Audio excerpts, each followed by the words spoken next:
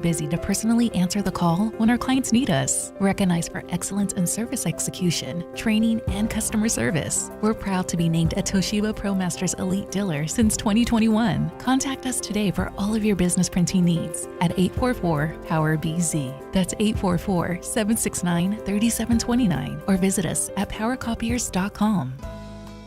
Don't you just love this time of year and the holidays when families get together to make memories? Hi, this is Frank LaRosa with a word about Naturewood Home Furnishings. From the time I was a youngster, the family table was always filled with a gathering of grandparents, aunts and uncles, brothers and sisters. Those are memories that will live with me forever.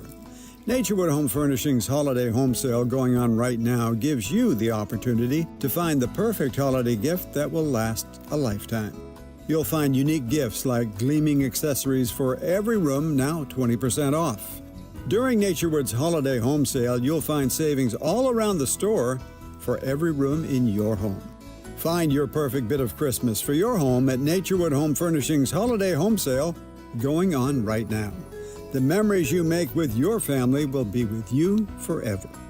Naturewood Home Furnishings, off Highway 50 at Hazel. Look for the water wheel.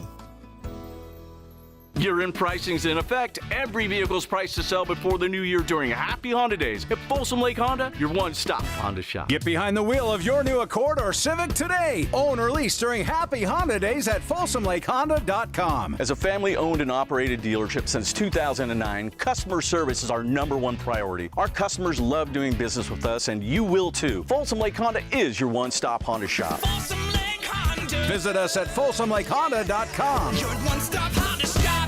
KHTK HD1 Sacramento, KYMX HD3 Sacramento. From the Power Business Technology Toshiba Studios, Sactown Sports 1140.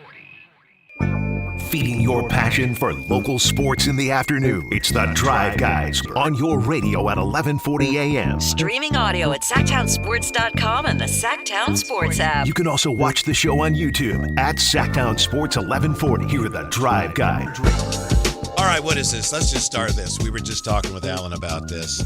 Evan Sittery's been on our show. Yeah. He's been a very good guest, and he has a lot of good information. So I don't mean to totally, kneecap the guy. But we've got, of course, Jay Kayla with us today. But he posted today talking about the Kings and I can't find it right now, but this is exactly what it says, and we'll confirm that.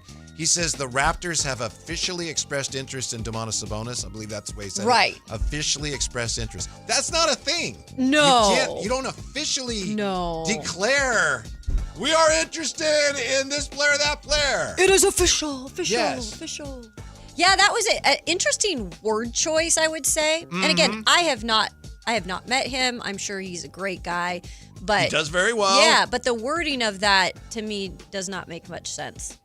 Yeah, and we just, we all are trying to figure out what's going on and keep track of what's going on, and we rely on people to give us the most accurate, up-to-date information. The Raptors have officially expressed exploratory trade interest in Anthony Davis and Domas, per Jake Fisher. Toronto appears to be gearing up to make a splash for a big man ahead of February's deadline. Okay, now he cites Jake Fisher, which is nice to give credit to the guy who reported it. But Jake Fisher did not say they have officially expressed interest. That's not a thing. Yeah, it's not. Am I nitpicking, Kayla? No, it's not a thing. Someone who tweets a lot, that's not something that I would tweet out. Yeah. Being, right. in the media. Mm-hmm. Because we need to be better than that when we got so many things swirling around, right? We got a lot, by the way, because every time, if you are following social media platforms on any of them, but especially X, because that's a lot of sports news that gets to you all of a sudden right away and gets aggregated. What does it get? Aggregated? Aggregated, thank you. There's a we lot get going aggravated on. because of I know. everything that gets aggregated. I get aggravated with the aggregation. Yep. So, but there's a lot even today that's popped up on there. And it's like, it just gets you going because we're all just waiting to see what shoe drops when. But when you're seeing all these things, is it true? Is it not? And then it gets your brain spinning. And and we have that vacuum. anything. We're also hungry for any just shred of information. And so we get a little bit of somebody, hey, you know what? I heard that maybe the Bucks are looking at Zach LaVine. Whoosh. Get sucked up. Bucks and LaVine are talking. With the When's it going to Like, happen? no, that's not what's going on. No. And yesterday we were talking about how complicated these trades can be. John Hollinger wrote about that today. Really interesting piece in The Athletic. And he said, I love the way he put it. He said, it's really in the NBA. It's not player A for player B. It's player A's contract for player B's contract. Mm-hmm. And sure, the services of the player are part of that contract, but really the larger concerns quite often, if not most of the time, are how much money you're paying them and for how long. Yeah. And what does that do to your cap situation? And that's why it's hard to figure sometimes. It's hard to figure, and that's kind of why the Kings are in the position they're in with maybe not knowing exactly when they can move some of these veterans, and that does include Domantas Sabonis, who, by the way, is listed as sick today at practice, which I'm sure we'll touch on in a minute. But Zach LaVine, Domantas Sabonis, I mean, DeMar's you can work with, DeMar DeRozan's you can work with, but these are all contracts you probably at some point want to move, but they're just so big. Yeah, and there was another Twitter report today that the Kings are now looking into moving Malik Monk. Mm-hmm. Well, they've been doing that. We know that. They were doing that with a lot of players. But again, it's something that is really kind of already known, that someone just puts a little bow on and dresses it up and floats it out there in the Twitter sphere, and then it's like, woo! Yeah. Whoa, look at that report. And then, of course, we talk about it. Yeah. Because that's what we do on Sports Talk Radio. We can't completely ignore everything. But how deep we get into all that stuff right now, we can't really dig deep into much of that because there's not a whole bunch of substance to it. Yes, getting back to this report of the Raptors officially declaring interest in Domas. The report said that Toronto is, they're having a nice season. Not everyone's surprised by that, by the way, but they are having a nice season. And according to Jake Fisher's report, they're looking at perhaps upgrading the front court if, as they get closer to the deadline, they're still in position to have a good season. I think, are they 16-11? It's somewhere around there. They can't really bottom out by any means. They've got to stay competitive. So they're looking at it and they're thinking on their list of, possibles is Anthony Davis and Domantas Sabonis. So that's interesting, but it's not like, whoa, by the end of the show, Domas he's out of here. Headed north. Yeah. Get him out of here. He was sick on the practice report. There's a reason. Something's going on. Yeah. Well, I know the report came out that Zach LaVine's going to miss a week. And Was it a sprained ankle? Yes, because he turned it. Those things take like 2 weeks to heal. Period. Yeah. Don't mess around with that. Yeah. But I know some people reacted to that by going, "Oh, he's out a week. He's gone for sure." No, not necessarily. One has nothing to do with the other for the most part. I think right now it's kind of a weird situation because you've had a lot of injuries over the last few weeks, really, to the roster. And in part, it's help. I don't want anyone ever getting hurt. Let me put that on the record. Mm-hmm. Never. However, it is kind of giving a natural solution to some of the things we've been talking about. Playing more, some of the younger guys playing more minutes. Now, we've got to see some progress with some of these guys, but now you don't have as big of a log jam. And I know Schroeder came back this last game, but now Levine's out. Domas is still out. Who else? I feel like there's one other. Drew Eubanks is out. Right, with the avulsion fracture. Yeah. So it's been a little bit bad luck, too, in terms of the injury front. Look at this from the 916. If the Kings trade Sabonis, I will no longer be a Kings fan. The organization has no clue. I kind of understand where people are at because right now what's going on with the hope meter is it's really low, and you attach yourself to players that you've rooted for here that represent a King. And I do believe that Domas is that guy. Like, he does really represent the Kings in a big way, and he likes the area, and we all know the story behind that. So I get it. Like, if you do pluck a player like that and trade him, there are going to be some upset people, no matter what. Mm-hmm. Yeah, that's going to be a lot of this whole process. If they're able to clean out some space, there's going to be some players leaving that fans are not going to want to see go. Yeah. Jay, what do you make of your guy Alan Stiles today, who said, I'm paraphrasing. I think Kayla heard it. I didn't actually hear it. That he said some Kings fans or Kings fans in general, I don't know, are giving up on the team. And at least one fan said, you don't know what you're talking about, Alan. Giving up as far as the season or forever, throwing down your colors, in what form? I think for the season. Was that the context? For the Yeah. most part? Like right yeah. now, they're just like checking out. Mm-hmm. Like not going to listen or watch, I should say. That type of thing. Kings fans are a little too. We're too resilient. Yeah. Yeah. We're very resilient, but there's not a but, there's an and. And on top of that, we've been through some very lean years. So this ain't nothing new.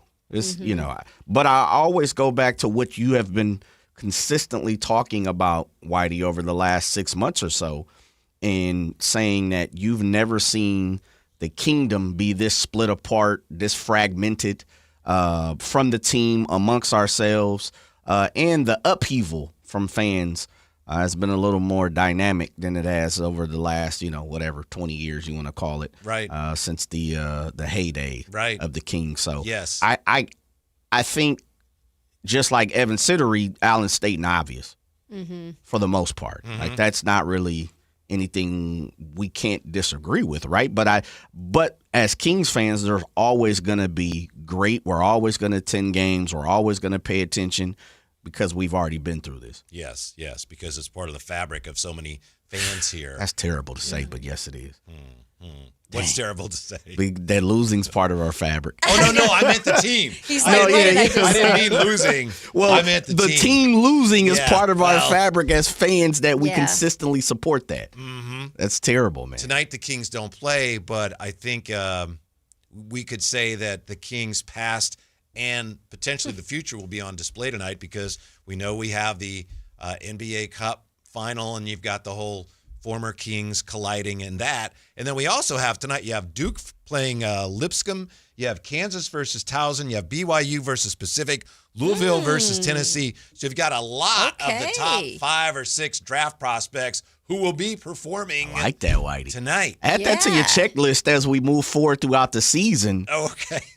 We should, just like we do for, NFL, or you're looking at the landscape of the NFL for the weekend or college football, we should definitely keep an update on top prospects, top 5, top 10 prospects of what nights and what days they're playing. I like that. Yeah. I like that. Of them see baby. A lot of action now. Those are and this is the time of year. What are we in December? I mean, we're starting to get where people are really going to start paying attention to college basketball.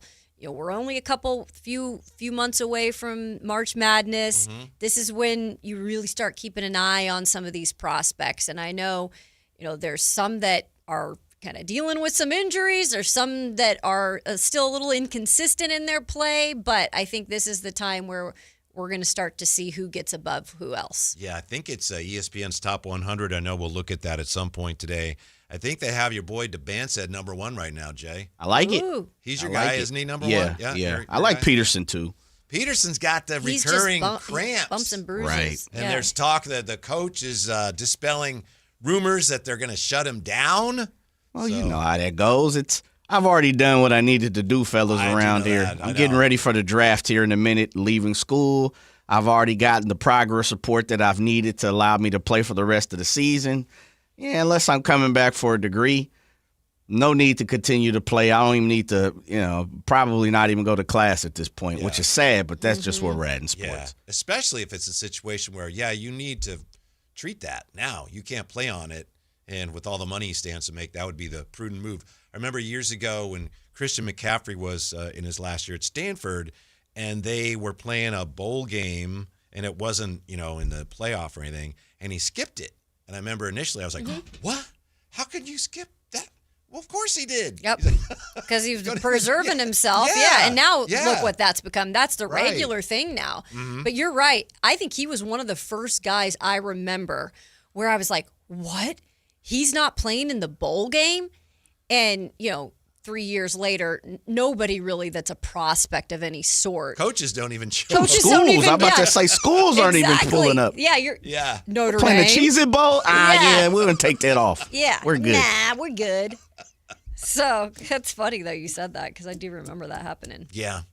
So we're not sure where anything is with the Kings other than I think it's safe to say they're looking at a lot of things. There's probably nothing going to happen today. We talked yesterday about how something had to happen yesterday or today for teams acquiring players to then be able to spin them off. So I'm sure they're still trying to get something done, but it doesn't look like anything's happening yet. But just, calm down. No matter what is officially reported on Twitter, there's a couple things that could break. I still think DeMar DeRozan's probably the one who's most likely to go first. Yeah, I know that there are mixed reviews on that situation. I do think I heard Alan on his show saying there's been a couple reports that maybe there isn't as much interest in a guy. I don't believe that. I truly believe that he can help somebody's team at some point. And I look at this as being, Christmas time, holiday season time, when everything just seems to shut down. Like, I know that this trade date has just opened up, but at the same time, I'm like, I feel like, at least for the Kings, it's going to be like one of those, you got to wait. You're not going to get any news back from your company right now because it's like it's the holiday season. Right. So just, hold on. And it'll happen after that January 1st. Maybe we'll see some more things kind of rolling. One of my things is if you look at the standings, and I try to take a look at them at least once a day real fast just to make sure I'm up on doing my job.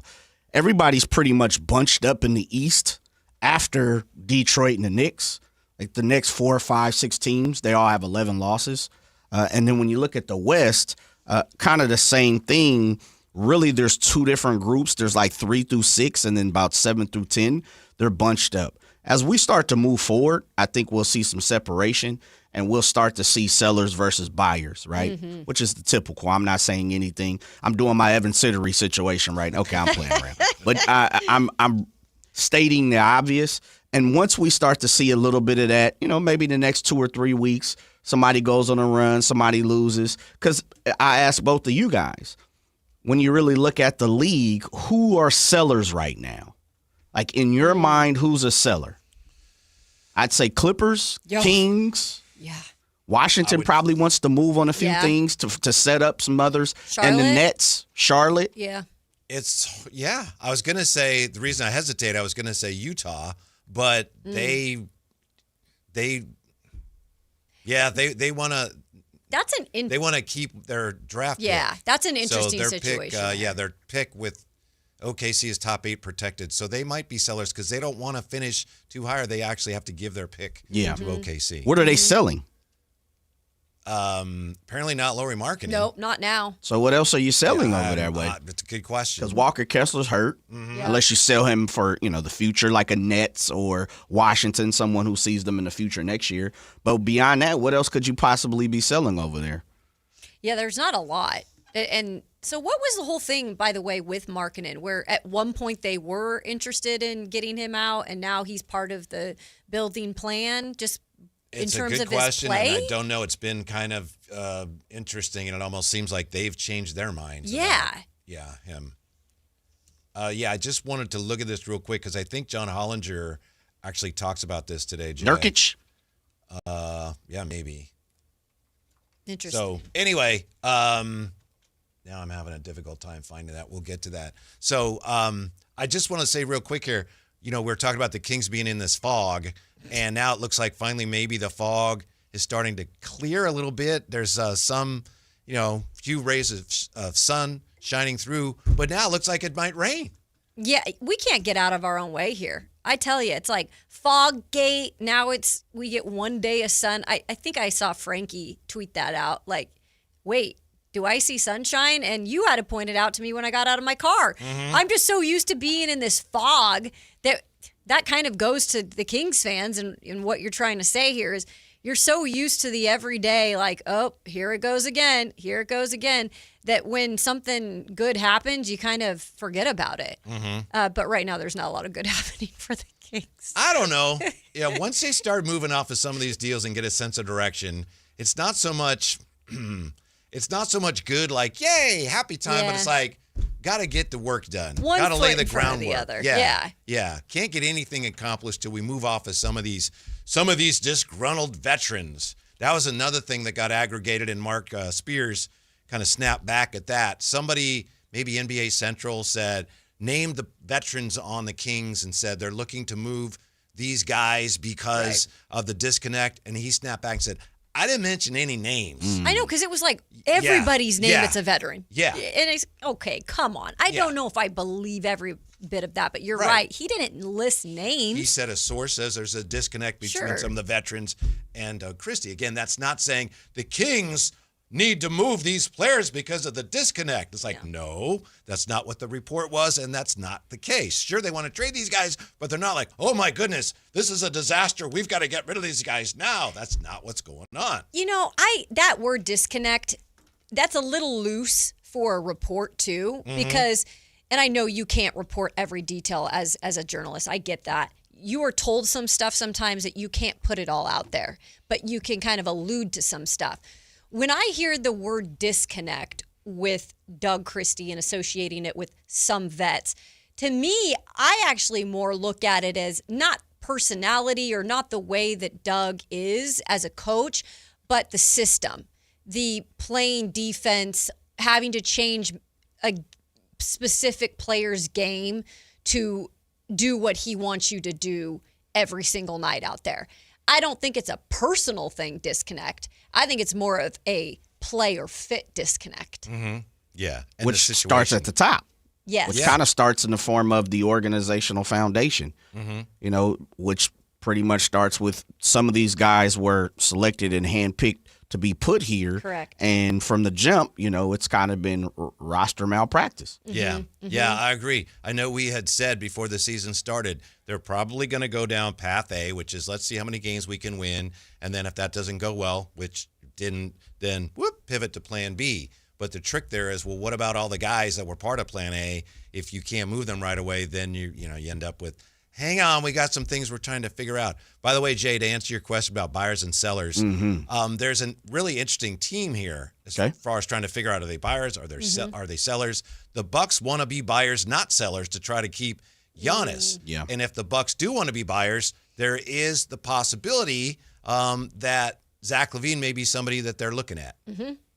But if Giannis says, I'm out, and I know that there have been reports that he's reluctant to be looking like the bad guy, then that changes their whole perspective. Buyers, sellers, we don't know yet.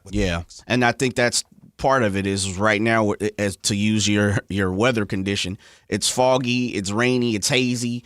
Right now there's just a lot of hail going on throughout the NBA where you just don't know where a lot of these teams sit at the moment.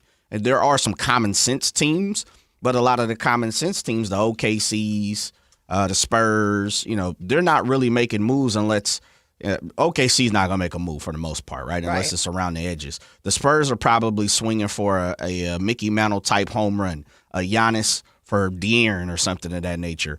But beyond that, like, where do the Celtics lie right now? Let's see what I haven't talked a lot about Athletic Celtics at all has. this year. Buyers to compete. This was their quick list they had yesterday. Okay. Detroit, Knicks, Bucks, Hawks, Spurs, Raptors, Heat, Pelicans, Trailblazers, and Bulls. Okay. So who's sellers? Yeah, let's see here. Moving right along. That was buyers to compete, you said? Buyers to compete. Yeah, okay. Sellers for lottery night. Okay. Mavericks, Jazz, Kings, and Nets. Mavericks, Jazz, Kings, and Those Nets. So Nets. 4. Yeah. Okay. And then tier 3 is Probably Wizards. Cutting apron strings. Getting rid of the big deals. Boston. Okay. The Cavs. Cleveland, Warriors, and the Clippers. Yep. And then gaining assets is Phoenix, Indiana, Philadelphia, Memphis, Washington, and Charlotte. So preparing for next year. not Pacers necessarily are the gone. be-all. Ty Halliburton. Yeah. Charlotte looking to move a Concanupo. Okay. And again, this is just according to The Athletic. Standing pat, they have Minnesota, Lakers, Orlando, Houston, Denver, and OKC. I think a team or two of those would certainly like to add if they could. Yeah, agreed. That's a nice way to lay it out. I think that it gives you an idea of where everybody's at, you know, because not everybody's just a buyer or seller. It's not that cut and dry. Yeah. Like, I like how they laid that out. That was Zach Harper laid that out in The That was Athletic, nice. so. That was actually all right. Yeah. I agree with you. Yeah.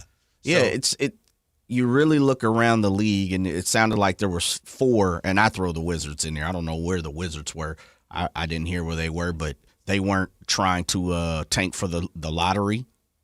Yeah, They weren't in that. They were in something else, which was interesting. Yeah, I think they're in. Where are they? I know. I'm like, did they Gaining assets. Gaining assets. That's Along right. with Charlotte. Yeah. Believe it or not, They got the luck. They're like the youngsters. Charlotte is actually doing some things that lead you to believe they might be on the right track. They're not going to do anything this year, right? Yeah. But Kinda they got quietly. a chance. They've been accumulating players that were supposed to be good players for a while now, and they might actually be starting to Turn the corner a little bit. They're turning the corner, but they can see the corner. It's like Are they- the wheel's hard to get around, but they're They going. got no power steering, but Yeah, they, power steering, exactly. are they at least in the 200 feet, bike lane to turn? Yeah. They might be. Okay. Yes. I like that. I mean, they definitely have some talent, and depending on where you see LaMelo, which sounds like he's going to be a piece to be moved for. Just what Zach Harper says is gaining assets.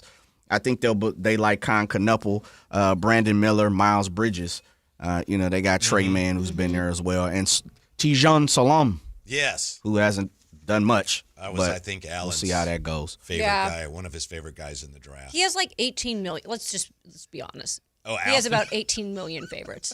He's like Draper? Yeah, I can't keep track. Speaking of favorites, one of our favorites, Matt Mayoko, is coming up. But before we get to that, one of my favorite places to go, we went there last night. I just want to give them a shout out. They're not endorsed. They're not advertising here. We went actually last night to Red Lobster. Okay. Wow. And the cheesy biscuits. The cheesy biscuits. Yeah. Hadn't been there in Cheddar forever. biscuits. And I really appreciate this because the server comes by, what would you like? And they take our order, and then she asks, what are you celebrating anything? And Sheeny and I look at each other like, well, I say, it's our half anniversary.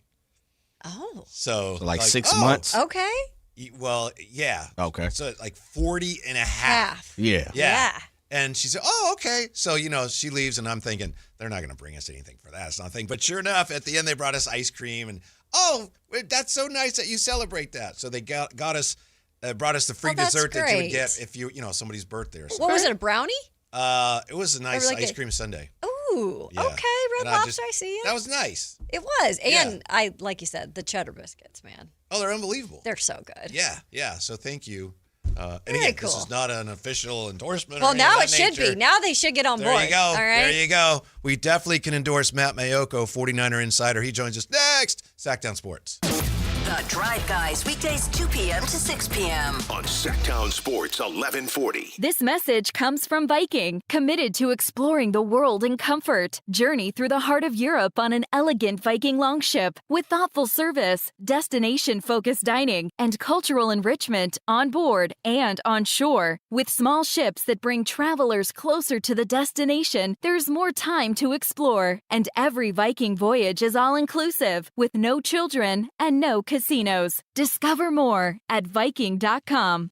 This message comes from Viking, committed to exploring the world in comfort. Journey through the heart of Europe on an elegant Viking longship with thoughtful service, destination-focused dining, and cultural enrichment on board and on shore. With small ships that bring travelers closer to the destination, there's more time to explore. And every Viking voyage is all-inclusive, with no children and no casinos. Discover more at Viking.com. Your night out deserves more than the ordinary. At Revival at the Sawyer, downtown Sacramento's rooftop oasis, you'll find signature beverages, chef-crafted bites, and a view that makes every moment shine. Kick off your evening in style or wrap it up with energy, because Revival isn't just a stop, it's the heartbeat of the night. Revival, the place to see and be seen. Settle into lush indoor-outdoor seating, take in the sounds of live DJs, and let the city energy carry you into the night. Book your reservation at revivalsacramento.com. Just announced, Stockton Honda has been named #1 of California's best car dealers in 2025 by USA Today and Statista. This prestigious award is based on thousands of customer reviews and recommendations, ranking dealerships for service, value, and satisfaction. Out of hundreds evaluated, Stockton Honda is proud to be #1, recognized for all-around excellence and commitment to our customers. Visit Stockton Honda, where reputation meets the road. Anytime, anywhere,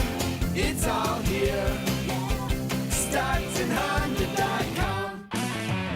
If your passion is bass fishing, only one radio show has the action, information, and excitement of your favorite outdoor sport. Ultimate Bass, hosted by Tournament Bass Pro and California Outdoor Hall of Famer Kent Brown, takes you live to where the fish are biting every Saturday morning. Only Ultimate Bass feeds your passion with the latest news, products, tips, and advice from the pros. Ultimate Bass with Kent Brown, Saturday mornings at 5 a.m. on Sactown Sports 1140, part of SEP's Saturday Morning Outdoors. Golf to Go is brought to you by the Hagen Oaks Golf Super Shop. Here's Frank LaRosa. Amateur players will be pleased to know that the USGA doesn't object to a friendly bet with your weekend foursome. Friendly bets include soft drinks after the round, hot dogs at the turn, or even a $2 Nassau, one of the most widely used bets in golf. It takes its name from the Nassau County Country Club of Glen Cove, Long Island, one of the many clubs frequented by the well-to-do in the late 19th century. As the story goes, matches between these clubs were often reported in the local newspapers, sometimes to the embarrassment of wealthy industrialists coming out the loser. The Nassau captain J.B. Coles Tappan then devised a format where the worst possible result could not be reported as anything more than a 3-0 defeat. In a Nassau, 3 equal wagers are placed on the first 9, the second 9, and 18-hole total. A $2 Nassau is sometimes referred to as a 2-2-2 bet.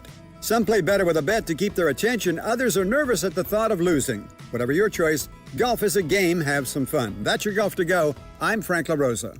Hey everyone, it's Kyle Draper here. If you're in the market for a new car, let me tell you about my experience with Mercedes-Benz of Stockton. From the moment I walked into their state-of-the-art showroom, I knew I was making the right choice. There was no pressure from the sales staff, and if I'm being honest, I felt like a kid in a candy store. I settled on the all-electric EQS SUV, and let me tell you why. First of all, the comfort. After a long day at work, I actually look forward to being in my car. It has several different massage settings, including my favorite, hot relaxing back. Plus, the seat heating and cooling features are perfect for the hot summer or those chilly mornings. Mercedes-Benz has the reputation of making the finest cars in the world. Now it's your turn to experience what I already know. Mercedes-Benz of Stockton is the best car buying experience you'll ever have. They're just a short drive down I-5, or you can shop online anytime at mbofstockton.com. That's mbofstockton.com, and tell them Drape sent you. This 49ers Red Zone Report is being brought to you by Mountain Mike's Pizza. Pizza the way it ought to be. Brock takes, gives. Christian pushing forward, flags down. McCaffrey's in the end zone. This is going to be against Tennessee, I believe. Yeah. It's a 49ers touchdown. Out of the shotgun. Here's Purdy, takes the snap, flushed out right, throws. Jennings, front of the end zone. Touchdown! Touchdown, 49ers! Jennings broke across, a big spike for his second of the game. Ready, set, win big. When the 49ers win, you score. With 49% off any large pizza, only at Mountain Mike's Pizza. Celebrate every game day with your favorites from our legendary crispy, curly pepperoni, bold sauced up wings, garlic butter drenched sides, and gooey sweet desserts, all hot, fresh, and built for a Niners victory. Download the Mountain Mike's app, join Mountain Rewards, and turn every Niners win into a pizza party. Let's go Niners. Mountain Mike's Pizza. Pizza the way it ought to be.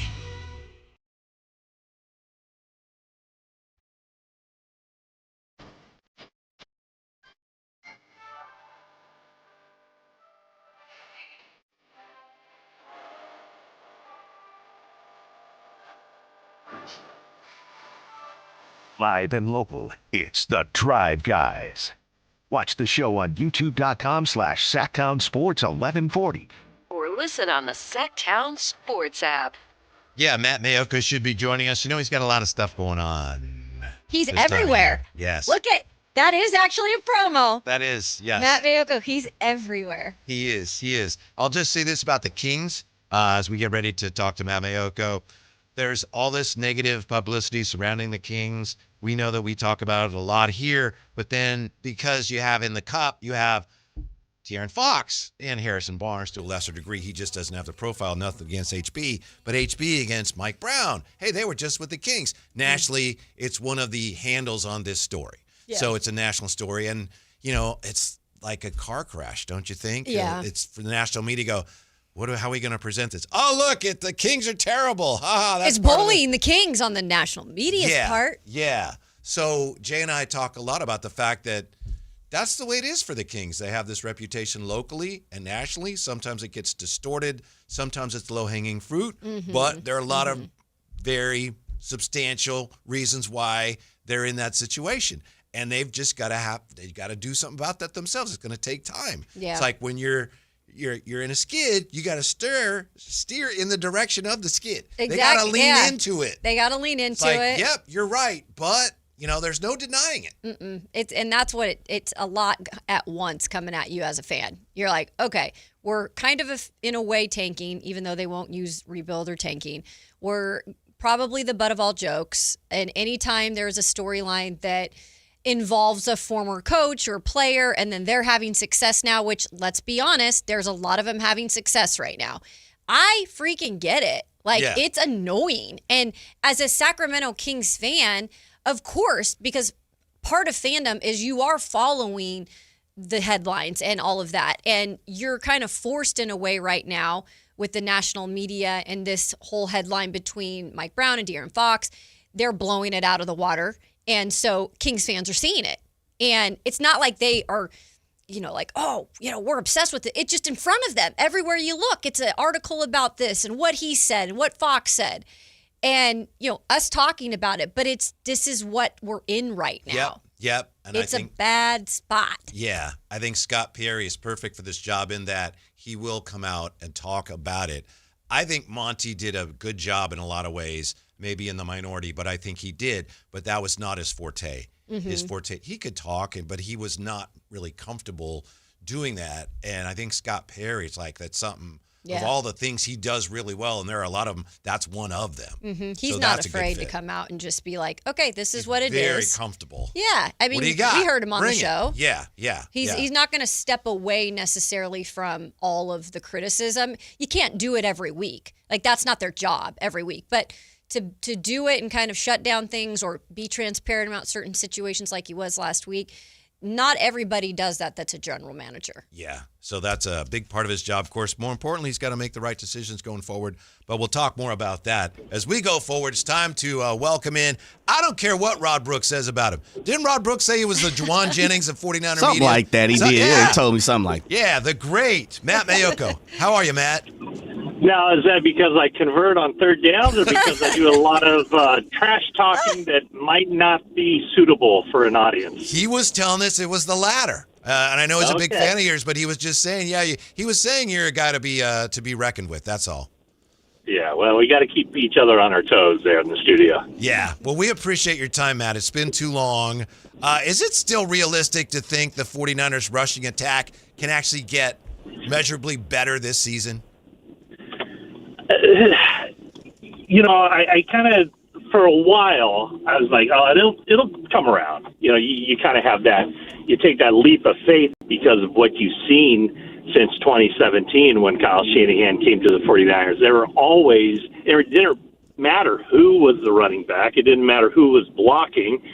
The running game was always among the best in the NFL. And so you just assume that, the first few weeks was a blip on the radar. You assume that when George Kittle came back, things were going to get right. And I think for a little while there, it did look that way. But now you really have to wonder if they have it in them to be better than what they've been, which is 3.5 yards a carry and only 3.6 with McCaffrey on the field. So you still expect, like, if they're going to make a run at this thing, if they're going to run the table, if they're going to make a deep playoff push, that is the one area of the offense for sure that they have to be significantly improved upon to win a few games against playoff caliber teams. Matt, I want to introduce you to Kayla Anderson. She's been helping us out for a while here, doing a great job since Kyle Draper moved on. And she's been covering the Tennessee Titans for years, so she has paid her dues, Matt. Well, anyone who has to work alongside Paul Kaharski definitely has to pay their dues. Paul is one of those that we figured each other out like many of the media does with him down there. Like, he is who he is, and you know what? You just got to hold your ground, right? Absolutely. He's great, absolutely. though. He's been there for a long time. And speaking of, you were saying Jennings just a second ago and just kind of the trash talking, but really his talking, he's doing a lot on the field to back it up. And specifically, like, getting in the end zone. I mean, he has been one of the more successful wide receivers who's been able to score touchdowns this season. How impressed have you been with him and just another step in the right direction for his play? Yeah. Last year you had a really good season. Should have had 1,000 yards if he hadn't gotten kicked out of that final game of the season. And this year there was just so much adversity with, the 5 ribs, 5 fractured ribs, and playing through that. And he's gotten healthy. I know he took a shot in that game Sunday, but he wasn't on any kind of injury report coming out of that game. So I take that as very good news. But no, without Brandon Ayuk, without Deebo Samuel, and with Ricky Pearsall being in and out of the lineup, Jennings has really had to step up, and I think by and large he's done that. He's a nice safety blanket there for Brock Purdy, especially on those third downs. But yeah, he's a guy that has to continue to play at a high level. And he's playing for a contract. 49ers did not give him the kind of contract that he desired in the offseason and in the training camp.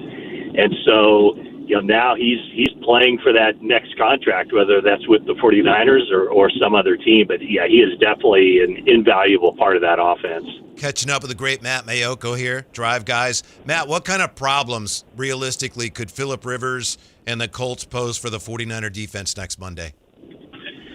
I mean, he's smart. I mean, watching that game, yeah. I mean, you'll understand this one, Whitey. He threw the ball like Billy Kilmer.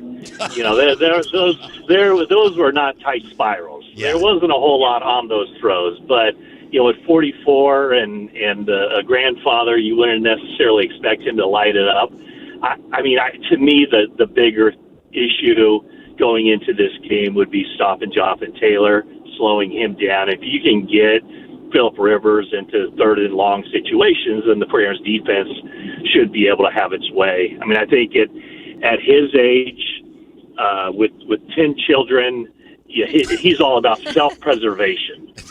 And so no quarterback in the league got rid of the ball faster than he did last week.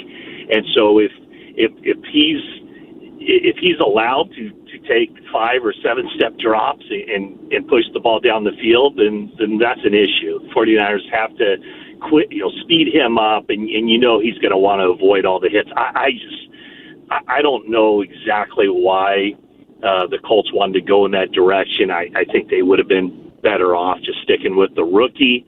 But I know a lot of coaches will always err on the side of, we want somebody who knows what he's doing.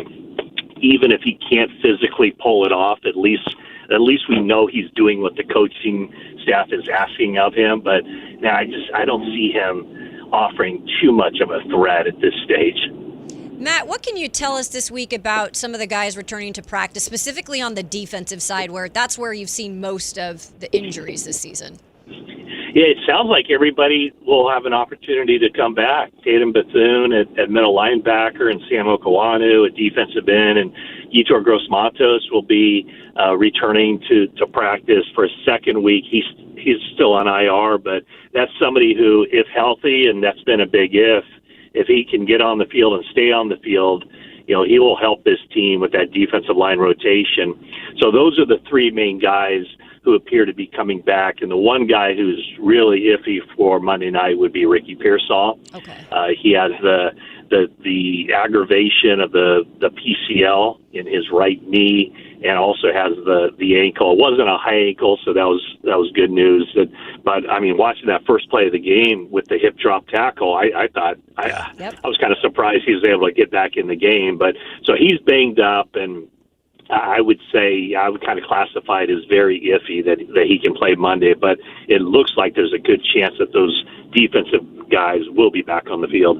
Joined by Matt Mayoko, 49ers insider for NBC Sports Bay Area. Matt, sticking with the defense, what is the philosophy right now of the defense? It feels like they're a bend but don't break. They're 25th overall, but they're getting it done. They just do just enough to get by. What's the philosophy of that squad right now? Boy, I think they're trying to figure it out too. They don't have the defensive line that they've had in the past. They're the worst team in the league when it comes to sacking the quarterback. Only 16 sacks in these 14 games, and that's down there. That is 32nd in the league. So with so many new faces and moving parts, I think they're just trying to piece it together, game in, game out, and figure out what the best strategy is. There are some games recently that Robert Saleh has dialed up more blitzes, brought more pressure, but that does put a lot of strain on the defensive backfield.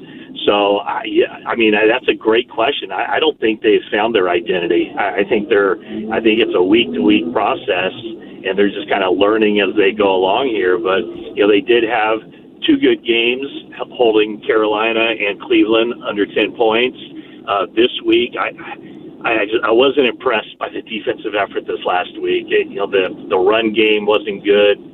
Allowing Cam Ward to have his best day in the NFL, that wasn't good.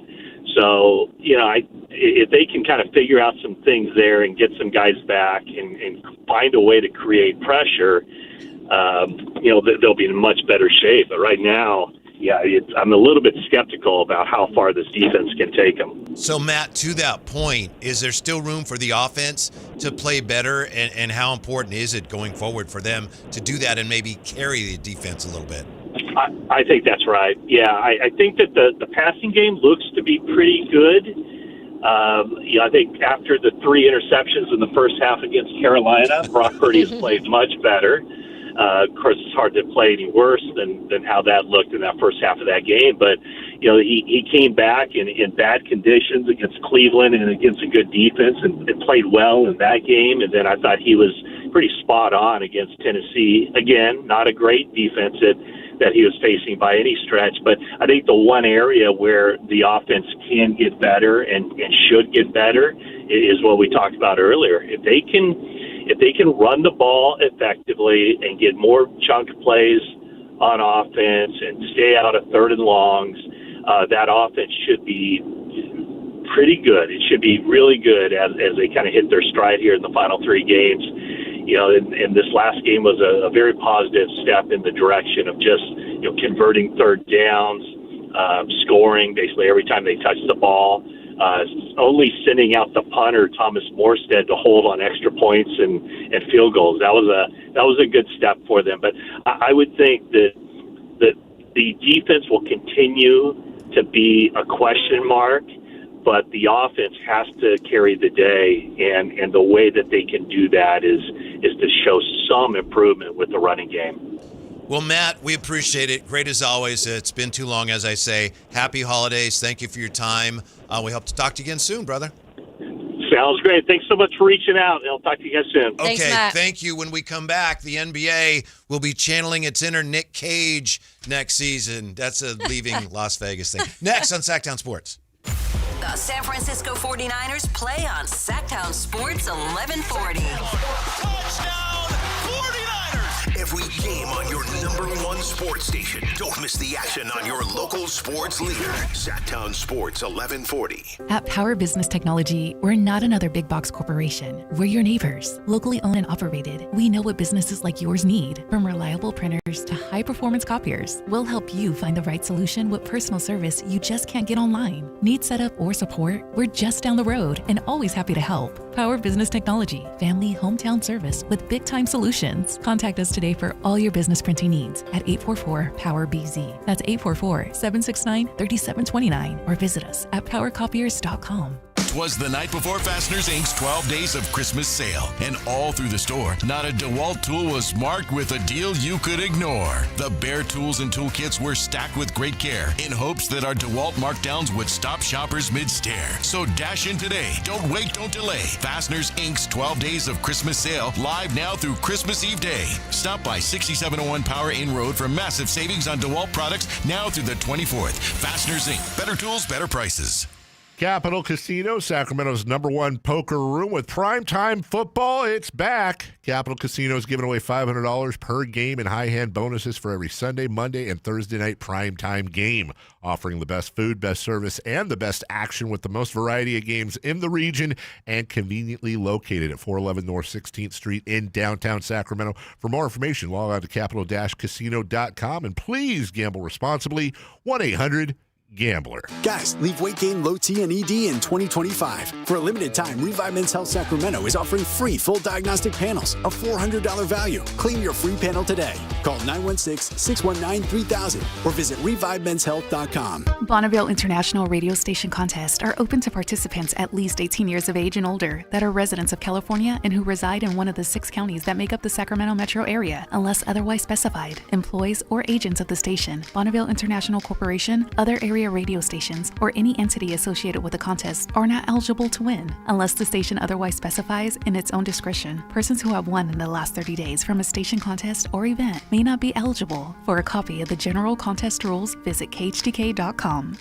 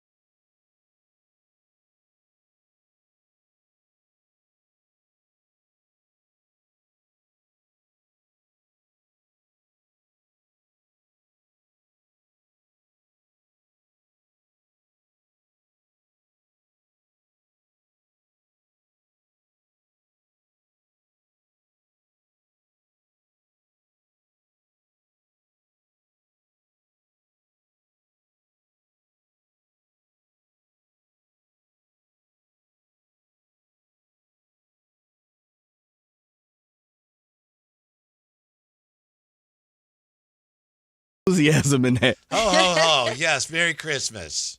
You just been a Grinch, you said? A little bit of a Grinch? Well, with Christmas songs, I tend to be, I hate that Christmas song. Yeah. Oh, that song sucks. That song's not even about Christmas. And, that a little of that goes a long way. So trying to be a little more positive as far as the music this year. We do hear them a lot, though. Let's Yes. just say that during Christmas. So Especially if you're right down does the get hall. annoying. Yeah. 24/7, right? All the time. Right now. Yeah.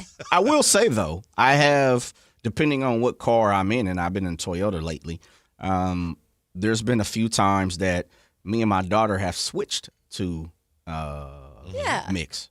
And, listen Nothing to a wrong few with that. songs. And then when they get a little slow, like, click. Yeah. We're not doing the ones where we're going to fall asleep. Yeah. in I'm the car. driving here. Exactly. Just the upbeat Especially ones. now with the heater on and everything. You play that slow motion stuff, you're liable to swerve. Yeah, Exactly. you can, if you're not careful, you will slip into a coma, a Christmas coma. Yeah, seriously. No Especially the eggnog food. either. Yeah, No. Right. It was nice last night, driving around and just seeing all the Christmas lights. Have you you guys do that? Where you drive around? Well, we were just specific going places? to the restaurant. We haven't actually gone on the tour, or anything. I haven't done that in many years. Yeah. But just driving around last night, driving down Madison's like, woo, nice displays. The lights are fun. I don't think I ever was really into it. This seems weird because it's probably the opposite, but I love doing the neighborhoods now. And not all of them are super popular on the map. Some of them are just ones you discover. So we've discovered a few in around our area, and the nephews love to see all the lights. But there was one street that every single house joined in and did a whole thing. Yeah, there's a few of those. I know Dove Court. Dove Court's a big one. Yeah, so there's a few, and I don't know if they still do it. They used to have a canned food drive where you come by and then they ask everyone. I think if you they have do because you have to walk it. You have to park and walk it. So yeah. I just can't stop. I put lights up and then that's a little dark, and I could do something here, so it's hard for me to stop. You just you're like in this one, and we had to do that. I could add that. You know what? I could add that. Kenji, he'd love a reindeer. Let's get a reindeer out of here. So you're getting the blow. You're like my brother. He's he added 6 more blow-ups this year, only for the neighbor kid 2 days ago to run straight into old Santa Claus and knock him down. How? So we got to re-put him up. The posts all came out. He was running, they were running, playing all in the front yard, and the kid goes straight into Santa and knocks all the pegs out. And my brother's he's all us because he took 2.5 days to do all this stuff. Those things aren't cheap, are they? No, they are not cheap. No.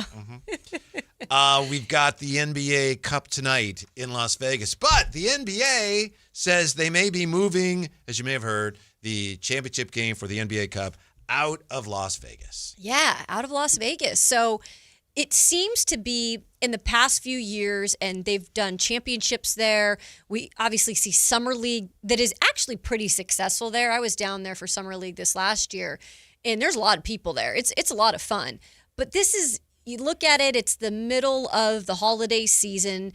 Right now, there's not, people don't have just money rolling out of their pockets to spend on tickets to go see the NBA Cup. It's an interesting thing where maybe if it played out a few more years there, it could get some traction, but it looks like they're going to move it to a different neutral site. And I don't know if they have a site in mind. Yeah. They haven't mentioned any of them. You can't really, if you want it to be, close to competitively fair, you can't move it to any NBA city because a team could be playing a home game there.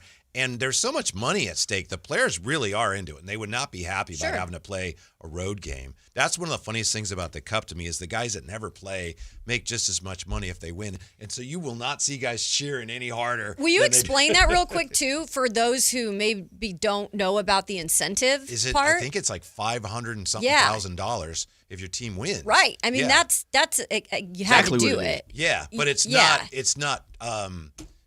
the best players get more. It's like everybody. Gets the guys that never play at the end of the bench. Yeah, like Darren those Fox bench talked warmers. about that, like the two-way guys. I mean, this is a big deal for them. Remember Dame gave all his check to all the young guns? Yeah, that's for the right. Bucks last year. He's like, blessings. I love that kind of stuff. I know he's like, here, this is like pocket change, you know? Yeah. Just divide it amongst yourselves. But I do like that they give incentive because it does make it more of a thing for the players. Yeah, because they're playing. They had to get the buy-in from the players or they have nothing. Exactly. And the players say that they're excited. And I would say that, it helps with momentum throughout the season at this time of the year as well. But with the viewers and the viewership, I don't know quite yet where that's at with the interest. I know there's some interest this year locally because of the storylines, but nationally, I don't know. You got the so Knicks. much. It's on Amazon Yeah, you have now. the Knicks. It's a New York team. And Amazon apparently is driving the effort to at least consider moving the game because Amazon is paying a ton of money, of course, to the NBA, and the Cup being on Amazon is a big part of that contract. So it's not going away. Right. And also it's part of the CBA now between, ownership, the league, and the players. That's built into the CBA. It's the tournament's not going away. I was talking about, a few moments ago being a Grinch about the Christmas songs. I know I've complained about the tournament. It's here to stay. Yeah. But Amazon says, look, the atmosphere isn't great when A, it's not as full as it could be, and or B, the fans that are there don't really have a rooting interest. Yeah. So they're trying to find somewhere where fans are going to be more bought into what's going on. I know. I had an idea, and, sometimes I give Nashville a hard time. It's a little bit of a popular fad city right now, but I will say this. It is the middle of the country, so whatever team you get, it's easy to get there. It's a fun place to visit, so if you did want to do the holiday thing money-wise, you could go, do that, go see the game, and there are a lot of local people that aren't from there, and chances are they probably have one of those teams that they might root for. I think it would be a pretty good spot to put something like that. And they don't have an NBA team. And just to let you guys know again with Memphis, they don't associate with the Grizzlies. Like Nashville claims to not have an NBA team. There's some people that may support the Memphis Grizzlies, but most of the time they don't. What do you think, Jay? I think Kayla may, in fact, be a sleeper agent from the Nashville Chamber of Commerce, and she's just going around. Hey, I don't know. How about Nashville? Yeah, I diss on that city a lot too. So this is a lot for me to say that. I don't really. I mean, listen. Vegas is struggling with tourist situation right now, according to the people in the know. If you can't get hyped about doing something in Vegas. Not sure exactly where you're going to put it at. New York, L.A., Miami, maybe? But they don't want to. They want it to be neutral. And also the league they're not going to say this, but they might be a little bit concerned with the gambling connections because of everything going on in the league. That's why Vegas, might be part of it as well. It doesn't hurt if we actually move somewhere else. Get off the grid and do Field of Dreams. Just take it to Iowa or something. Because then you have people who don't necessarily get to see NBA basketball. Montana, something like that. The gym where Hoosiers took. Yeah, there you go, and you're standing up. Upstairs, looking down. I don't know where else you could really put it. Where It's hard because, like you said, if they don't want it in an NBA city, that crosses St. out a Louis? lot of places. Seattle, Kansas City? Seattle might be good. It's just so hard to get there, you guys. It's so hard to get there. Like, Seattle people would probably come out, but if you're a fan, I don't know if it would bring all the fans out you're there. definitely not working for the Seattle Chamber of Commerce. No, as long as they don't have a team there, Canada? Like Vancouver? Or Toronto. Boy, then you could really end up with like 42 people there going, where's the hockey game, eh? I don't know. I mean, where could you put it? Isn't that it's like, that's a really Vegas good might be question. the best place. I know, would think so. Now that we're talking about it. Maybe make the tickets cheaper. How about that? That too. When we come back, the troubling thing about the most recent report of Kings disconnection, quote unquote, next on Sactown Sports. This is the story of the one. As a safety manager at a manufacturing plant, he does everything he can to keep his coworkers safe. From finding ways to reduce risks to keeping safety supplies in stock. And for that, he relies on Grainger. Grainger offers a broad range of quality products and next-day delivery, so he can always play it safe. Call 1-800-GRAINGER, click Grainger.com, or just stop by. Grainger, for the ones who get it done. I'm Craig Ashton of the injury law firm of Ashton & Price. The winter months bring joy, but also with more rain and snow, unfortunately, more accidents. Over the last quarter century, thousands of Northern California residents have looked to Ashton & Price to be their root op with a law license to guide them through the storm of an injury claim. As always, we wish you and your family the safest and happiest of holidays, but if you need us, at Ashton & Price, we're here for you. So whether you've been naughty or nice, happiest holidays from Ashton & Price. Remember, for the best advice, don't think twice. Call Ashton and price. Year-end pricing's in effect. Every vehicle's priced to sell before the new year during Happy Honda Days. At Folsom Lake Honda, your one-stop Honda shop. Get behind the wheel of your new Accord or Civic today. Own or lease during Happy Honda Days at FolsomLakeHonda.com. As a family-owned and operated dealership since 2009, customer service is our #1 priority. Our customers love doing business with us, and you will too. Folsom Lake Honda is your one-stop Honda shop. Visit us at FolsomLakeHonda.com. Your one-stop Honda shop. Hey there, Mark and Tom, the travel and entertainment guys, brought to you by Sports Leisure Vacations. Time for that weekly travel tip, and with it, here's Mark Hoffman. What should go in the overhead compartment on a plane?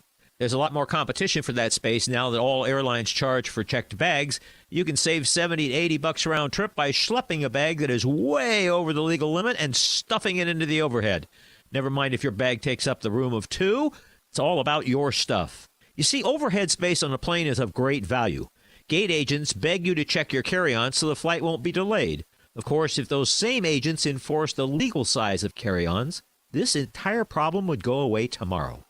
Until they do, if your carry-on is a jacket or coat or small flexible bag, it's often easy to place it on top of another bag.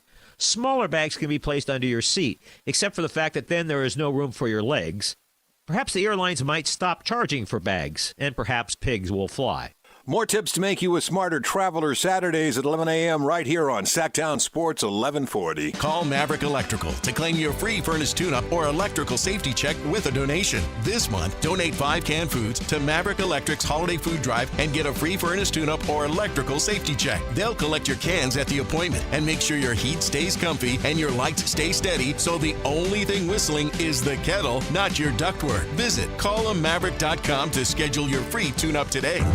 Maverick too, 'cause you are a Maverick too. Give to get with no gimmicks. Limited appointments, some restrictions apply. KHD1 Sacramento, KYMX HD3 Sacramento. Your home for Kings basketball for over 25 seasons. Hammer time thrown down by the league. From the Power Business Technology Toshiba Studios. Sactown Sports 1140.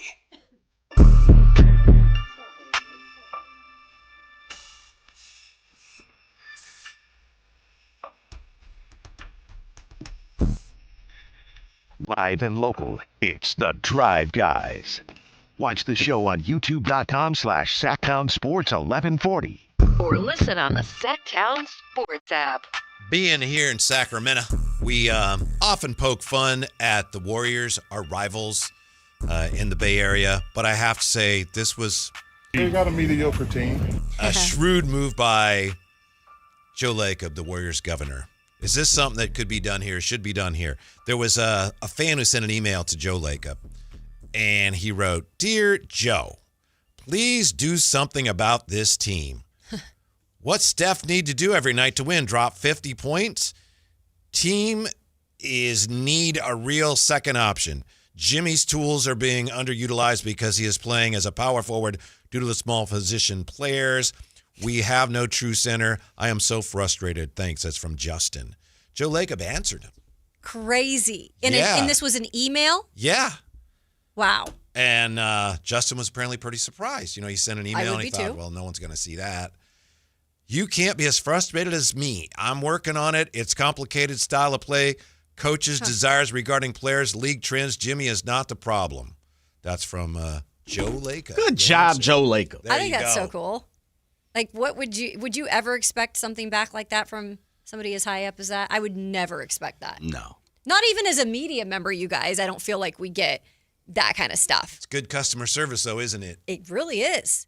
But it's weird, too, because how many people really do that? You wonder, was he one of a very few that do it? I don't know. I mean, maybe everybody's sending their emails to Joe. Yeah, but was he just the only one? And Joe's like, okay, I'm going to respond. Or has he gotten some in the past and just decided today was the day he responds? Mm-hmm. It's so funny. Yeah. Great story. Mm-hmm. Yeah. Is that something that could be done here? Should be done here? How about should? Mm-hmm. Know about the first word. Yeah. Could. It's tricky. There's more to it. We don't have the track record. That is, the Kings don't have the track record of success. Joe Lacob at least can come out and say, look, we know how to do it. We're not doing it right now, but we've done it. Yeah. But go ahead. I'm sorry, Jay, Kayla. go. No. I was going to say there is a little bit of a success story to that, right? Because remember, we all go back to when Joe Lacob was booed. Mm-hmm. Like he was absolutely booed. Him and his other co-owner were absolutely booed to the top. They were booed because, if I may, to your point, just to explain it to Jay before you make the rest of your point, they were booed because they had traded Monte Ellis for Andrew Bogut, and they'd also announced they were leaving Oakland to go to San Francisco. Yep. They had a Chris Mullin jersey retirement night, and Joe Lacob was one of the presenters, and you've never heard boos so loud. Rick Barry grabbed the microphone and was like chastising the crowd. I know this, man. This is a good man. What are you doing? So anyway, from that, he ended up winning championships, Jay, to your point. Sorry. Yeah. I mean, and even though the team has moved, it wasn't the biggest of the deal. And like there's still fans who dislike it. You talk to fans all the time, and people are like, I prefer Oracle.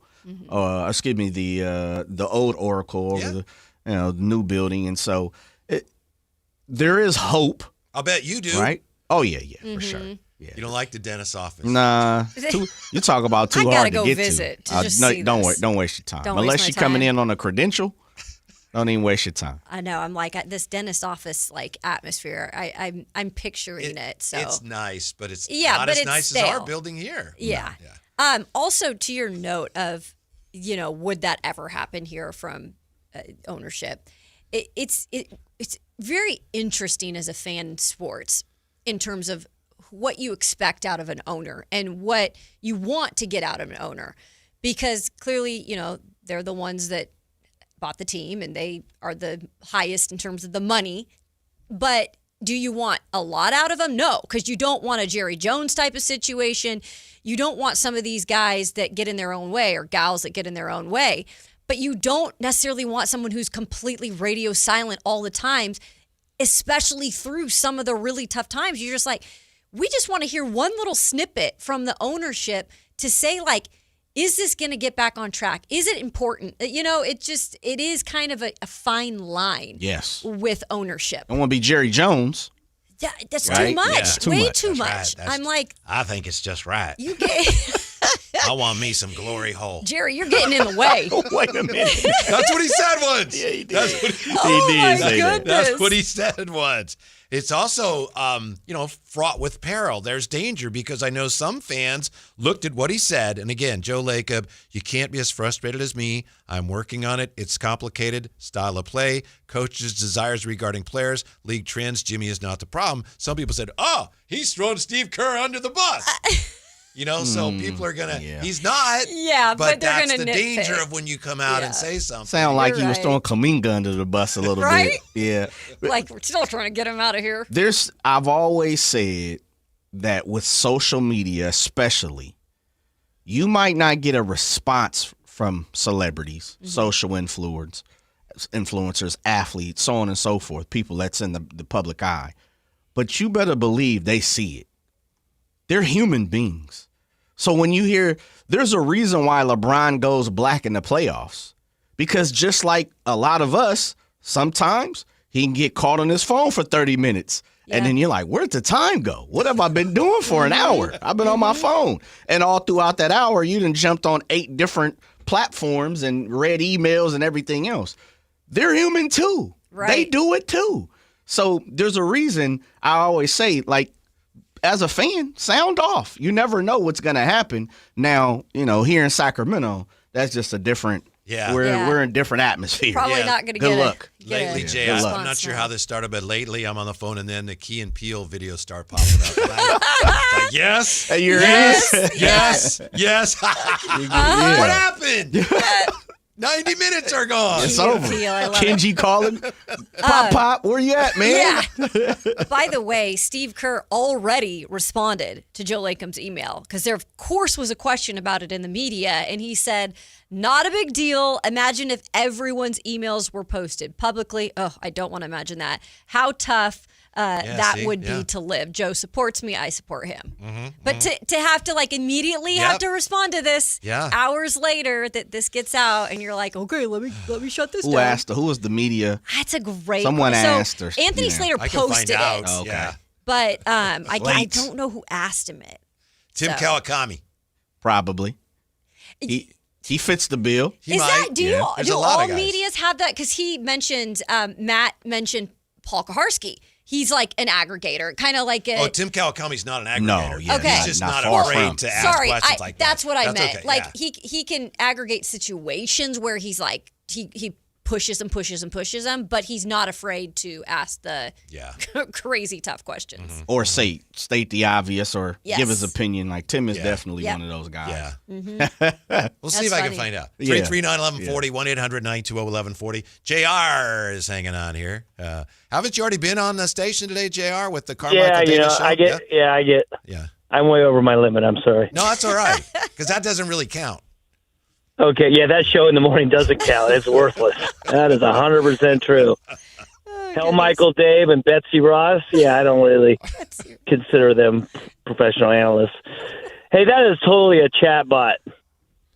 There's no way he answered that email. Oh, you don't think the owner answered? No. I think that just said, okay, give me a good answer to respond to this guy. And they said, well, here's what you could pepper in. We're working on it. Oh, I feel as sad as you. I want them to win too. And hey, Whitey, stop with this positive talk about the Warriors. Is your wife putting you up to this?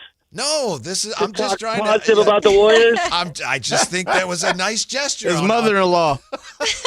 No, his wife's a big Warrior fan, and we all know it if you know the history, and we don't need her influencing your show here by being positive with the Warriors.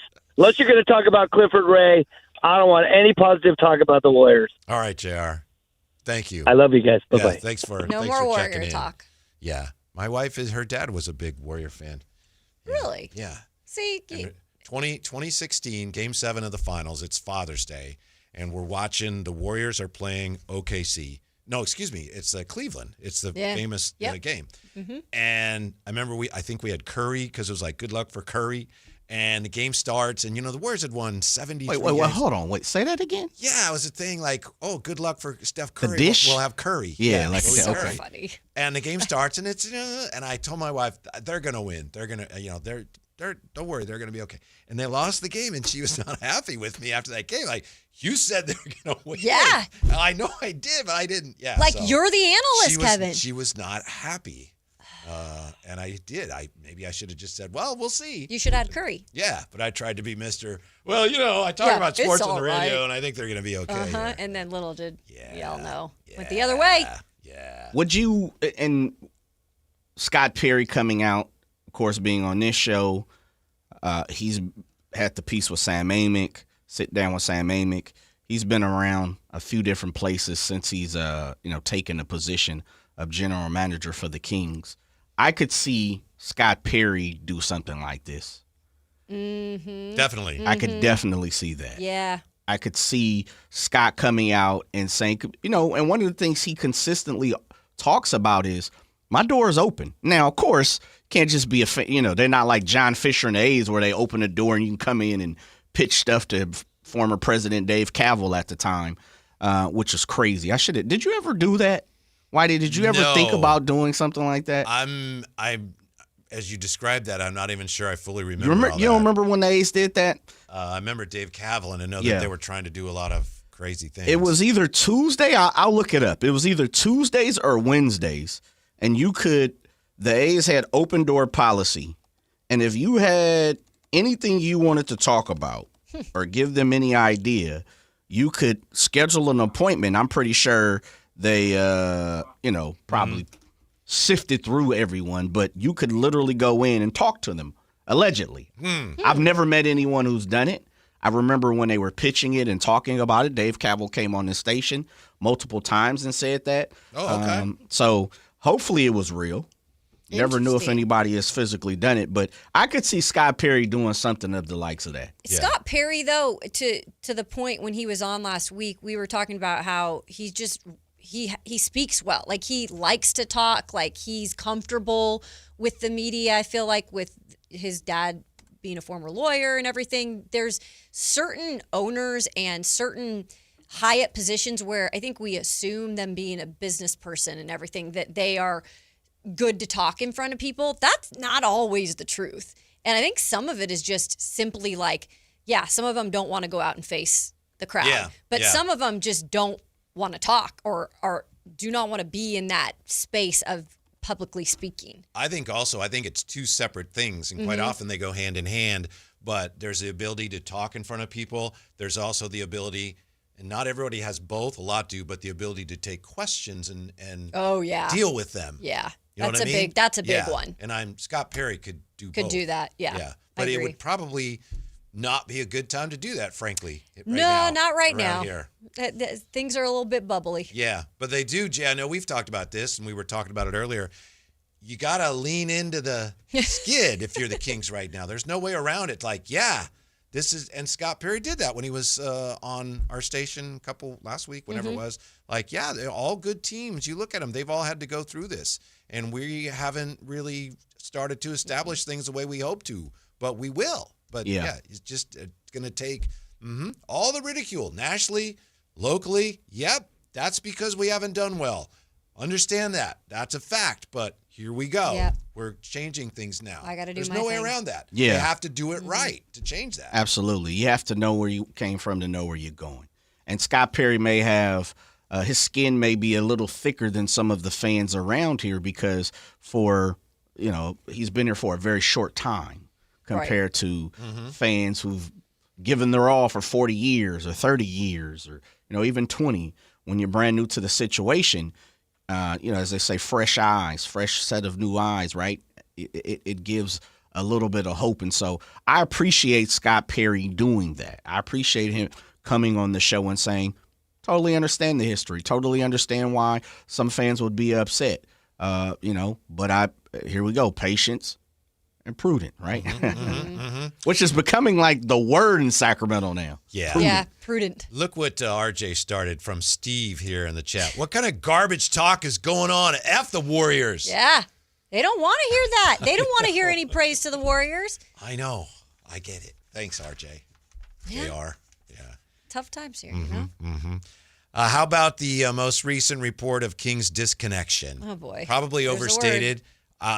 It doesn't sound to me like if that's what's going on, and it's pretty obvious that the veterans are feeling a certain way about things, and I think they'd be feeling a pretty much a certain way about any coach right now, given that the franchise is trying to go another way that doesn't involve them. But it doesn't sound like a great environment for player development when you think about it. I'm talking about the young players, Okay. Who are impressionable, might not be a good word because they're not like they're 14 or anything. But, they're watching the veterans. How do these guys do it? Oh, there's a disconnection there. They're not happy. That's not ideal. Plus, there are echoes of last year's drama where you had players that didn't want Mike Brown and all that. So there's a little bit of that. So only way around it, I think, is just as we've said a million times, get this dealt with as quickly as possible. But again, it underscores the importance of getting off of some of these contracts. And whatever the disconnection is, it's not trying to, there's no time or reason really to try to reconnect. It's just whoosh, you got to sever. You do, and unfortunately, the time we can't just sever things at the time that we want, and they can't do that because we're waiting on the rest of the league. It's an interesting report, and the disconnect. Look, there's no surprise that the locker room has probably some issues right now. Everyone's disgruntled. They have won 6 freaking games, man. 6 games. It better not be a happy time No, in there. and I would be really concerned with anybody who is okay with that. So I just feel like with NBA teams in particular, because it's such a smaller roster and you have not as many fingers to point at, where when I was in an NBA or NFL locker room, the amount of people on a roster, 53 in the practice squad, and then the coach, and then all the staff, you can point your fingers at a lot of people during a season when things go wrong. In the NBA, you really can't do that as much. It's either the coach or a few players. And I remember hearing from somebody I covered in college at Vanderbilt, who's now in the NBA. You can go make your connections if you want. And I had a conversation about this and how much coaches really are involved in, the ultimate decision if they stay or go. Still talking about the Warriors, Kayla. Wait, I am? I was just making correlation to covering someone at Vanderbilt being in the NBA. Oh, yes. Well, this one is not with the Warriors. Okay. I will tell you that. But he pretty much said, yeah. I mean, if we don't like a coach and if it gets to be an issue in the locker room where there's more guys that aren't all about that coach than there is, he gone. And that just is an interesting thing. And I don't think that's the case here. It won't happen here. Well, anything can happen. But because they're trying to rebuild at this point and get the young guys to be the base of everything, I don't think it will happen. But it does happen a lot. And I think that's kind of what happened with Mike Brown here. And some of the players that wanted him, but maybe majority wanted him to go. It's a real thing. Some fans right now are frustrated. We don't know exactly who thought what about Mike Brown. We think we know. We don't exactly know. Yeah. But now we've got some players. Are they the same players that were unhappy last year? We don't know. But as a fan, it's easy to wonder, wait, the same people that were upset about Mike Brown, the same players, now there's a disconnect between Doug Christie. What do they want? Yeah. Now, again, we don't know that it's the same people or that the issues are the same, but it's just another thing that's adding to the layer of frustration for fans. And by the way, Jay, I'm probably crossing a line here. I'm not throwing Kayla under the bus. She's done nothing untoward. But you know that whole controversy over King Celebrity Row? Yeah. Yeah. She's like, I know that guy. Really? Yeah. I and had not just Will Levis. No. And I don't mean anything like. Yeah, I covered Will in Nashville. And Trent. Yeah, Trent and she Edwards, knew Trent. right? We knew that though, because Yeah. somebody. Right. We knew those two. But there's somebody else. She's like, oh But yeah, I think I I know the one who brought everybody there. Yeah. Because he knows the owner. And I was like, that's like somebody I grew up with. Yeah. And went like on family vacations and everything. Now, someone who's very Sources. accomplished, but yeah. not like a celebrity. No, he's right? not a celebrity, okay? He's not a celebrity. He's very well accomplished and, is a hard worker, but no, not a celebrity. So when you saw the picture I pop about up, pooped my what did you pants. do? About pooped my pants. I was like, what the heck? What the heck? Did you send a text out like, yo? Immediately called my mom. Okay. Because she's really good friends with the mom, and we all grew up together. Got you. And so I said, Mom, you got to get a hold of so-and-so and say, what is he doing here? Yeah. Like, what's the end? And so it was like, well, I guess he knows the owner. Yeah. Ah. Yeah. So she was telling me, and about the Celebrity Row, and I thought, here we go. We're going to find out who all these guys are. Yeah. She knew one I of the knew guys. one of them, She knew or two of them, I so guess. the rest of I still don't know what happened. But, yeah, she's like, oh, yeah, I know that guy. They had to be, what I figured is one or two people brought the crew with them. That's kind of what I saw. That's what it is. Okay. Yeah, everyone's kind of connected, and he does a lot with charity work with quarterbacks throughout the league, the NFL. Will is a friend of his, now. So that's probably where that connection You want to hear my theory, Jay? And if I'm not here tomorrow, you'll know why. It's just a theory. I have no idea. It's Celebrity Row, sponsored by Red Hawk Casino. Yep. Right? So my theory is like, hey, we got to post something with Red Hawk Casino, Celebrity Row, because it's part of our deal with them. Right. Oh, well, there's no celebrities there tonight. Well, we got to do it now. This is the deadline. Okay, well, whoever's sitting there. Who's there? Take the picture, and we'll post it as Celebrity Row to meet our contractual obligations. Then why didn't they call you two? Yeah, weren't in the building. You guys should have been there on Yeah, Celebrity yeah. Row. So that's all I got. I can go with that. I mean, they were 2 of like 8. It was Trent Edwards, Will Levis. And a model, right? We figured that out. A guy model? That's what somebody's a male model. Yeah, model. But okay. the chat also came up with Trent Edwards, so the chat the actually chat had a lot did of well. information on it. Really well. Former Stanford quarterback, played in the league a little bit. So that was interesting, though. And I get it why fans were scratching their heads at a lot of what was going on. And I was like, why is he's still playing for the Titans. He's been rehabbing in California because he had shoulder surgery. He was the one right in the middle, right? But he was right in the middle wearing the Kings. And I'm like, now, when was Will a Kings fan? I don't remember talking to him about that in the locker room ever. Yeah, he was, So you knew practically the whole row. Almost everybody. You were 3 of 8. You were batting the highest percentage. Yeah. Literally, there was one picture, and it was Will and 5 other guys. Yep. And no one knew any of the other people. And then they showed one picture with Trent and like two other guys. Correct. Like, oh, there goes Trent. Yep. So 8, 9 people. We had 2 quarterbacks, a model, And a partridge in a pear tree. Pretty much, Yeah. But then, the way things are going with the Kings, and that becomes a joke. I know. It's just Even like our Celebrity Row is in a slump. I was just going to say, on any We're other taking team, Celebrity Row. How do you do that? Right. Any other team, it wouldn't be a thing. But that's the toughest part, because you get people who call. We all have friends out of state, out of the area, and they're not. And we've asked this to Kayla, right? Being in Tennessee, growing up in Seattle, you see the Kings from a distance. And unless you are doing your true homework or you really follow them or you're entrenched in the community, you're looking at them like they just can't get it right at any point in time. Celebrity Row, and that's who you're throwing up? Yep. If I'm the Kings, I'm going above and beyond in so many different places that you would not be able to say a thing except for the product on the floor. They missed the boat so many times where there's so many other opportunities that they can, maximize. Right. And we talk about the entertainment crew. We talk about, a lot of the great things they've done at G1C. Yes. One of the best arenas in the world. Yeah. Continue that effort. And the people behind the scenes who are working to support and publicize the team, it makes, things like that make their job so much harder. Spectacular. Whitey, you can attest to this. Kayla, you can attest to this. I think you have you been to the G1C yet, Kayla? Yeah, and by the right? way, I loved it. Thought it was great. I've been blessed to be in 100 different stadiums and arenas. Yep. The G1C ARCO employees, people have been there for 20, 25, 30 years. As long as I've been alive, people have been there. And you come through there, and I remember, like, man, when I was a kid, this person was working there.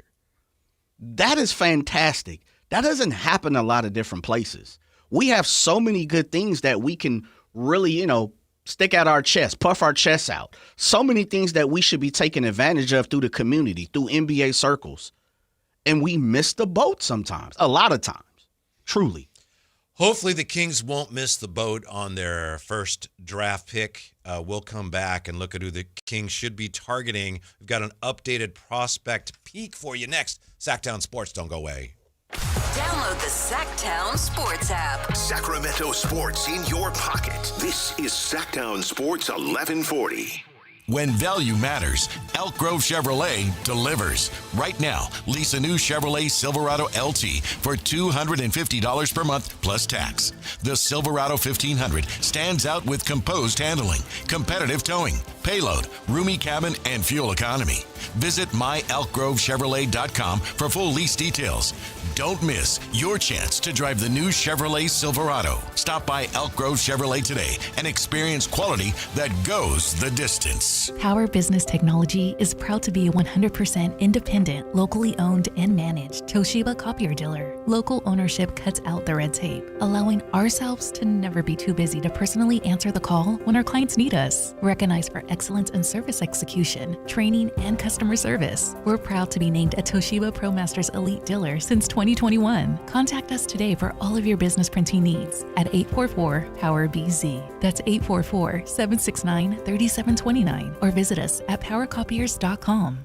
Now is the time before winter is full on in your kitchen to make sure your heat or your furnace is ready. How do you do that? Lee's Air Plumbing and Heating will get the job done for you like they did for me last winter when our system crashed and burned in the dead of winter. Check them out, leesair.com. Right now, get $100 off any AC heating or plumbing repair. Lee's Air Plumbing and Heating does it all, and they've been doing it at a high level for 40 years. See how they can help you stay warm and cozy all winter at leesair.com. That's Lee's Air Plumbing and Heating, license number 635355. Thunder, feel the thunder. It's the energy all around you. Lightning and the thunder.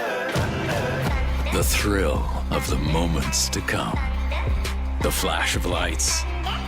The rush of pure exhilaration. The roar of the crowd. See it, hear it, feel it. Thunder, feel the thunder. Lightning and the thunder. Thunder Valley Casino Resort. Feel the thunder. This is the story of the one. As an HVAC technician, he and his digital multimeter are in high demand. So when a noisy office HVAC turns out to be a failing blower motor, he doesn't break a sweat. With Grainger's easy-to-use website and product information, he selects the product he needs to keep everything humming right along. Call 1-800-GRAINGER, click Grainger.com, or just stop by. Grainger, for the ones who get it done. Who has the largest selection of golf merchandise in Northern California? The Hagen Oaks Golf Super Shop. It's the go-to store for golf bags, apparel, equipment, lessons, club fittings, novelty items, and more. With their low price guarantee, complimentary gift boxes, and gift cards for your golfer, it's the Hagen Oaks Golf Super Shop. Add convenient online shopping and effortless after-Christmas return policy, and you'll see why the Hagen Oaks Golf Super Shop is the #1 choice for golfers everywhere. Fulton Avenue at the Cap City Freeway or online at hagenoaks.com.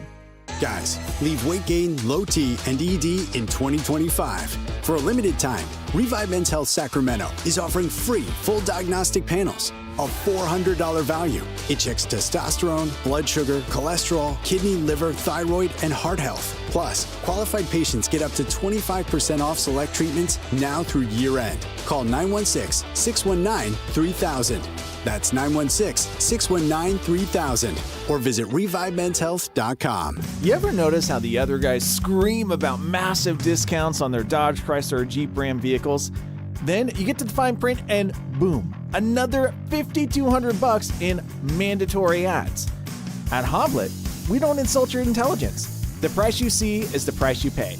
No mystery add-ons, no bait and switch, no gotcha when you sit down to buy. Hoblet, family owned for 77 years. Transparency, straightforward pricing.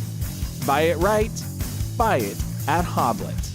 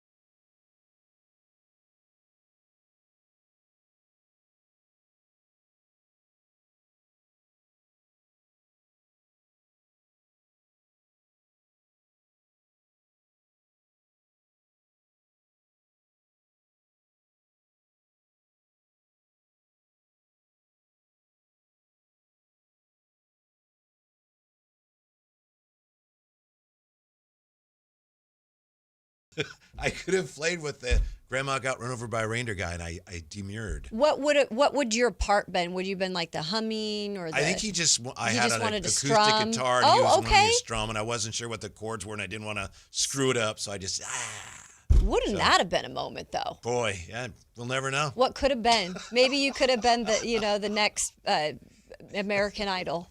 Everyone makes everyone makes fun of that song, and I get it. But he was just a really nice guy. That's what I always remember. Elmo was a really nice guy. Yeah, it's an interesting song, but I can't help but say every word, and I know every word. Mm-hmm. And then I'm like, this is kind of dark, but I kind of like it. Yes, at the time it was like, when it first came out. And I think he's fairly local, like Santa Rosa or something. Oh, really? And I'm not sure he's still with us. I hope he is, but very nice guy. Yeah. Elmo of Elmo and Patsy. What a name, too. We've got the Kings, as we said earlier. The Kings passed on display tonight with the Spurs and the Knicks tangling for the Cup championship. We've also got potentially the Kings' future on display tonight because handful of college games, a lot of these are on TV. Duke versus Lipscomb, Kansas versus Towson, BYU versus Pacific, Louisville versus Tennessee, and East Tennessee State versus North Carolina. All those games involving at least one player who figures to be a very high lottery pick. It's must appointment TV tonight if you are tracking some of these draft picks. And I know some people are, especially if you are in the state of an organization right now like the Kings, because clearly they would want one of these guys. Right. That's hopefully the highest pick that the Kings can get is the best, but there are a good group of players this year. And like I said earlier in the show, I think this is the time that if you are really interested in it, you want to start paying attention.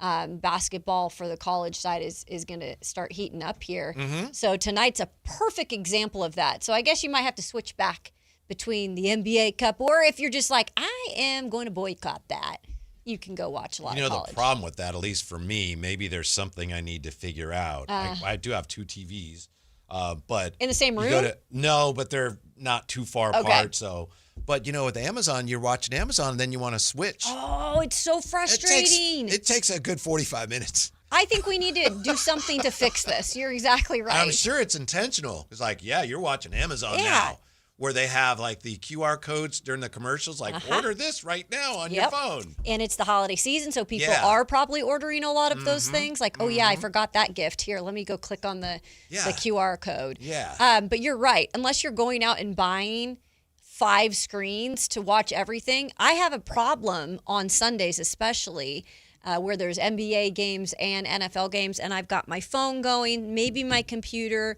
and then the TV, and that's kind of how I do it. But it's like frustrating if you can't click back and forth. Yeah, with the streaming. Am I right, Jay? Yeah. Yeah, so many different apps have so many different rights, and it just, you have to exit to enter. Mm-hmm. Yeah. Definitely. And it's like, how many times do I have to tell you, yes, watch game. Watch game. Do you want to watch game? Yes. Next screen. Watch game? Yes. What did I tell you the first time? Whitey, you've been on a mission to figure this thing out. Yeah. It's very frustrating. It's and on our Xfinity, our voice remote is out. Oh, that's the worst. So when I press it, it just goes, So you really got to do the work. Yeah. None of this just activating the voice. Yeah. Although that could be frustrating too when you're, then you start yelling at the thing, and talking loud, which is really stupid. But I'm looking at not just the top 4 prospects, because let's be honest, we can't assume the Kings are going to get a top 4 pick, even if, and we don't know how many games they're going to win from here. As of right now, they would have 47.5% chance of getting a top 4 pick. That's good, relatively speaking, but it's still less than 50%. Yeah, it's less. So you don't know. And I fear this is negative thinking, but I'll be honest, I'm worried that the Kings end up somewhere around there and they don't get a top 4 pick, and a lot of fans are going to go, they can't do anything right. Well, the way the lottery's set up, you know what I mean, Jay? Dang it. How are did they not get lucky? a top 4 pick? What did we lose all these games for? That's the way it's set up. You may not get one. You might. And what's they haven't had in the past the greatest luck of that. No. Which that's what's tough. It's like, it's not like it's ever really happened in a consistent way here before. It's like, well, that's why we set you up for the worst, and then you hope for the best. A couple years ago, they just had the number 2 pick, and I know that didn't go well, but they did have the number 2 pick. De'Aaron Fox was a number 3 pick. Keegan was a number 4 pick. So De'Aaron was 5, right? Oh, yeah, but he would have been. Yeah, you're right. Yeah, he was the 5th pick, He was the 5th, Yeah. okay. And They would have had the 4th? 3rd pick. You're right. Yeah, Keegan was the 4th pick. 4th, yeah. And Keegan's still here. That's right. That's right. So here is the latest from Jeremy Wu, 2026 NBA Draft Big Board, top 100 prospects, and this will be updated. This is what they have, and I don't think Jay's on board with this completely, but number 1 is Darren Peterson, guard, Kansas, 6'6". Like it. He is dealing with some cramping and a hamstring injury, and it's a big story.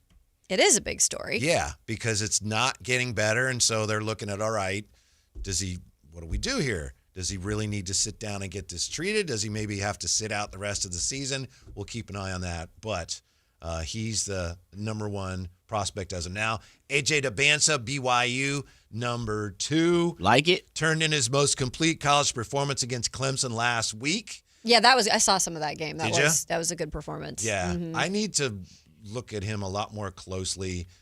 You're you're half in, half out on this one, I think, right? I'm not crazy about his 3-point shot or his handle, but I got to watch him a lot more. Yeah. Cam Boozer is 3rd.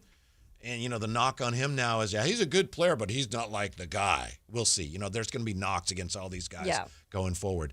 Then you got 4, Caleb Wilson, North Carolina. Like it. Yeah, made a strong impression, establishing himself among the consensus top players in this class, while showing a level of motor and toughness many scouts weren't expecting. I kind of like that one as well. JD, you said you like that one? Yeah. Oh, but be careful. He's 19.4 in terms of his age. Yeah. I just love how, unless they're 18 now, they are old guys. They are old guys. As my boy JR said about him and Whitey. I mean, look at Whitey. He and I, served time in the Civil War together, for God's sake. Exactly. That's Mr. Wilson. Caleb. Mikael Brown Jr., he's 19.7. Uh-oh. He's ancient. Yeah, you might as well get the shovel out and start digging. He's aged out of draft. Right, right. He watches Jeopardy and Golden Girls. I'm definitely on that level then. 6'5", Louisville, and let's see. Louisville plays Tennessee tonight. So that's going to be a really good game. Have you guys seen him play yet? No. I haven't seen him play yet. Mikael Brown? Yes. Okay, I actually take that back. Okay. I saw a snippet one night when Louisville was I don't know who they were playing. They were destroying them, though. So I haven't had enough to actually watch him in particular, but Louisville in general is a really talented team this year, but I've heard a lot of good stuff about Mikael. According to this, his lack of impact defensively is a concern. Well, does that fit the Given the rarity and upside of his skill set, there's major upside if he can put it all together. Kingston Flemings from Houston is sixth right? now. Yeah. Another point guard, 18.9 years old. Haven't seen him play either yet. And I think that's the highest I've seen him ranked. And then me seventh, too.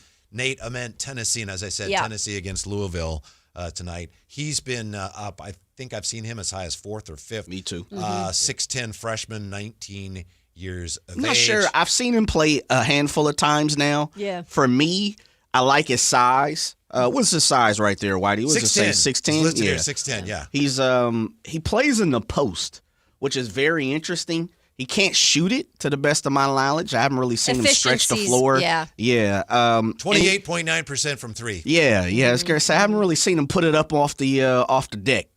So to me, he's around the basket, but I don't see the explosive athleticism for him. So I'm trying to figure out, what's his game? Yeah, you're not alone, Jay. What Jeremy Wu says is, quote, while Ament has not helped himself thus far, the rarity of his skill set and obvious long-term upside warrants patience. So it's a guy that scouts see and say, thought he'd play a little better than that, but we'll see. You got a long ways to go. And these are the things when they start getting these draft, summaries up about these guys. When you hear, upside and patience, that's going to be where you really have to do your due diligence as a GM, because maybe it's worth it, but if you're somebody like the Sacramento Kings organization, you're trying to hit on these players and have them kind of hit big, hit now. Yeah. He doesn't jump off the page for me. It's almost in a Domantas Sabonis type of way. I think Domantas is a little more explosive when it comes to, his movements and athleticism. I haven't seen that from him yet. Here's the thing, Jay. Those are very cogent comments. It's not altogether surprising that Ahmed has struggled with efficiency while adjusting to the size and physicality of the college game. That's been a big one that I've read about him is the adjustment. So that I don't know. You can't really roll the dice on some of these guys. Yeah. And if you're struggling with the physicality of the college game, what happens next year? Right. Unless you're playing the G League, but I have one. I don't think you've gotten to. Well, I know you haven't got to real quick. Is who was number 8? Number 8 is Koa Pete. From Arizona. Yeah, tall. Yeah. Who's number 9? Number 9 on this list is Jaden Quainton. That's my guy. The center from Kentucky. That's where I'm going. He was hurt, tore his leg. Yeah. Had He's nearing his return from a torn ACL. Had a big ACL issue last year. Look, nothing against him, but he's been hurt. What do you like about him? Man, I think he's explosive. I really like him. I really, really do. I think he has. He's tall. He was 6'9", 6'10"? 6'10". And what I got to see before he tore his ACL last year, I was like, oh, man, that dude looks legit. A good shot maker, difficult shot maker. I really like what he's bringing to the table. Kind of slender, but has a little meat, but isn't KD slender. I like what he kind of reminds me like a Aaron Gordon. Okay. Rookie Aaron Gordon, second year Aaron Gordon, Why but does with Aaron a lot Gordon of more keep talent. coming up? Yeah, can shoot it better. This says Quaintance has limited ball skills and is undersized for a true 5. However, it creates uncertainty around exactly how his game will translate to the next level. He'll likely play a major role upon returning. Well, he ain't got to be a 5. That's a 4. Well suited for a vertical spacing role in the NBA and a lob threat who can run the floor and screen. Athletic. Yeah, when we come back, the conversation continues. Tell you what the Kings need from Nick Clifford and what he needs back on Sactown Sports. The San Francisco 49ers play on Sactown Sports 1140. Touchdown 49ers! Every game on your number one sports station. Don't miss the action on your local sports leader. Sactown Sports 1140. Sacramento weather is brought to you by the Roseville Auto Mall. I'm meteorologist Heather Waldman in the KCRA3 Weather Center. Hit and miss rain showers Tuesday night into the first part of the day on Wednesday. Most places dry for the middle of the week. Clearing too, so temperatures start in the upper 40s but end up near 60. Get the latest forecast on the KCRA News and the KCRA app. Winning 1K is easy. Just turn the key for a G. Take a test drive at any dealership at the Roseville Auto Mall to be entered to win. The Roseville Auto Mall is giving away $1,000 every day through December 19th. Turn the key, take the drive, and win a G. Only at the Roseville Auto Mall. $5,000. That's the average amount of money people in the U.S. are now spending on gas in a year. $5,000. That's crazy. If you drive, you have to download Upside, the free app that gives you cash back every time you get gas. That's right. You can earn real cash back with Upside just by buying the gas you're already buying. You can literally start earning cash back today. I use Upside every time I fill up, and I've already made around $200-$300. You're putting gas in your car anyway. Why not get real cash back? If you like free money, download Upside. I'm saving the cash I earn from using Upside to help pay for a vacation later this year. Download the free Upside app now to earn cash back every time you buy gas. Use promo code POWER to get an extra 25 cents per gallon on your first tank. You can cash out anytime right to your bank, PayPal, or a gift card for Amazon and other brands. Just download the free Upside app and use promo code POWER for a 25 cents per gallon bonus on your first tank. That's code POWER for a 25 cents per gallon bonus. With Steel, batteries are included. This holiday season, give a gift that's ready to go right out of the box. For everything from cleaning up the yard to cutting up firewood, Steel tools check off the wish list and knock out the to-do list. And right now, buy select battery tool sets and get a free extra battery. Visit SteelUSA.com for holiday deals and gift ideas. Happy holidays from Steel. Offer valid for a limited time only at participating dealers while supplies last. A new exclusive offer with an eligible Bank of America Visa credit card is your opportunity to go from cardholder to ticket holder for the FIFA World Cup 2026. For a limited time, when you're approved for a new customized cash rewards or unlimited cash rewards Visa credit card, you're eligible for a chance to purchase FIFA World Cup 2026 tickets. Learn more today at BofA.com/cardFWC26. What would you like the power to do? Bank of America, proud to be the official bank of FIFA World Cup 2026. Bank of America N.A. in partnership with Visa. Terms apply. All rights reserved. If a Lenovo computer for your business is on your holiday list, don't shop around. Just go directly to the source, Lenovo.com. It's your last chance to get exclusive deals on the PCs you want for your business, like the ThinkPad X9 14 Aura Edition and Yoga 7i 2-in-1. So avoid all that shopping chaos and price comparing, and just go directly to the source, Lenovo.com, where PCs are up to 35% off. That's Lenovo.com. Lenovo.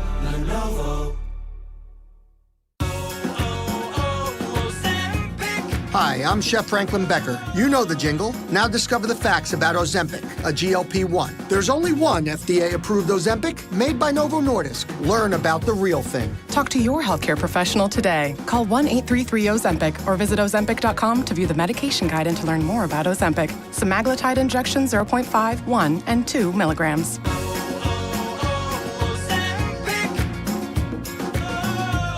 I'm with Vince Bloom, the big deal guy at Folsom Lake Dodge. Vince! Actually, this time of year, you can call me the Holiday Big Deal Guy. The Holiday Big Deal Guy! Because during the wrap-up-the-year sales event at Folsom Lake Dodge, you can save over $18,000 net savings off MSRP on a new 2025 Ram 1500 Bighorn Crew Cab 4x4. I'll take it. And for a stocking stuffer, keys to a Jeep, a new 2025 Jeep Wrangler 4-door Sport S. Right now, I've got one for only $36,995. That's why they call you the Big Deal Guy. So over $18,000 grand off a Ram 1500 Bighorn Crew Cab. And a Jeep Wrangler Sport for only $36,995. But you'll only find these big holiday deals at one place. That's right, only one place. At Folsom Lake Dodge. In the Folsom Auto Mall. And online at FolsomLakeDodge.com. Ram includes 98.73 dealer discount plus 8207 in national stackable and holiday bonus cash. Then SN 6671.96. Jeep includes 4250 dealer discount plus 12750 in bonus national retail loyalty and holiday cash. Must be current owner of SCA vehicle to qualify for loyalty bonus cash. Then SW 543907. See dealer details. Expires 1/2/26. Call Maverick Electrical to claim your free furnace tune-up or electrical safety check with a donation. This month, donate 5 canned foods to Maverick Electric's holiday food drive and get a free furnace tune-up or electrical safety check. They'll collect your cans at the appointment and make sure your heat stays comfy and your lights stay steady, so the only thing whistling is the kettle, not your ductwork. Visit callamaverick.com to schedule your free tune-up today. Give to get with no gimmicks. Limited appointments, some restrictions apply.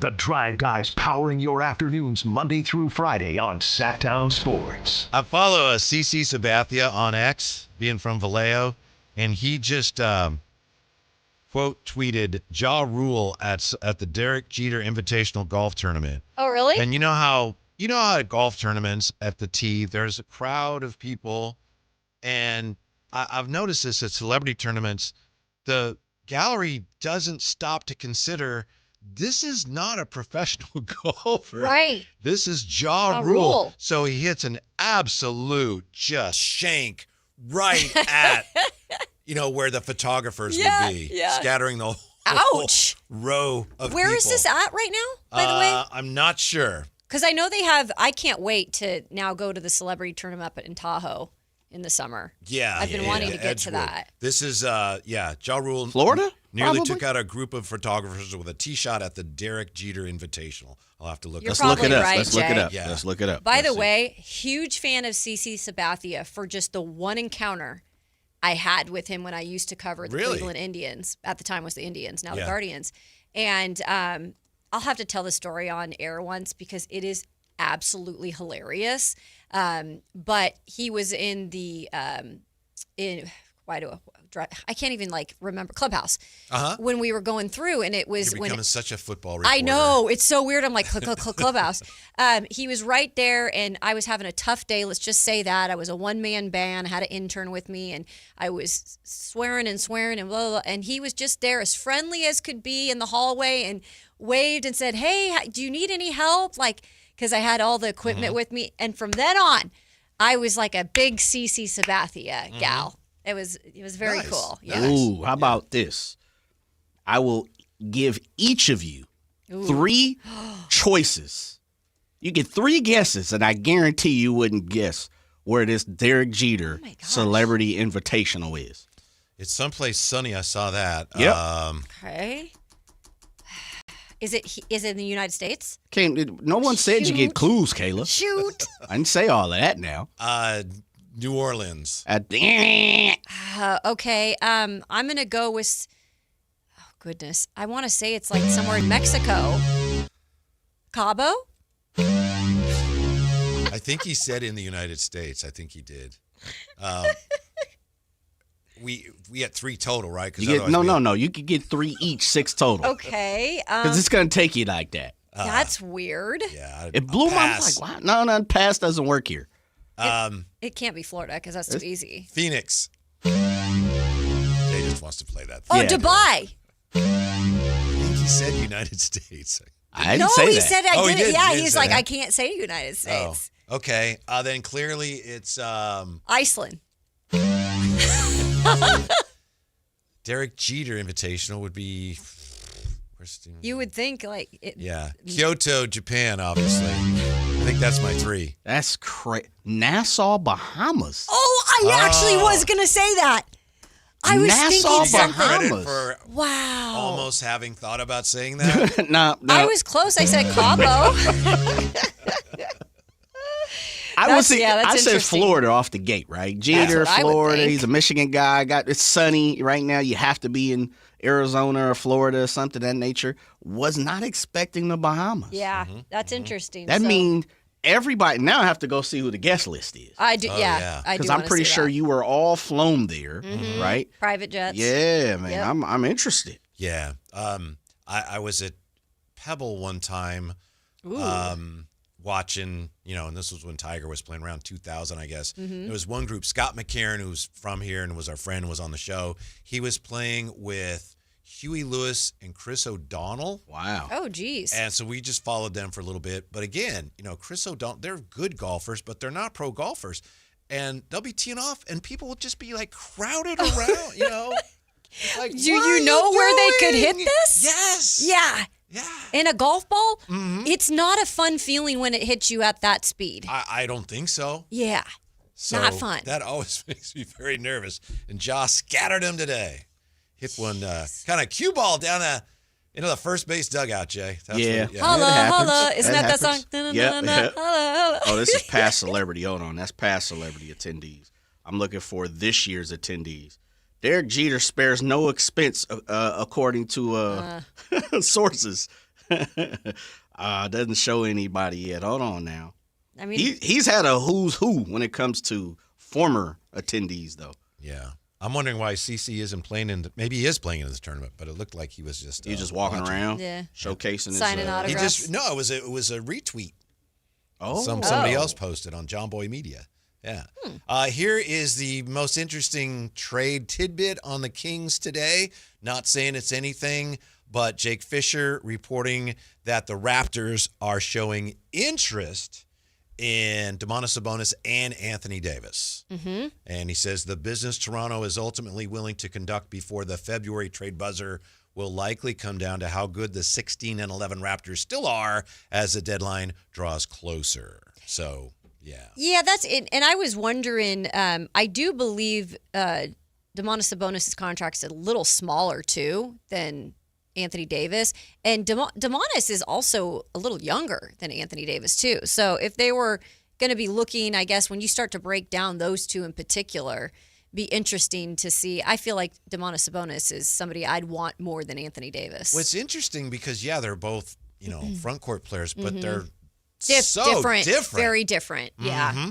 Sources with knowledge of the Raptors' thinking have identified them as a team with interest in Domantas Sabonis as well as Davis. So, again, that sounds like something that the Raptors are, if this keeps going down this path, we may be looking at one of these two guys. So nothing imminent. Right now. I know all the intel we've been getting on Domas and the Kings to this point has been, it looks like he's going to be here for a while. So. And I think that's I think you just have to pretty much say that's going to be the case. And if it doesn't, then it maybe it's a surprise in a good way, or maybe it's one of the things that it's not great because you don't want to lose a guy like that who's been a staple here. Yeah, so it looks like, according to Evan Siddery, the Raptors have officially declared that they have interest in. If that's a thing. It's not which a thing. Which it's not. We are declaring interest in Domantas Sabonis. It's official. Yeah. We'll call the league and send in our form. That should be like a thing on the show now. Like, it's official. Yeah. On The Office, every day. Michael Scott. I declare bankruptcy. Exactly. Like every day we do something official. Here's what I think the Kings need from Nick Clifford. We know that they need him to continue to get better and grow and develop. He looks lost of late. I think he needs consistent minutes. Okay. I think that's the thing a young player needs. He just had a really good game against Miami where he scored 15. Sure. And then his minutes have been out like 13, 15. He played 20-some minutes. And I know part of it is because of the logjam in the roster, but he needs consistent minutes in order to give him the best chance to develop into the player that we all know he can be. That's part of it. Absolutely. And I think, so the last 5 games, here's the minutes he's had, just to show you the little bit of a roller coaster. Versus Houston, 23 minutes. Miami, you spoke of that game, his best game to date as a King, 18 minutes in that game. Versus Indiana, just 14. And then he played 28 against Denver. A lot of that garbage time, though, because they were blowing them out. And then versus Minnesota, the most recent, just 13 minutes. And that was a struggle game for Neek, I think. Just 0 points, I think, in that one. But you're right. I think consistent minutes, and where I want to tie this back around to something Doug Christie said recently on, where Nick Clifford is at. What do you think of Nick Clifford? And he said something along the lines of, They're things that he's going to have to work through. But Doug said, I need to do a better job of allowing him to work through those things and leaving him out there. Because I think earlier on, he'd make a mistake. Then he was sent to the bench, and you can't work through some of that stuff. Right now, you need all these young players to work through as much as they can. So that's where I agree with you on finding more consistency in the minutes, is leaving him out there sometimes to work through it. Once you're able to start trading some of these players, and we'll tell you who the King most likely to be traded first is, and don't take my word for it. That's next, Sactown Sports. Visit SactownSports.com and join the Sactown Sports 1140 newsletter. This is the story of the one. As a safety manager at a manufacturing plant, he does everything he can to keep his coworkers safe. From finding ways to reduce risks to keeping safety supplies in stock. And for that, he relies on Grainger. Grainger offers a broad range of quality products and next-day delivery, so he can always play it safe. Call 1-800-GRAINGER, click Grainger.com, or just stop by. Grainger, for the ones who get it done. If a Lenovo computer for your business is on your holiday list, don't shop around. Just go directly to the source, Lenovo.com. It's your last chance to get exclusive deals on the PCs you want for your business, like the ThinkPad X9 14 Aura Edition and Yoga 7i 2-in-1. So avoid all that shopping chaos and price comparing, and just go directly to the source, Lenovo.com, where PCs are up to 35% off. That's Lenovo.com. Lenovo. FIFA World Cup 2026 is coming soon, but your opportunity to be there starts now through an exclusive offer with an eligible Bank of America Visa credit card. For a limited time, become a new customized cash rewards or unlimited cash rewards Visa credit card holder, and you will be eligible for a chance to purchase FIFA World Cup 2026 tickets. Learn more at BofA.com/cardFWC26. What would you like the power to do? Bank of America, proud to be the official bank of FIFA World Cup 2026. Bank of America N.A. in partnership with Visa. Terms apply. Warrants reserved. The holidays can be a time of increased stress for those struggling with opioid or stimulant addiction. They can also be a time for pause, reflection, opportunity, and new beginnings. This holiday season, choose treatment and recovery. Embrace the company of family and friends, and create special moments. Find a proven opioid or stimulant addiction treatment provider near you at ChooseChangeCA.org. This Sactown Sports 49ers report is brought to you by Kia of Vacaville, located beside the Vacaville outlets. San Francisco improves to 10-4 with a victory over Tennessee, 37-24. Brock Purdy throws for 295 yards and 3 touchdowns, and Jawan Jennings catches 2 of those touchdown passes. Niners remain 1 game behind Seattle and LA in the division standings. Next up for the 49ers, they take on Indianapolis Monday night. You can catch the game beginning at 4 p.m. right here on Sactown Sports 1140. Ready, set, win big. When the 49ers win, you score with 49% off any large pizza only at Mountain Mike's Pizza. Celebrate every game day with your favorites from our legendary crispy, curly pepperoni, bold sauced up wings, garlic butter drenched sides, and gooey sweet desserts, all hot, fresh, and built for a Niners victory. Download the Mountain Mike's app, join Mountain Rewards, and turn every Niners win into a pizza party. Let's go Niners. Mountain Mike's Pizza. Pizza the way it ought to be. At Power Business Technology, we're not another big box corporation. We're your neighbors, locally owned and operated. We know what businesses like yours need, from reliable printers to high-performance copiers. We'll help you find the right solution with personal service you just can't get online. Need setup or support? We're just down the road and always happy to help. Power Business Technology, family hometown service with big-time solutions. Contact us today for all your business printing needs at 844-POWER-BZ. That's 844-769-3729, or visit us at powercopiers.com. Capital Casino, Sacramento's #1 poker room with primetime football. It's back. Capital Casino is giving away $500 per game in high-hand bonuses for every Sunday, Monday, and Thursday night primetime game. Offering the best food, best service, and the best action with the most variety of games in the region, and conveniently located at 411 North 16th Street in downtown Sacramento. For more information, log on to capital-casino.com, and please gamble responsibly. 1-800-GAMBLER. Don't you just love this time of year and the holidays when families get together to make memories? Hi, This is Frank LaRosa with a word about Naturewood Home Furnishings. From the time I was a youngster, the family table was always filled with a gathering of grandparents, aunts and uncles, brothers and sisters. Those are memories that will live with me forever. Naturewood Home Furnishings Holiday Home Sale going on right now gives you the opportunity to find the perfect holiday gift that will last a lifetime. You'll find unique gifts like gleaming accessories for every room, now 20% off. During Naturewood's Holiday Home Sale, you'll find savings all around the store for every room in your home. Find your perfect bit of Christmas for your home at Naturewood Home Furnishings Holiday Home Sale going on right now. The memories you make with your family will be with you forever.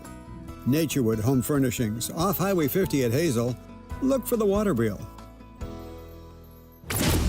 KHD1 Sacramento, KYMX HD3 Sacramento. Your flagship station for the Beam Team. From the Power Business Technology Toshiba Studios. This is Sactown Sports 1140.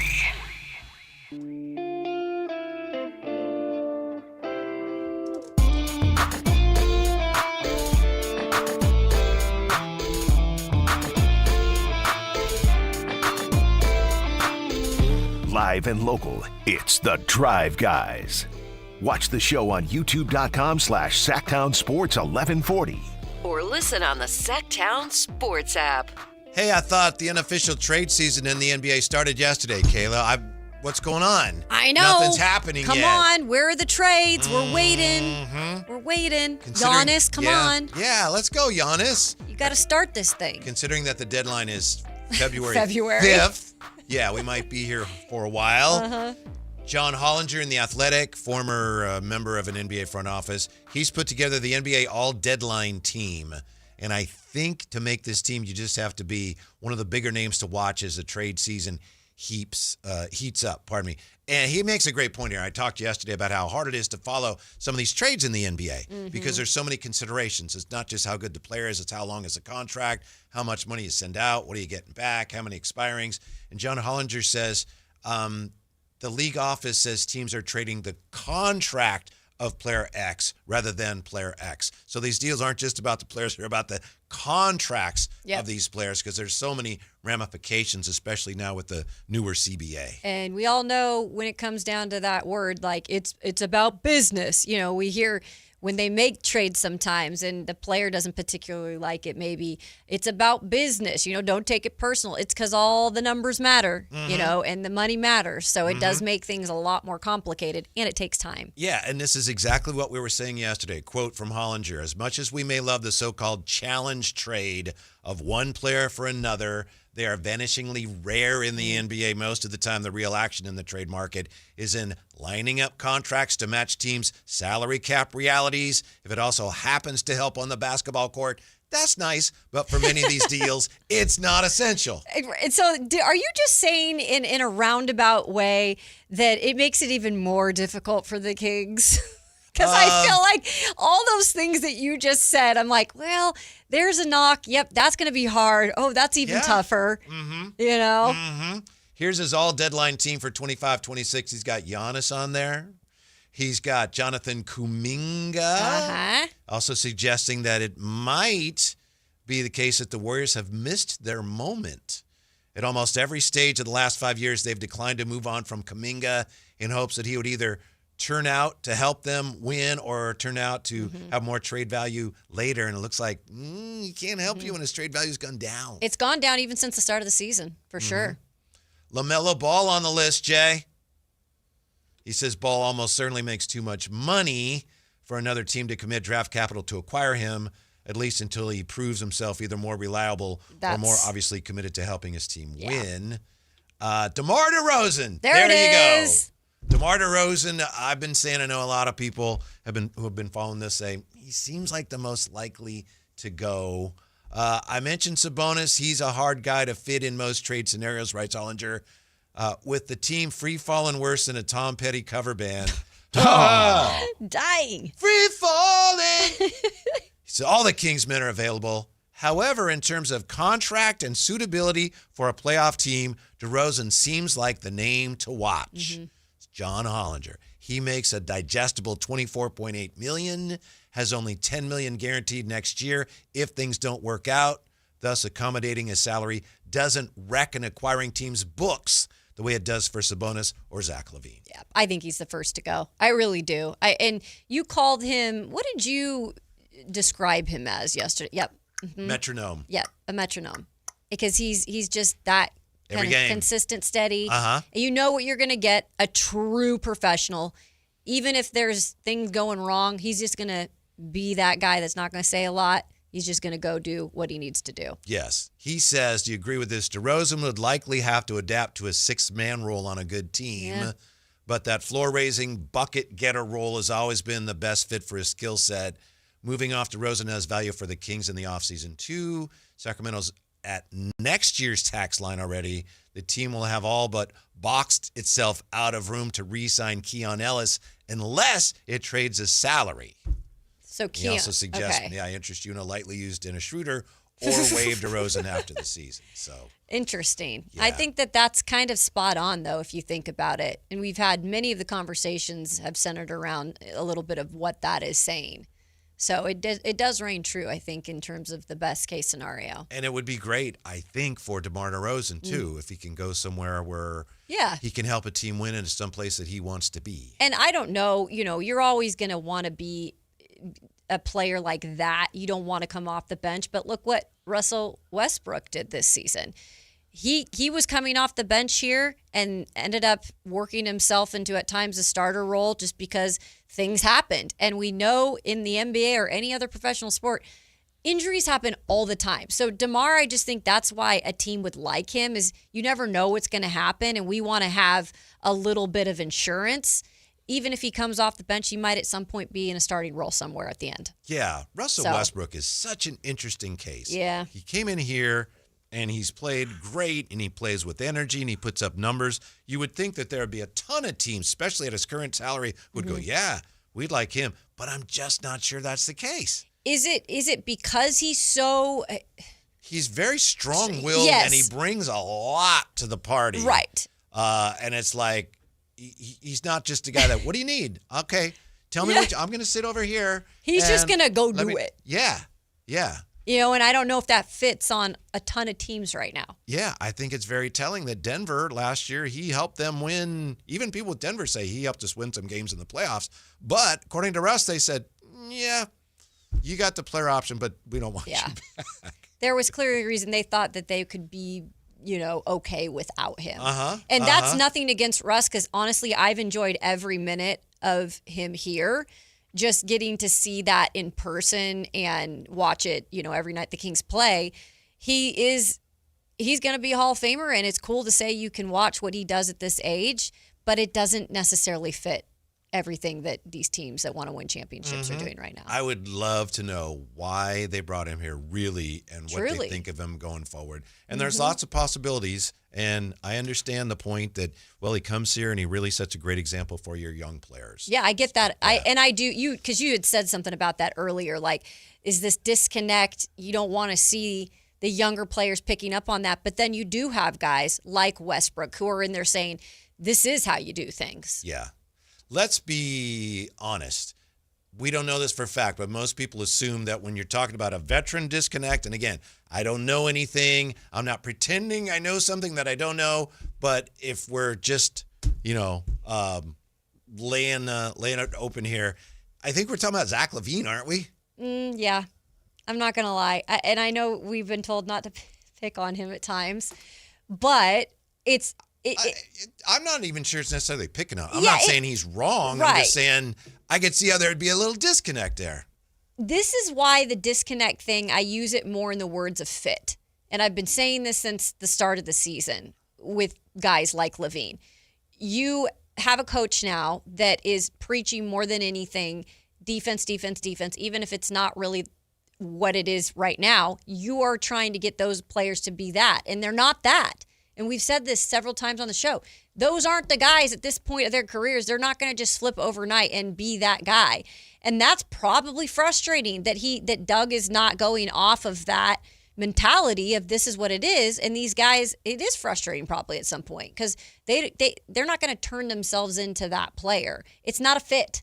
I know on media day, I was surprised because the mood amongst the veterans and everybody there seemed pretty upbeat, especially after last year. And obviously there was some very raw conversation from DeMar, for example, saying last year was bleep, man. It was, but it seemed like, all right, there's a sense here that they're going to try to pull this thing together. And then just imagine if you're a veteran and you're doing that, and then you get off to this bad start, you have some injuries. Next thing you know, it's pretty apparent that they're going another way. Wouldn't you be feeling like fooled again? Yeah. Like many fans are feeling. So that's why, it's more so probably just frustration with a lot of these guys that, again, they're in their upper 20s, they're in their 30s, the latter part of their career more than the early part. And they're thinking, we want to just win now. And this is, again, a situation where we're like, what are we as a team? Here we go again. Okay, I can see where the disconnect is because nothing's working here. Mm-hmm. So they want to get connected somewhere else, but it's not necessarily their choice either. I think if Scott Perry can get off of one of the big contracts and another veteran contract. So that would be, for example, Levine and Schroeder, but any combination. Yeah. If he can get off of one of the big contracts and another player who's making serious money but isn't one of the major contracts, and if in the process of that, and he can also end up with another first-round pick, that's a tall order. But if he could do that, statue-worthy. So win. That's good. Yeah. That's a goodie. Yeah, and Right I'm not there. saying he needs to do that because that's a high bar, actually. Yeah, that's but a if win. he could do that, woo. Yeah. That would a DeMar Saric working at for you? Close, depending on what you get back. But DeMar to me is not one of, when I say big, me personally, I'm talking about, Domas or and, Zach. Yeah. and Zach. The $40+ million contracts. Yeah. Yeah. DeMar's, like I say, he's making decent money, but next year it's only $10 million guaranteed. So that would be something. It would be progress, again, depending on what you get back. That's $30 million on the books. DeMar and Sarge together. If you could do that and that, I don't know if that would work out, pencil out, but if that meant you could re-up Keon, free up enough to sign him. The mystery that none of us can solve, and I don't know if we'll ever solve it, even if he's not here. Wasn't that weird that we have Scott Perry on? Yeah. And we talked to him about how come Keon's not playing the next game. He plays 31 minutes. Yep. Then the game after that, he hardly plays at all. Yeah. It's so bizarre. Oh, by the way, I did hear, do you guys think that, and we didn't have a ton of time, right? Do you think we should have asked something about Domantas Sabonis? Because I know Alan had mentioned there's not, and I kind of agree with him, there's not a lot of people asking exactly, well, what's going on with Domas in terms of, is he the future here? I don't disagree with him, but I think because he's been hurt and it's not really a subject we've focused on because of that. Yeah, you mean. But what would we have, I'm trying to even think, what would we have asked Scott Perry? Yeah. The only Domas question I think we could have asked is, when is he going to be back? Anything other than, are you committed to him? Or is it, he's not going to tell us anything. And it wouldn't be appropriate to tell us. Yeah. So that was one thing I kind of was like, should I have asked or should, Nah, but I don't then think so. I don't think so. Yeah. I know would have gotten a lot. Listening to interviews myself, sometimes you think, why didn't they ask this, or as fans? But sometimes you got to realize, it's a dead end. And we only have so many and so much I don't time. want to waste, right? 90 seconds on something where he can't answer. Mm-hmm. Yeah. Here's some other names that are on this list from Hollinger: Usman Jang, Jeremy Sohan, Anthony Davis, Daniel Gafford, C.J. McCollum, Chris Paul, half of his former teammates, Benedict Mathurin, Gabe Vincent, Maxi Kleber, Jose Alvarado, Mike Conley, Timberwolves, Sam Hauser, Anthony Simons. So those are some of the names on Hollinger's, all names to watch at the deadline. Not really appeasing, and not too many of them. Mm-mm. And I just don't know, again, if you're going to do a deal, I almost say if you can't get a pick back, getting maybe a younger guy that you feel could fit and continue to grow in this system, this is what's going to be so interesting. Like, what is the approach? Mm-hmm. I just want to know what the approach is, just to get a little bit of a taste of what they're doing. Yeah, I think I know what they'd want to do, but they got to move off of some of the big deals first. I'm really hoping Giannis comes back with a box and, says, let's go, let's figure this out. I need somebody who can, space the floor for me. Hey, we'll get Zach. Zach LaVine. It'd be great for Zach LaVine. Get to see him play in some meaningful games. What are you taking from the Bucks? Boy, if I could get Ryan Rollins, and I know now I'm just Ryan dreaming. Rollins? Yeah, young guard. Man. A young guard with upside. With Doing young nothing players. here because the next thing, and I figured you would go that or Kevin Porter. The very next thing I'm going to say is, aren't we log jam back there anyway? Yeah, but we got a bunch of guards we don't really want to keep, and he'd be one we'd want to keep. All right, so that means Keon's in the bucket of not wanting to be kept. No, I want to keep him. I don't know if they do. See, there's more answers. I mean, there's more questions than answers. I think it was Mark Stein who was writing that a great 3-and-D fit for the Lakers would be Keon. Yeah, he did. If that happens, people are going to storm out of the arena during a game or something. That won't. It depends on what you get. Depends on what you get. Because the one thing about it is we can all agree Keon is a good team defender. We agree with that? Yeah. I think, and I said that point blank because I would probably be one of the maybe 3 of us that say I don't think he's the best one-on-one defender.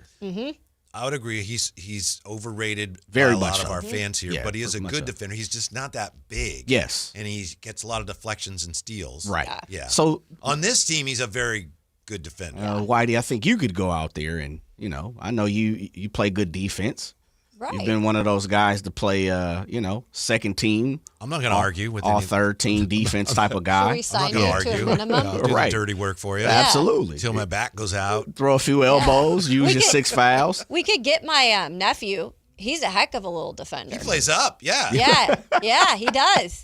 He's playing on 2 teams right now. He's playing Really? with the Yeah. older kids. See, there Yeah, we go. get him out there. Come on, Scott Perry. But Keon is a good defender. He just can't, and I think we've had people say, oh, he's like Caruso. He can guard 1 through 5. Yeah, Like, stop all that. But that's on this team. Yeah. Like that's you get what I'm saying? Like Yeah. we like it and he does a good job for what it's worth on this team, but I don't know if it's anything like, we can't do without him.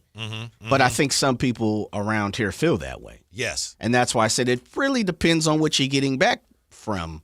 Well, the Lakers don't really own none of their first-round picks until you get to 2032 or whatever. But Well, I don't think there's any way you get a first for Keon. I'm And I hope with I'm you. wrong. I'm with you. I think that's just No. is the Dumbo ride operating in fantasy land today? 'Cause- But it could be in the form of a 3-way deal because he doesn't make a lot of money where they need Keon and they give someone to a third team and the third team is like, well, we'll overpay for the player we're receiving from the Lakers. Like when you look at the Lakers, I think people see something in Dalton Connect.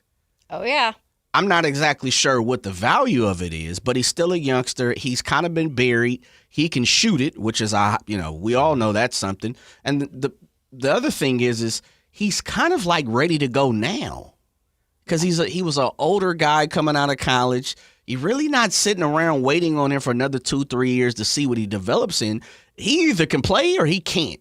Someone's going to take a shot on it. Lakers, we know, traded him away, don't really want him. Is he worth the first-round pick? No. To me, he's not worth the first round pick. Maybe I'm in the minority. But I wouldn't be opposed to taking a chance on him if it was for the right situation. I would not do a first rounder, no. But I do think I'm with you, Jay. I think there's something there that was just not.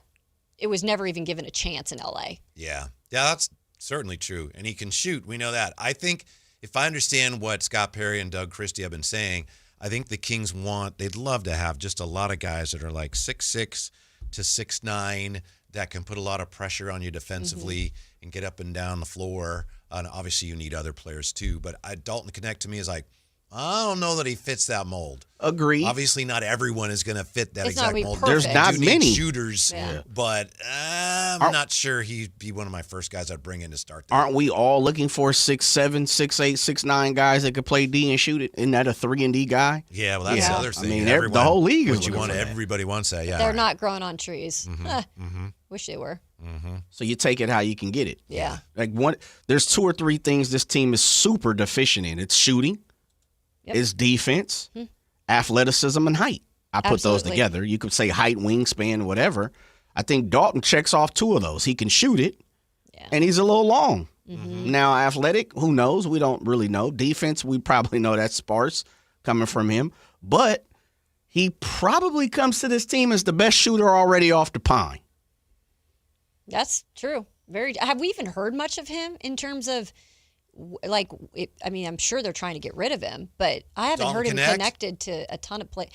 No pun intended. Connected. Yeah. To a lot of places. If he came here, he'd have to change his name to Dalton Disconnect. And I don't know if he'd want to do that, right? That would be. Yeah. This is where we're at. They've been playing him more, and it seemed to me like maybe that was one of the reasons they were playing him more. Showcasing. I haven't heard him. Have you, Jay? And it doesn't mean anything necessarily, but I haven't heard him linked to any team. But just like Kuminga, he ain't going to be there. Like, I just don't see any situation where he's long-term there. Right. You mean in Golden State?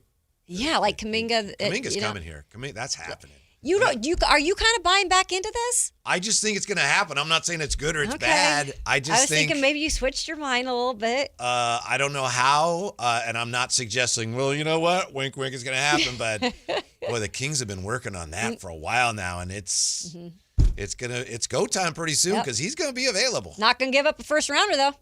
They made that clear. Right. It may have been available before the season. Yeah, and I know, we said the trade season starts yesterday. It doesn't start till January 15th.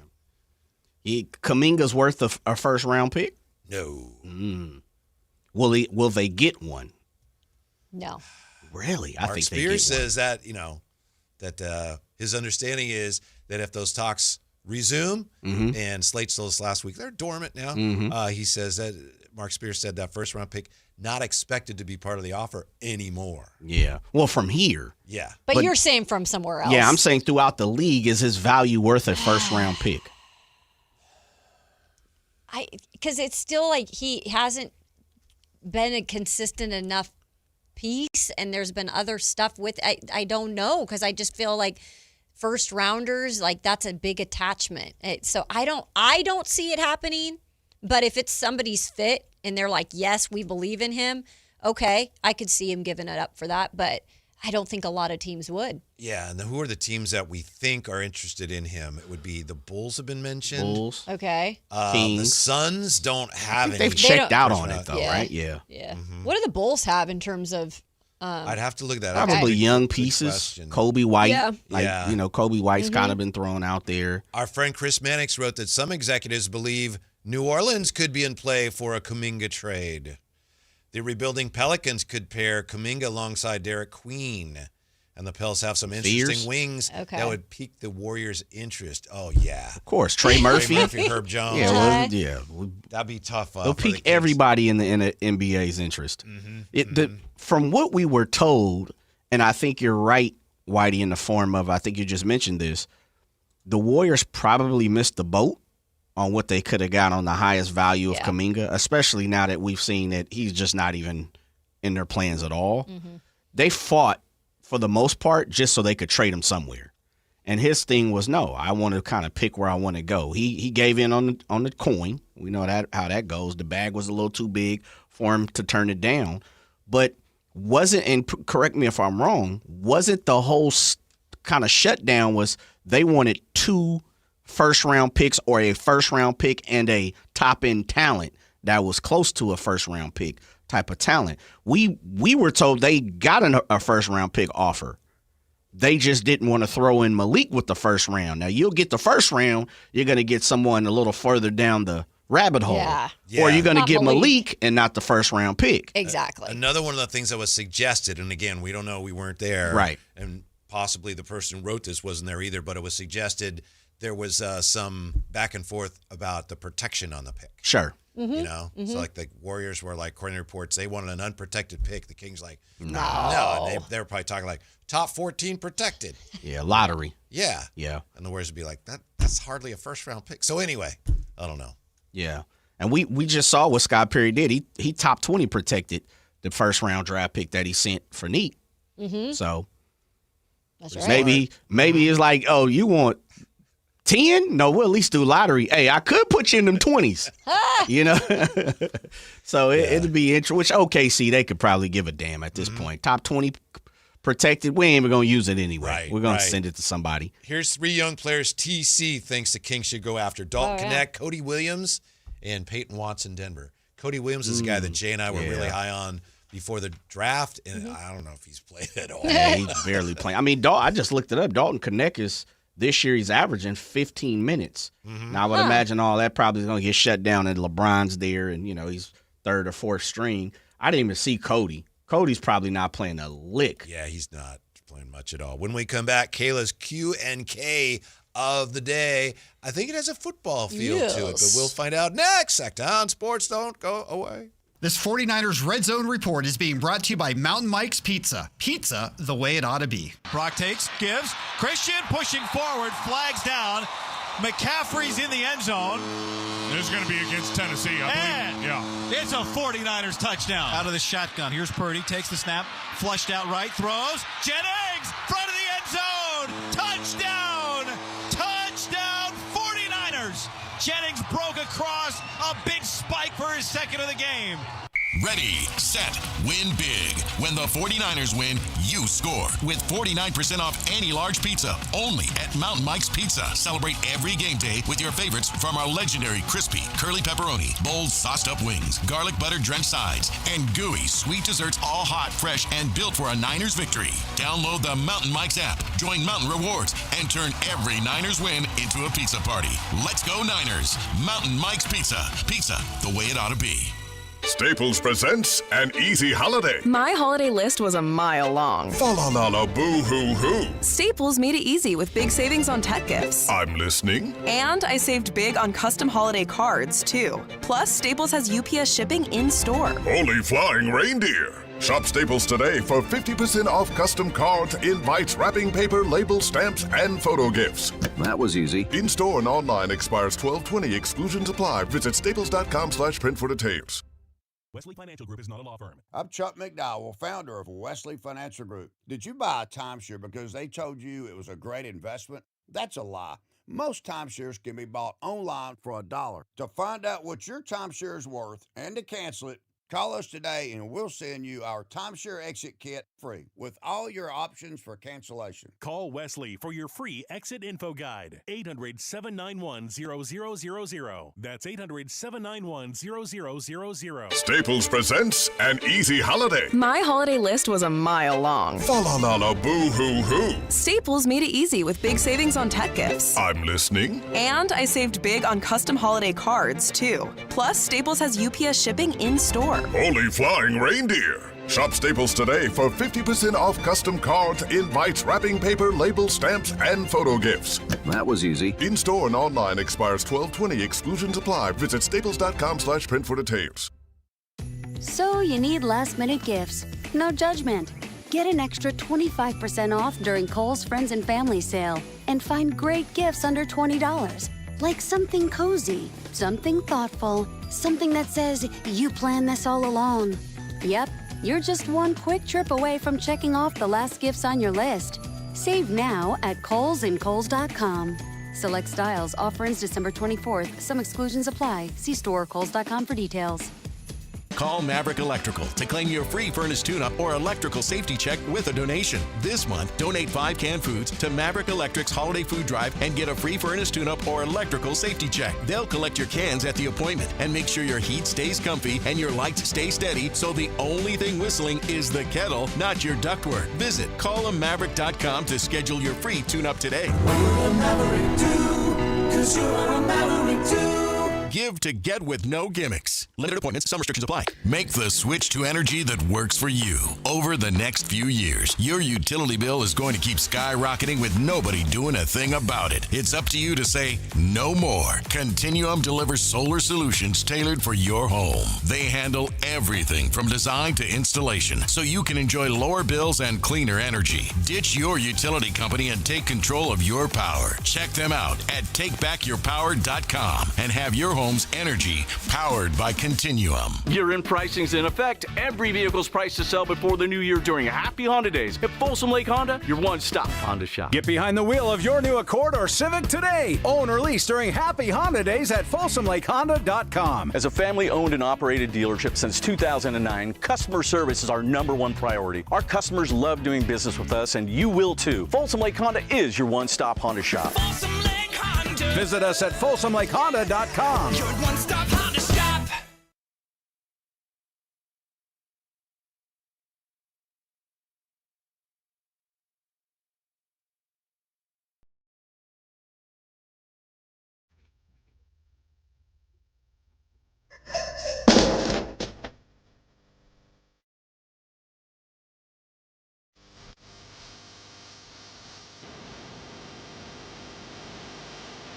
your afternoon home for Kings talk and so much more.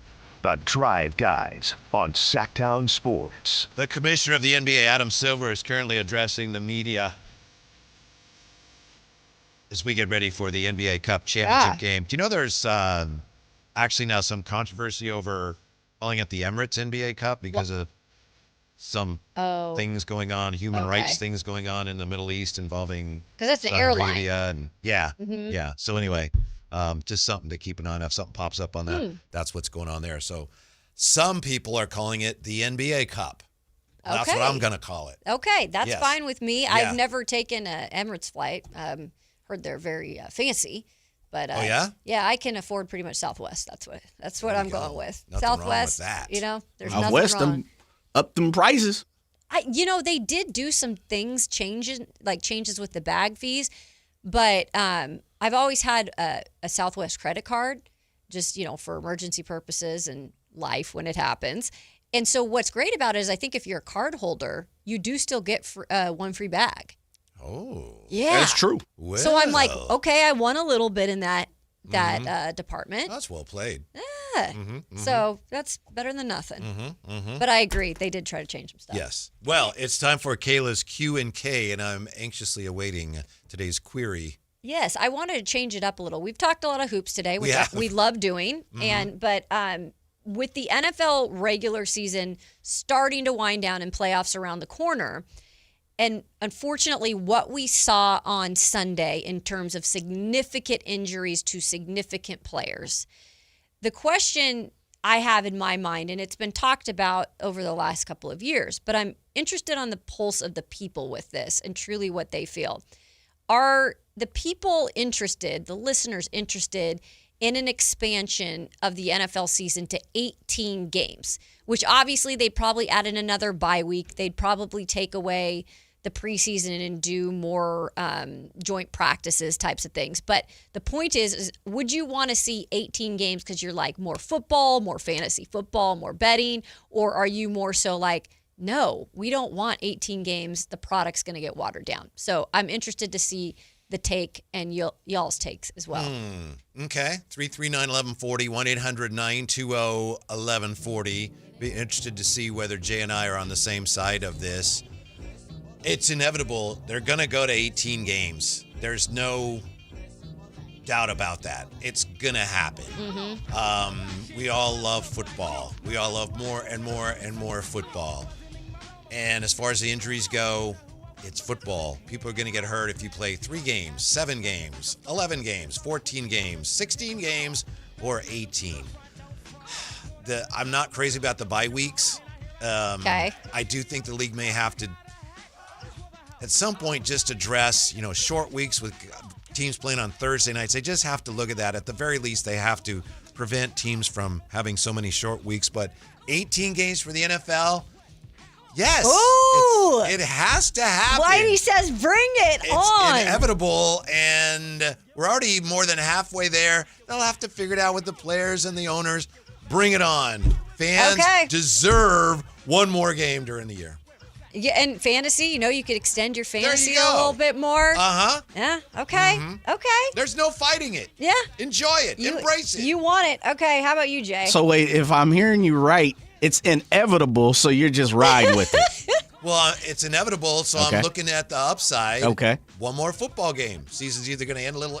Hey, I love what you said, Kayla, about preseason might go away. Oh, yeah. That's Get tremendous. rid of that. I'm not in favor of the preseason. I like the joint practices things. I think you can get just as much out of that. So I actually do like that part of it. Yeah. I think they Bottom should line. do that regardless. Yeah. And I know there's concerns about various things, which are very serious concerns when it comes to injuries. But more football is better football in this case. Okay. I'm on board. Okay. 18 games. Do it. Call Roger Goodell.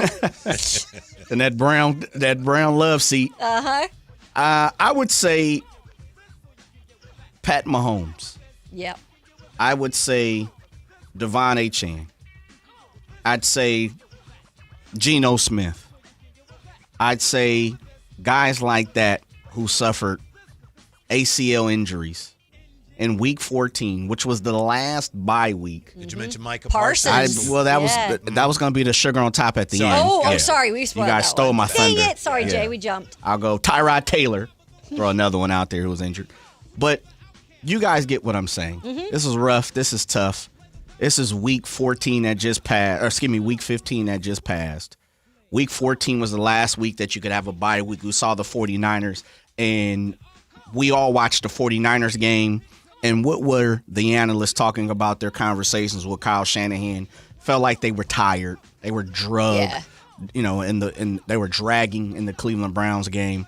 It's becoming a little too much for the body. I think it's becoming a little too much, for some of these players to consistently continue to play 17 weeks. Now you're asking for another one less bye week, which we all know that. One less preseason week, which we know is a bye week for the regular players. We've seen so many injuries ravaged throughout the season. TJ Watt just had surgery, albeit it wasn't completely on him. He had to go to the hospital. It wasn't completely on the game, but he had to go to the hospital because what? He got injured playing, right? And so I'm not exactly sure I'm willing to see that many weeks in the NFL. I can't stand fantasy football with a passion. No, I'm just playing. But I think it's just becoming too much. In the NFL, they're always in your face. We got the combine. There's no off season really when it comes to the National Football League. I'm just done with the product. I'm over it. I don't need to see it for another week. Just keep it at week 17. We're done. I think. How much money do you need, Whitey? 18. I just need more football. I ain't going to get more money out of it. He wants it year round, baby. Well, year round. That's why we have the UFL, isn't it? But is that football? Yeah. Okay. It's like the G League. It's like the XFL and the USFL combined, and now we got spring football. Need more football. I think 18 will be it. I think 18 is a limit. And 10 years, 12 years from now, whatever, maybe they'll start talking about, what about 19 or 20? But there's an opportunity here. No Jen. preseason. Yeah, no preseason is great. But I think they're going to have to say, look, the players will have to say, we'll play one more game, but there's some things we have to have done. We have to start playing games only on the best natural surface. Yeah. That gives us the best chance to avoid injury. There's some other things that they can do. I'm not sure what they are as far as equipment, studies. They can say, look, for us to be on board with this, you're going to have to take care of our health. Players. To the degree that you can. But that brings us back to the fact that it's football and people are going to get hurt if they play football. Did Patrick Mahomes and Micah Parsons get hurt this week because there are more games? It's possible. We just will never know. Yeah. It is. I think the overall factor of, I know people love football. They want it all the time. And when there's no football on, people are like, we can't wait till football season again, if you are in that category. But I just say, working with a lot of these players over the last several years of my career, seeing the injuries they go through, seeing the mentality it takes to come back from those sometimes. They're like, I hate to get gushy, but they are humans too, right? And I feel like some of them are. We add another game. It's like now we're tinkering with, like you said, you can't have necessarily that short of a time between Thursday night and Sunday and all the Mondays, and you got to get more specific on how to deal with the scheduling. It just seems like there's more problems it's going to create. I say keep it at 17, get rid of the preseason, add in those joint practices with the teams that you want to practice against. I just don't think we need to keep tinkering with the NFL schedule. And then it gets weirder as the Super Bowl is getting later and later. I'm like, aren't we almost to March now? And the Super Bowl is like second week of February? You could start early. To me, 17 games is weird. 17 is because it's an odd number. Yeah. 9 and 8, home and away, and it switches. So that's why, because they did that, because they are exactly going to do that. Oh, 17 is an odd number. We got to go to 18. Right. I'm telling you, it's CTE. Yeah. ACLs. We're talking about serious injuries right now. Well, there's no question about that. Yeah. We're talking about someone from the 916. Whitey, Stretchy B. Did you know the Chiefs have played 21 extra games by being in the playoffs since 2015? No on 18 games. I know. We've got Vince is saying perfect amount with the added game. Preseason doesn't suck. Or does suck. Sorry. It does. I'm glad you agree with me on so that people are agreeing with you two? I think so. 209. I think so. forcing these guys to play more games might eventually lead to more early retirements. Forcing them to play more games. Well, you kind of are. But let's be truthful, too. I don't want to keep seeing 44-year-olds. I like the story once in a while. I don't want to keep – we are in such a quarterback drought because once one gets hurt, there's no good options for a backup. So we're going and signing 44-year-olds to come back and play football. And he was great. I don't want to see that all over the league. How dangerous can the game be when a 44-year-old high school coach comes off the couch? And he was spinning it. I mean, it makes a good story once in a while, but one every year is all I need. I don't even know if I need that. So when's the Super Bowl going to be? Is it the St. Patrick's? Yeah, move it to March. It'll be great. Move it to March. March Madness will have to wait for the Super Bowl. Right. Exactly. Yeah. I was wondering, what date is the Super Bowl? What month are we talking about? 339-1140, 1-800-920-1140. Are there any actual football fans out there that want to see one more game? I know. Am I really There's got to be some. Fantasy experts. Right. Yeah. Also, when we come back, tell you about the kicker who may be in position to break a 49ers record. But the main thing is you want more football, don't you? Help me out. Drive Guys on Sactown Sports. Hey everyone, it's Kyle Draper here. If you're in the market for a new car, let me tell you about my experience with Mercedes-Benz of Stockton. From the moment I walked into their state-of-the-art showroom, I knew I was making the right choice. There was no pressure from the sales staff, and if I'm being honest, I felt like a kid in a candy store. I settled on the all-electric EQS SUV, and let me tell you why. First of all, the comfort. After a long day at work, I actually look forward to being in my car. It has several different massage settings, including my favorite, hot relaxing back. Plus, the seat heating and cooling features are perfect for the hot summer or those chilly mornings. Mercedes-Benz has the reputation of making the finest cars in the world. Now it's your turn to experience what I already know. Mercedes-Benz of Stockton is the best car buying experience you'll ever have. They're just a short drive down I-5, or you can shop online anytime at mbofstockton.com. That's mbofstockton.com, and tell them Drape sent you. We just want to have enough money for retirement. And travel to visit our grandchildren. I understand. That's why at Fisher Investments, we start by getting to know each other, so I can learn about your family, lifestyle, goals and needs, allowing us to tailor your portfolio. What about commission-based products? We don't sell those. We're a fiduciary, obligated to act in your best interest. So how do your management fees work? We have a simple management fee based on the value of your portfolio, so we do better when you do better. We appreciate that kind of transparency. We also check in with you regularly to keep you up to date on the markets and your portfolio. Well, what other services do you offer?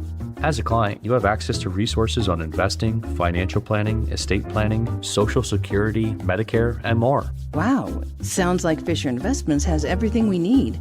At Fisher Investments, we're clearly different. Learn more at FisherInvestments.com.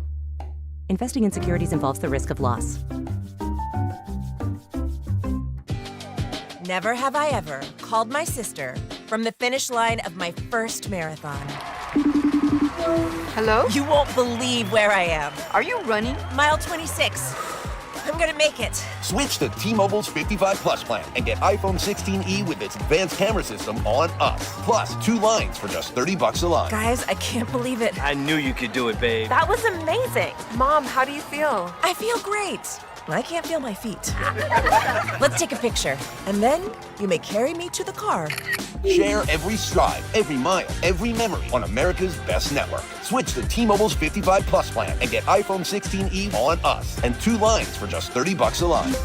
With 24 monthly bill credits and 2 eligible port-ins on Essentials 55 Plus for well-qualified customers with autopay plus taxes, fees, and $35 device connection charge. Credits end and balance due if you pay off early or cancel. Contact us. Finance agreement 128 gigabytes, $599.99 required. Best mobile network in the U.S. based on analysis by Ookla of Speed Test Intelligence data 1H 2025. Visit T-Mobile.com. Hey, it's Carmichael Dave, and Timber Creek Golf Course want to let you know is your official holiday golf headquarters. Right now, they've got an unreal deal going. Buy 2, get 1 free. These are 12 packs of Srixon golf balls. Srixon has been turning heads all year. I've been using these balls. And, yeah, for the record, my pseudo hole-in-one back in September came off a Srixon tee shot, and people aren't letting me forget it, that's for sure. Listen, these balls will not make you a scratch golfer, but for somebody like me, it makes the ball go more in the direction I want it to go in, and that means quite a bit. So whether you're shopping for the golfer in your life or, let's be honest, you're buying for yourself, hey, stock up now. When you're at Timber Creek, grab a gift certificate for lessons to dial in your game for next season. Whether you're fixing a slice or adding distance, improvement doesn't stop for winter. You got your holiday shopping solved. Srixon, buy 2, get 1 free at Timber Creek Golf Course. Tell them Carmichael Dave sent you. I'm with Vince Bloom, the big deal guy at Folsom Lake Dodge. Vince! Actually, this time of year, you can call me the Holiday Big Deal Guy. The Holiday Big Deal Guy! Because during the wrap-up-the-year sales event at Folsom Lake Dodge, you can save over $18,000 net savings off MSRP on a new 2025 Ram 1500 Bighorn Crew Cab 4x4. I'll take it. And for a stocking stuffer, Keys to a Jeep? a new 2025 Jeep Wrangler 4-door Sport S. Right now, I've got one for only $36,995. That's why they call you The Big Deal Guy! So over $18,000 off a Ram 1500 Bighorn Crew Cab. And a Jeep Wrangler Sport for only $36,995. But you'll only find these big holiday deals at one place. That's right, only one place. At Folsom Lake Dodge! In the Folsom Auto Mall? But online at FolsomLakeDodge.com. Ram includes 9873 dealer discount plus 8207 in national stackable and holiday bonus cash. Then SN 667196. Jeep includes 4250 dealer discount plus 12750 in bonus national retail loyalty and holiday cash. Must be current owner of SCA vehicle to qualify for loyalty bonus cash. Then SW 543907. See dealer details. Expires 1/2/26.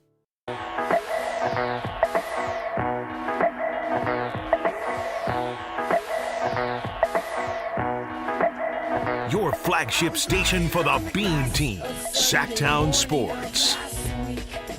Who stole our sunshine? We got a little bit of sunshine today, a little tiny bit of sunshine, but now we're supposed to have, I think, scattered showers this evening.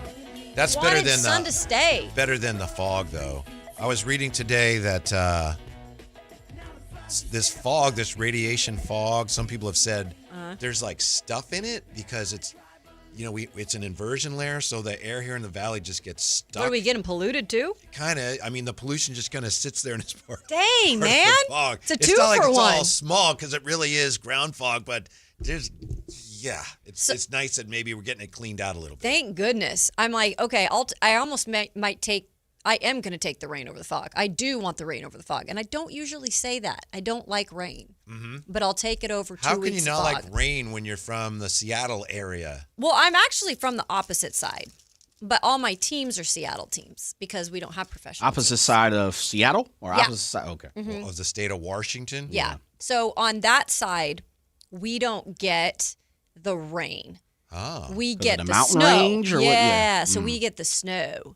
But all my friends from school and a lot of my family live on that side where they do get the rain all the time.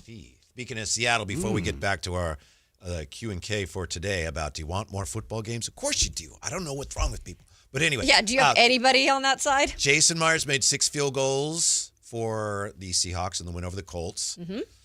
6 field goals, Kayla. That's not great if that's what your offense produces. But yeah, no, it's not. He's now, let's see here. He is on pace. He's got 37 field goals. The all-time record for field goals in a season is 44, set by David Akers of the 49ers in 2011. So with 37 made field goals, he's on pace to finish the season with 45. Yeah, we call him Money Myers. At least that's what I call him. But I don't disagree with you. Now, in clutch situations, you want a kicker to be there and to do his thing. You don't want to worry about kicker. But I have been truthful on this show to say I have never been a big Sam Darnold fan. And I was not actually a fan of bringing him to Seattle because I am not fully proven he can do anything, even if they make the playoffs. So I'm even critical of my own team right now. I don't think I expected the Seahawks to be in this position. I think they've had a little luck involved, and the defense is good. But, I'm not saying this is like some great Seattle team. Well, I think 49er fans have to root for the Seahawks Thursday. They do. Because if Seattle wins that game over the Rams, they'll have a 52% chance to win the division. If the Rams win that game, they've got like a 90-something% chance of winning the division. Exactly. So you're in weird ways, Niners. I know. Niners do not like the Seahawks. But in a weird way, I guess you do have to root for them a little bit. Yeah, I got no problem rooting for the Seahawks Thursday. Do you, Jay? I do, but we'll just He says hope. I do. How about I if do. we hope they win more than root for them? Do Niners fans hate the Rams or the Seahawks more? Seahawks. That's what I thought. Yeah, and the Rams is more of a traditional rivalry, Mm-hmm. but Yeah. when it comes to emotion, and you know this. I mean, I don't have to tell you this. When it was Pete Carroll and Coach Harbaugh, yeah. that was a hot rivalry. I love that. Yeah, that was a good time in terms of football. And they were playing meaningful games against each other, and they're two personalities, very different, but somewhat a same in the passion part. So. Now, as for this question, getting back to the matter at hand, Let's see if you have any supporters. Kayla's there, Q Cat Dog. and K of the day. I'll allow you to restate. Yeah. I'm not sure you stated it clearly. I think that's part of the problem. Okay. So let me put it as clear as day. Are you in favor, football fans out there or sports fans out there, are you in favor? Do you really want to see the NFL regular season extended to 18 games? Or are you saying, we don't need that? And I think we've had a lot of people more so on Jay and I's side. It's too early to tell. Small sample size. On the text line here, more games for eliminated teams. I'm out.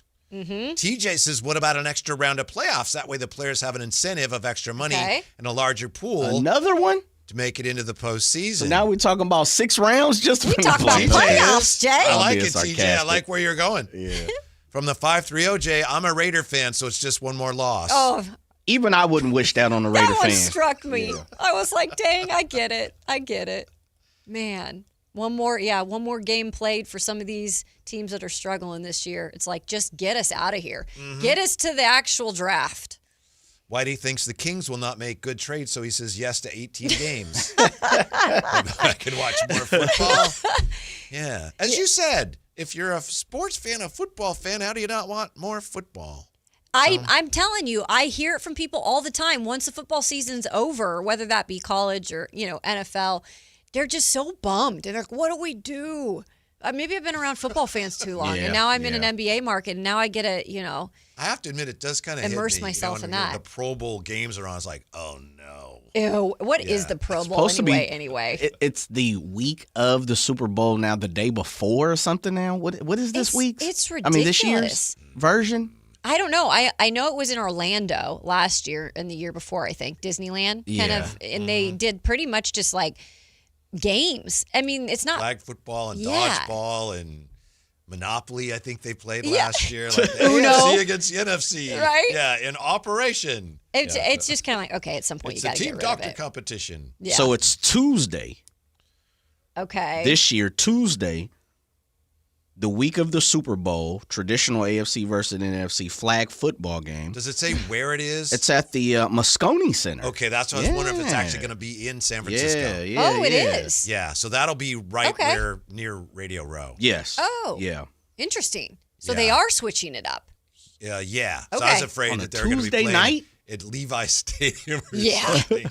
Have fun to out drive there. 40 miles down there to watch that. It'd have been cool. They play like at Cal or something, San Jose State or Stanford or something. I don't know. Moscone, I want to say that's where they had some of the spillover NBA All-Star stuff. It was where it was. Okay. Just give me that didn't make any sense. It was where the NBA All-Star festivities were for the fans. It was the fan fest. Mm-hmm. Yeah. Mm-hmm. So All that's more, okay, that's closer to everything. Well, I know that, we'll still take calls on it if need be, but it sounds like like people are motion done. did not carry, and that fans do not want an 18th game. Nope, they're saying fans. I'm done. How can you call yourself a fan if you don't want another game? Oh, that's all right. You got to go convince Goodell now. He's all about those 18 games. I will agree with you, and I think it's inevitable. I think it's going to happen. I do too. I think it is. There's too much money to be made. Mm-hmm. When you still have Cowboy fans running from the door to standing room only spots, and there's losing record, and they probably won't make the playoffs. Doesn't matter. They probably will have to expand rosters, huh? Which Yeah. definitely will water They will. down. Yeah. Yeah. Mhm. Yeah, probably push it to 60-ish. And you said it. You're kind of like, I don't know if I like this everybody's equal thing right now in football. Oh, there's a lot of parity as it is. Yeah. Yeah. Real fast. Yeah. I've been listening to this State of the Union from Oh, yeah. State of the League of Adam Silver. Adam Silver, yeah. Nothing interesting has come down the pipe. We were wondering because we just see his mouth moving. Yeah, like nothing has come. And most of the questions that I've been hearing so far is expansion, but most of the talk is expansion overseas. Oh. NBA Europe. Mark Spears asked about NBA Africa, and could some of these players like Kevin Durant, who's invested in PSG, the soccer club PSG, would they be able to invest if they were to go to NBA Europe? And then I've heard 2 or 3 questions about gambling as well. Yeah, Jonte Porter situation and things like that. So nothing else. If you had a skills competition involving just the major sports commissioners, athletic skills competition, does Goodell just dominate? I mean, I think so. Goodell, Adam Silver could be sneaky. Yeah, I might go good. I might go Silver because of the height. Yeah, that's what I was gonna say. That's the sneaky part. Because Manfred. Oh, Manfred. Oh. know. God, I could take him one-on-one. Okay, Caleb. You hand him a baseball. Which end do you hold it on? I know. Yeah, right. Yeah. Garber. Yeah. We're back with more on that. Also, who do Kings fans root for tonight? De'Aaron versus Brown for the NBA Cup title next. Sactown Sports. This is the story of the one. As a safety manager at a manufacturing plant, he does everything he can to keep his coworkers safe. From finding ways to reduce risks to keeping safety supplies in stock. And for that, he relies on Grainger. Grainger offers a broad range of quality products and next-day delivery, so he can always play it safe. Call 1-800-GRAINGER, click Grainger.com, or just stop by. Grainger, for the ones who get it done. This Sactown Sports 49ers report is brought to you by Kia of Vacaville, located beside the Vacaville outlets.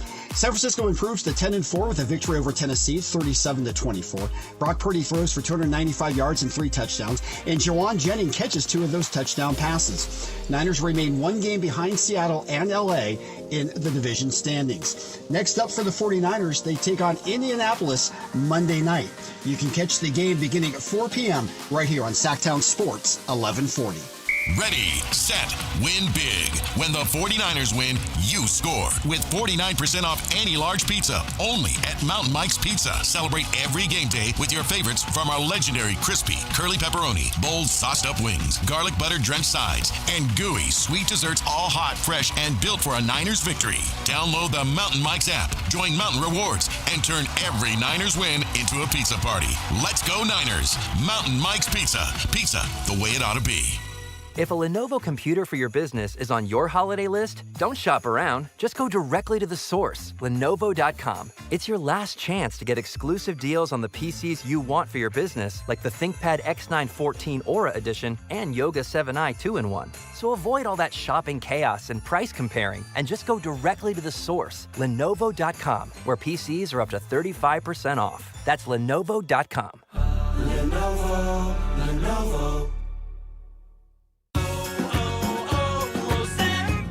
Hi, I'm Chef Franklin Becker. You know the jingle. Now discover the facts about Ozempic, a GLP-1. There's only one FDA-approved Ozempic made by Novo Nordisk. Learn about the real thing. Talk to your healthcare professional today. Call 1-833-OZEMPIC or visit Ozempic.com to view the medication guide and to learn more about Ozempic. Semaglutide injection 0.5, 1, and 2 milligrams.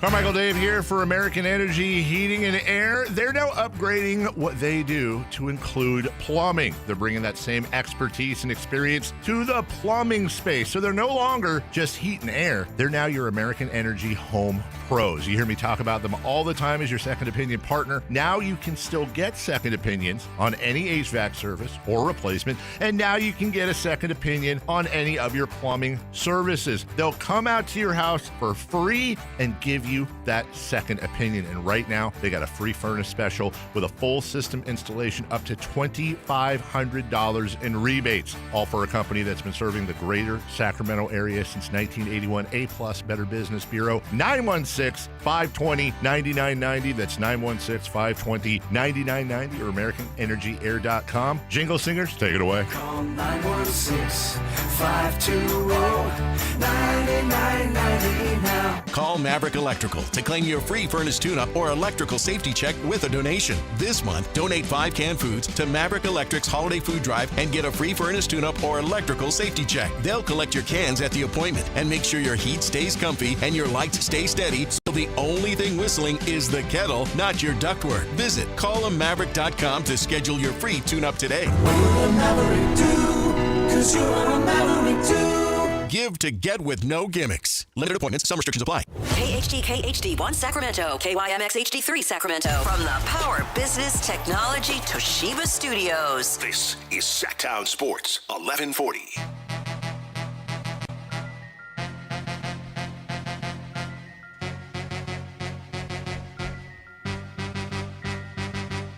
Live and local, it's The Drive Guys. Watch the show on youtube.com/Sactown Sports 1140. Or listen on the Sactown Sports app. Just can't get away from the former Kings tonight with the NBA Cup championship game tipping off.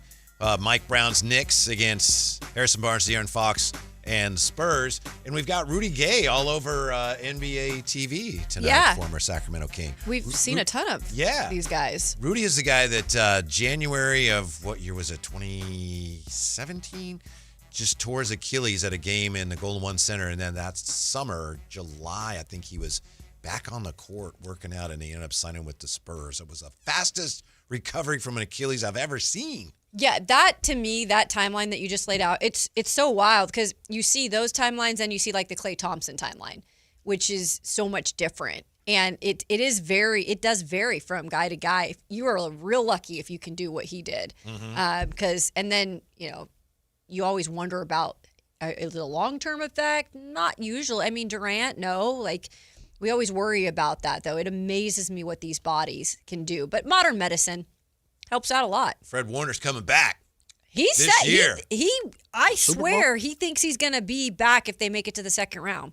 Yeah, that's what I've heard. That's the latest, is if they win a first-round game, which if they get to, 5, they'll beat, they might not beat Tampa Bay or Carolina. And then, Fred Warner's back, Jay. He says he wants to be back. I don't know how in the world. Yeah. Well, I hope he doesn't hurt himself. Don't hurt yourself. Got to be smart. I don't know how in the world, as great as he is, that he could come back and just be, look at that, he's Fred Warner again. Yeah, that'd be my my drawback is by that time it sounds like Tatum Bethune's coming back this week. So that was good to hear. Yeah, Tatum's been balling. He's been playing well. He's not Fred Warner, especially in coverage, but to bounce back, we need you next year, Fred. We need you 2 years down the road. They need him this year, though, if they're going to actually win in games in the playoffs. We'll see. Depending on what the matchups are. Yeah, let's see how we get there, Whitey. What if we are playing the Panthers? You don't think we could beat the Panthers without Fred Warner? Well, you have to get to the second game that Fred Warner is going to play in. Well, I'm just saying that. They didn't beat him the first time. Just saying, Whitey, what if we get the number 1 pick in a bye and then we play the Panthers in the second round or something? You don't think we could sneak by? The Panthers, yes. Oh, okay. But, there's a lot of good teams that are going to, for all the talk, we talked to Matt Mayoka today about how, this defense, I don't know. You get in the playoffs against a good team, you can get buzzsawed. But what's a good team this year? I'm dead serious. What is a good team this year? The Rams? Yeah. Okay, the Rams. Yes, I would agree with that. But all these other teams, I think the verdict is still out on how good really all these teams, or how even maybe when you get to the playoffs, these teams are going to be. And it's like a coin flip. The Seahawks will light you up for 6 or 7 field goals. Money Myers, baby. Money Myers. I know. Oh, goodness. That's a good question, though, because, Green Bay, I thought, Green Bay will beat Denver this week. And they did not. It's just weird. And the Lions are, I don't know what that is anymore. They might be done. Yeah. And what is really what are the Eagles? Who knows? I mean, of course you got to go dominate the Raiders. I'd be really concerned if you didn't. But I'm not convinced on them either. So. Even the Bills. They've had their ups and downs. Yeah, they're not going to stop you much. That was a nice comeback, though. Yeah. It was really good. It was really nice. But I think, and I know we're not the only ones, but I believe Jay and I both pegged that one. Yes, sir. Right? Yeah. Buffalo Bills. Yeah. I could see it. I would like to see how they finish out the season. I would also like to see how the Patriots finish out the season. Same here. I'm not a believer in the Patriots. Yeah, they're still super young, don't see too. It yet. Yeah. What am I to think? I know I confessed yesterday. I can't figure out the Steelers. And I know that in the cold weather, I don't want to. What are they good? Are they? No. I didn't think so. No. They're not only is their offense still not workable. Like, yes, I get it. Aaron Rodgers is playing. Yes, I get they have pieces on their offense. But the problem with their offense the last few years is it's just been so inconsistent. They've scored more points than last year by far. Their defense is down this year, though. They've been known always like the defense for the Steelers. Mm-hmm. They've been down a bit this year. That's not the same defense that we've seen under Mike Tomlin in years past. Yeah, looks like they're gonna win that division. Mm-hmm. They might. They not. will. They might. Yeah. But I mean, they looked okay last night. But again, it's Tua playing in a cold weather situation. That's pretty much your hand at a win. Yeah. Today, when Alan was doing his show and you and I were in there with Kyle Ledbetter in the control room, he had Fox Sports on, or it was on. Maybe he didn't have it on.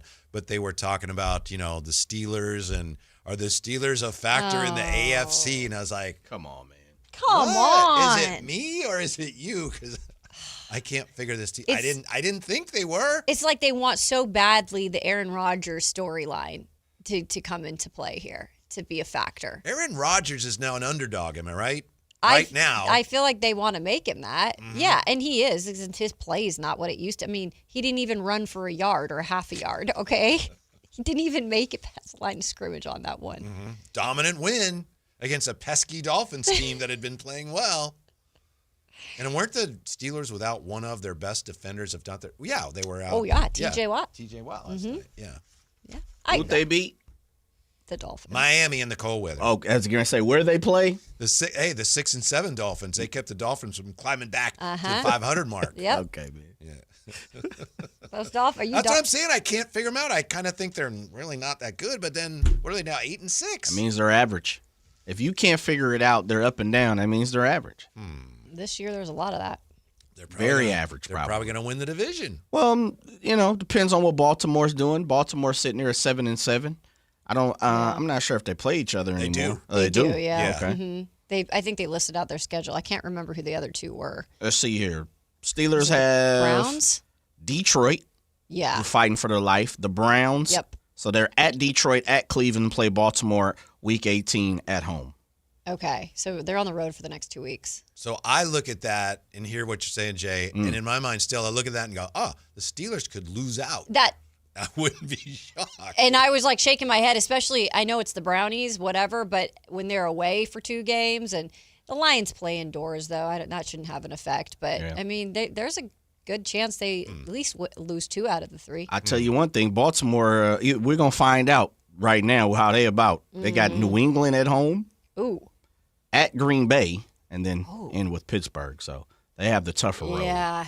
They have the tougher road. So the Steelers theoretically could clinch that before they even play them. Yeah. Mm-hmm. Yeah.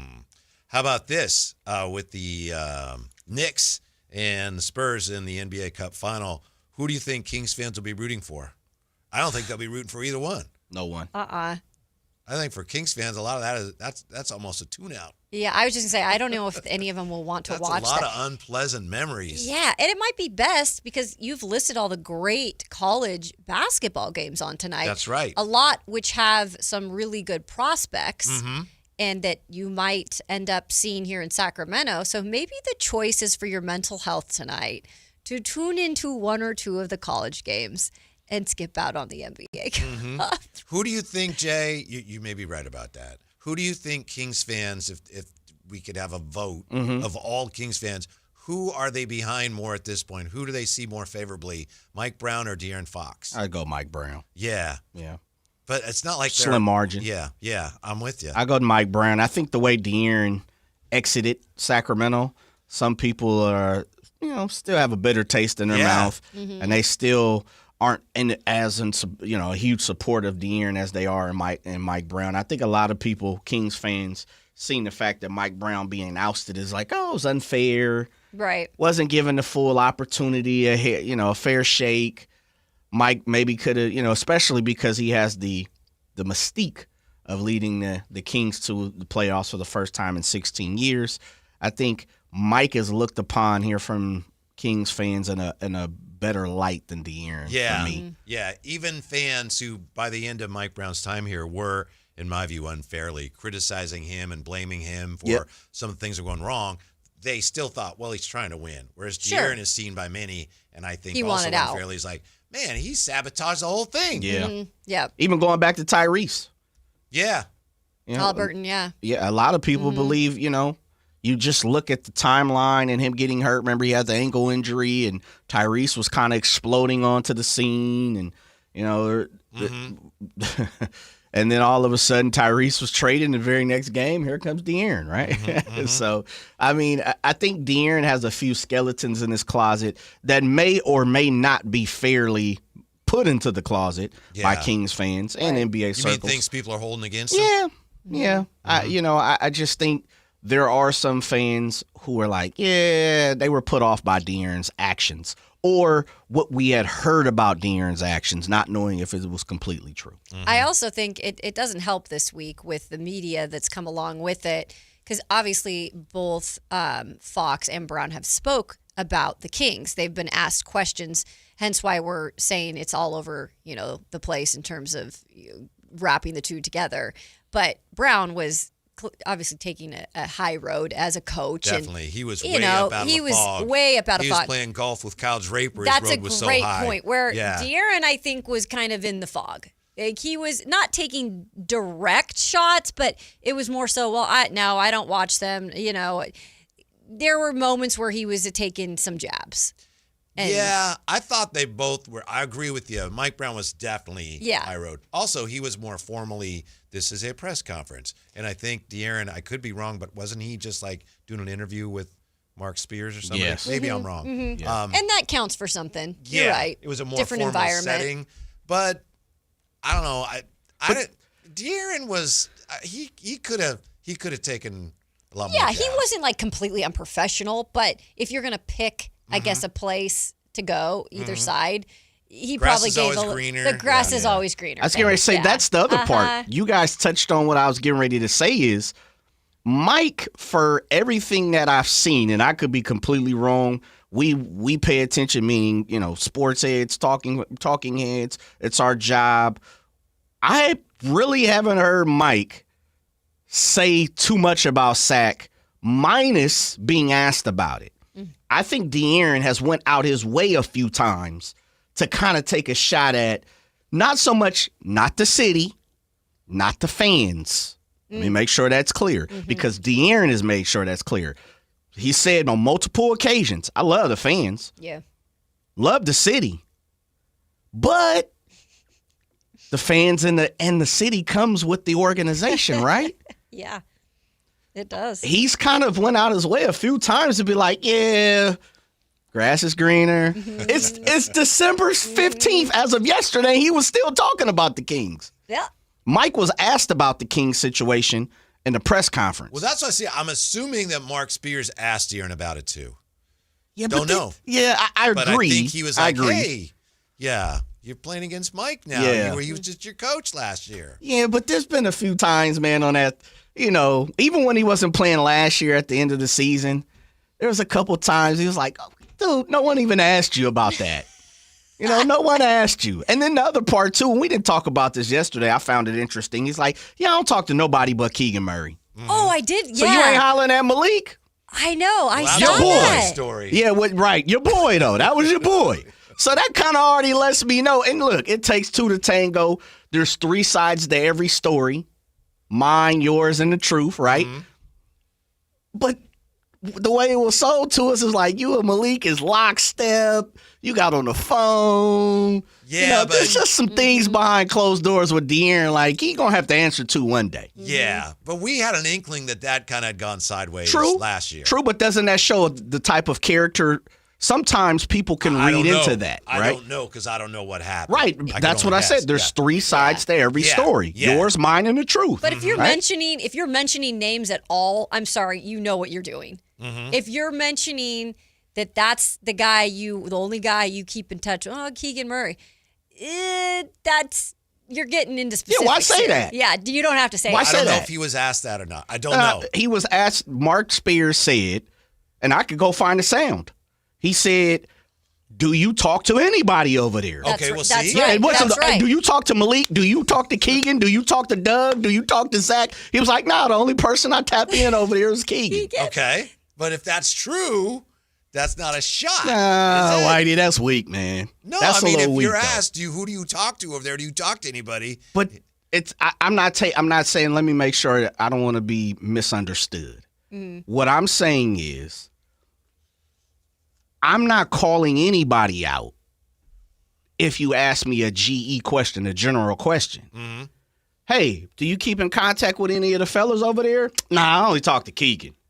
Like, that's the type of stuff me and one of my boys would talk about. That's not me on the record saying, that's just me. I played a little more. Right. You know, I'm like, I talked to a couple of That's fellas. what I I talked would to one say. of the guys, or, oh, no, it's been so That's what I would busy. say. Life, holidays, I've been injured, I'm connected. Because remember last year he said, I haven't really, and he just said this too, I haven't really been paying attention. It's been moving fast, new place, new house, children, family. I'm trying to be a father. Okay, understood. This time he's like, I'm only hollering at Keegan. So nobody over here you talking to, huh? To me, that's a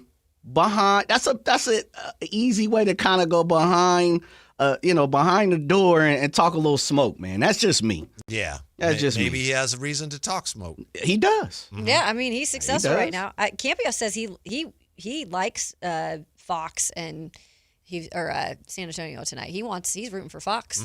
Yeah, no doubt. And Barnes. So yeah, I don't. As far as the two of them, like Brown and De'Aaron, I don't have a favorite. Mike, they're both, I think, done wrong, and I know a lot of people look at Mike Brown was fired here. Yeah, he should have done a better job, but he got fired. De'Aaron, though, had a hand in his own demise, and I think the organization could have done a better job of making that a smoother transition.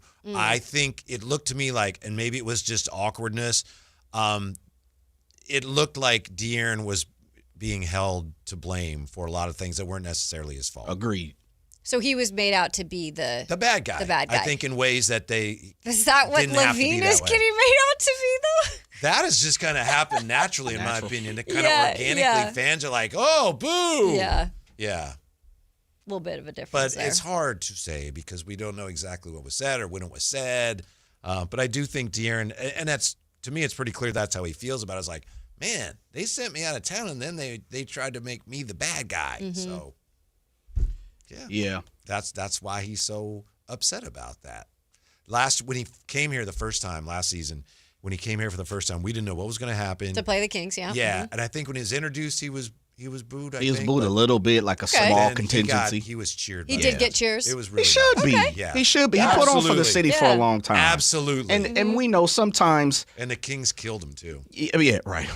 They destroyed him. We understand. He put in 7 years, Yeah. right? Just It's a long and so time. when things happen, we all have relationships we've had to break apart. Friendships, Yep. romantic relationships, work relationships, so many different things. Transfers from schools, all kind of different situations in life. And sometimes you're a little bitter. Sometimes you take a little shot on the way out, right? Facts. Especially when you feel a certain way about how you're being treated, how you're being portrayed, how things are being manipulated in social media. Absolutely. Nobody, by all means, I'm just saying he has also taken some shots back. He's got his licks back, in many different ways, many different avenues. Yeah. Well, they both ended up in better spots, didn't they, Mike Brown and De'Aaron Fox, Playing and even in the Harrison Cup tonight. Barnes for that matter. I know Harrison Barnes as well. Yeah, Mhm. I think sometimes we forget he's not doing poorly over there. He's a good player, and he was another guy that he wasn't vilified, but people just said, no, he's not that good. Mhm. Yeah, he was vilified in that sense, and it was unfair, Let in me my ask, opinion. let me ask you this, because I know it's a what have you done for me lately movement. That's the world we live in. We're looking at it. But what in the hell has the Spurs done since De'Aaron Fox has been there? Talking about grass is greener and the future. Mm-hmm. They're having a really good year. The future. They're off to a really good start this year. 25 games, 26 games in. That's all they've done. I understand. Okay. Yeah, Does he you're mean right. also, was that a grander statement in the fact that he is from that area or from Texas? His wife is from San Antonio. I'm wondering if that was a broader statement too on everything else that comes along with not only the professional but the personal. Like grass is greener over here. Probably meaning the whole ball of wax. Mhm. And, from outside looking in, if you're back home and you're comfortable and your wife is feeling good and your family is on the up and up and you just got your bag, you're feeling better And about you're yourself. winning some games more than If you we're were. being honest, I'm going to nitpick. That's probably not what he meant to say. Grass is always greener means you think it's better over there, but it's not. Yeah. But I guess he's saying, no, the grass is greener over here. Yeah, I guess it was. That's weird because usually you don't say that. Yeah. That's a great point because I would say in certain situations, the grass isn't always greener on the other side. So he was saying, oh, no, the grass is greener. It's growing. Yeah. He kind of flipped it. Yeah. That's what I told Keegan. That's what they said. I told Keegan the grass is always greener. But That's you told, funny. never mind. That was my fear with Keegan before they got him signed, and it could still go a number of ways, but I was afraid that he's not going to sign, and then he's going to go join De'Aaron when he becomes a free agent. Why are you scared of that? Because I don't want Keegan. I didn't want him to leave. Right. Yeah.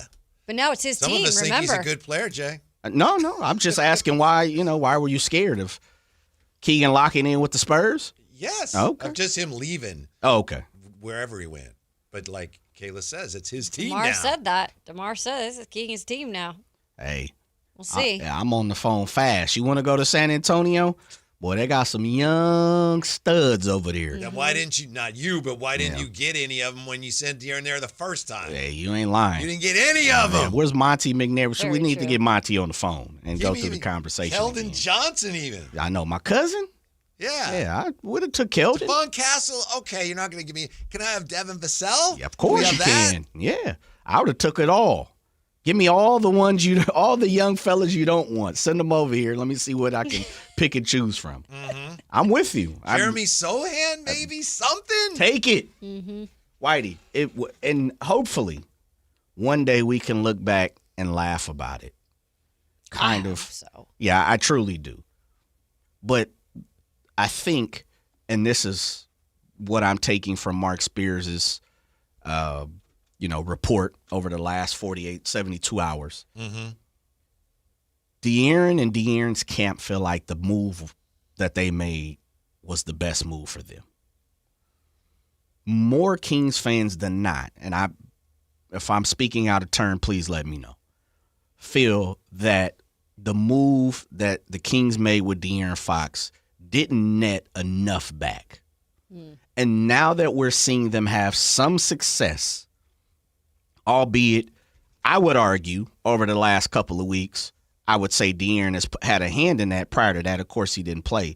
But I would also say Dylan Harper, Steph Castle, Wembanyama, you could throw HB in there because that's a couple years ago, Keldon Johnson, and so on and so forth, has a lot more than what De'Aaron Fox has implemented into the Spurs. And so for De'Aaron, it was a great move because I've consistently said I think De'Aaron figured out I'm not a superstar that can lead a team to a championship. I need to buckle on to somebody else that's probably just a little bit better and a little bit taller because that's the way the league goes. The Kings fans have to understand that's over with. Just like we got to understand 2002, that's over with. Sooner or later, we got to understand that we got to move forward.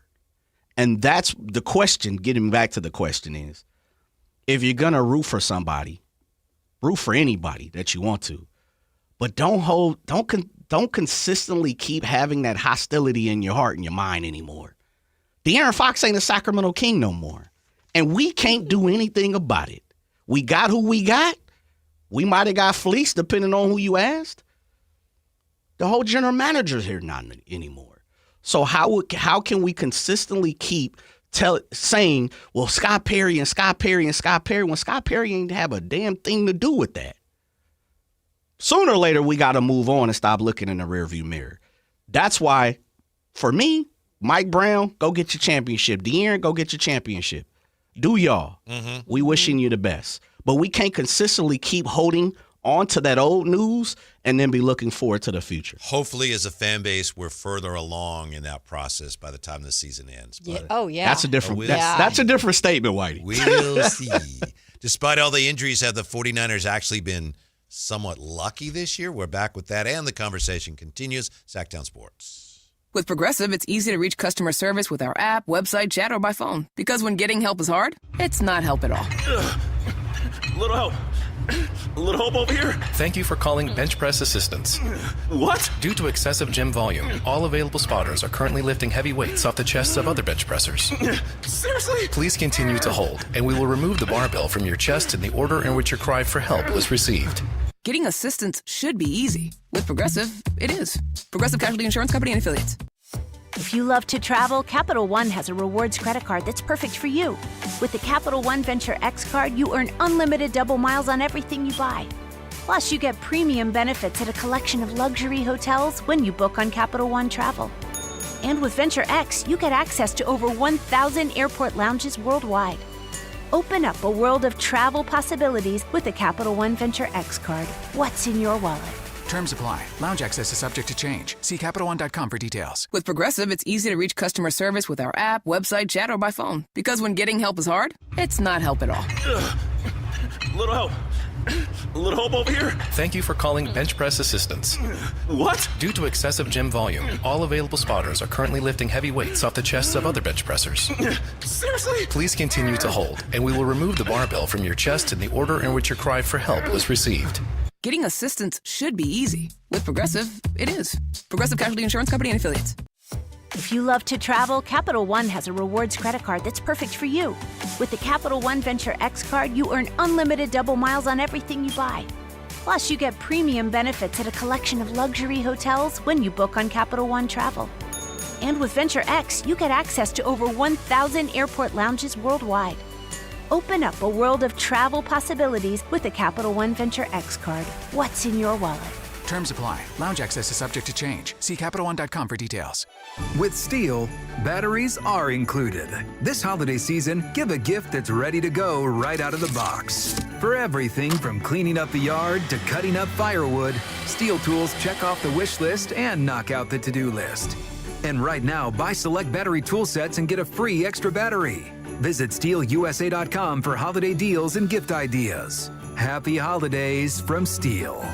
Offer valid for a limited time only at participating dealers while supplies last. I can't believe how spotless my floors look after using the Swiffer Power Mop. No more dragging around a heavy mop and messy bucket. Now I get the same deep clean without all the work. Thanks to the powerful solution and scrubbing pad of the Swiffer Power Mop, dirt and grime don't stand a chance, and I don't break a sweat. Mic drop. Mop drop. Swiffer Power Mop. Swiffer Power Mop. A smarter way to mop. Try it or your money back. Mike Rowe here with another random fact. Those cracks on your walls aren't just cosmetic. They could mean your home is sinking. Whether it's drywall cracks, exterior cracks, or sticking doors or windows, do yourself a favor. Call Groundworks. I spent some time working with these guys, and they're the real deal. Their people are trained and certified to stabilize your foundation. Groundworks, official foundation repair company of Cal Athletics. Licensed in all states where work is performed. See website for details.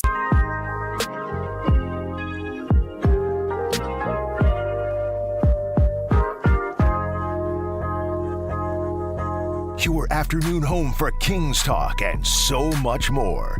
The Drive Guys on Sactown Sports. Couple interesting thoughts here on the text line on De'Aaron Fox that I think show the different ways in which people are looking at this. We have from the 530, Fox asked to leave and pretty much forced the Kings into that Levine trade because he only wanted to go to the Spurs. Of course, that makes him the villain. From the 916, Fox said he did not want to play for another coach. The minute they fired Mike Brown, the organization knew what it was doing. I wonder, Jay, how long it's going to take before fans are ready to move on. And the only point of reference I have on that is I wasn't here when they passed on Luka, but I would when I got here, came back here, it was still raging. But it just seemed to me that once that Beam team started winning, that all just seemed to go away. Nobody cared. Nobody cared. Right. It's like, oh yeah, well it doesn't matter now. So unless and until this team is able to start winning again, and it's going to take a while, people are they're gonna be upset. They're not winning more, and they're looking for reasons and things to blame. That's the biggest part. De'Aaron will get a lot of the blame. Yeah, that's the biggest part. Because if De'Aaron was with the Spurs right now and they weren't having a lot of success, of course we're not going to be nitpicking at this stuff, or it's not even going to be a headline. It's because, unfortunately, for Kings fans, when it rains, it pours. And right now, there's other things that include former players and head coaches that include success, while you're probably at your lowest. And so it's only natural. Look, we're freaking human beings. Right. It's only natural sometimes that we're like, dang it. Like, and really, he has to go there and have success. But when it's all said and done, Jay, you said it beautifully. Like, we can't dwell on that. It's not going to help the situation. So. Well, what's the, what did on Chappelle's show? If you have hate in your heart, let it out, right? It's like, it's just kind of one of those things where, and I just ask Kings fans, and totally just what you said, Kayla. We're not naturally. You're going to have some type of resentment when your squad is taking L's and you look across the room and you see, people who are don your jersey winning. Yeah. But the first part I cautioned, and I opened up the show when we were talking about it, is it's the Emirates Cup. Like, there's a very small percentage of people who care about the Emirates Cup, that it's a big deal. We've had multiple people come on this show, even Lakers. They won the first one. And they're like, we didn't even want to hang the banner up. Right, it's a little post-it note. It was a little post-it note. And they got made to put up by the NBA, right? And so part of that is we're just living in the moment. The Knicks, coached by Coach Brown, and De'Aaron and the Spurs are having some success. Yep. So we're living today. But I always say with Kings fans, we have and I understand it because you got to know your history, but we just have some type of reasoning of why we hang on to stuff too much. And it's not even, it'd be different. Like I play around with the early 2000s teams. We have to talk about that because that's success, right? Just like the Lakers fans talk about the Showtime 80s and the Pistons talk about the bad boys. Like, we're going to talk about great teams. I'm never letting go of that, Jay. Yeah, see, some of you got to hang on to that. You should. I understand your point. But real fast, Whitey, real quick, you should not let go of that. But why are we still hanging on? Like, and I do it sometimes too. We do it on the show. We're talking, oh man, we could have had this person. We should have had that person. Mm-hmm. Yeah, we should have. We could have. We would have. All of that good jazz. No doubt about it. But what I'm saying is we as Kings fans, because we've had such lack of success for a short period, or for a long extended period of time, we hang on to the bad stuff for so long. That's what I'm saying is we don't have to hang on to the bad stuff as long as we do. But some of the bad stuff, and I agree with you, it can really harm you. But some of the bad stuff is what brings us together as fans. Yeah. Good point. Of this particular team. It makes you guys unique as a fan remember base. so-and-so is like, yeah. Oh, you understand. You get it. You understand how I feel. I understand how you feel. Listen to this. Honestly, from the 916, I think my hatred for Zach LaVine might have started with the trading of De'Aaron Fox. Yeah. I don't think they're Oh kidding. my I God, think they're like, that's wild though. Yeah. It's all kind of like connecting. Yeah.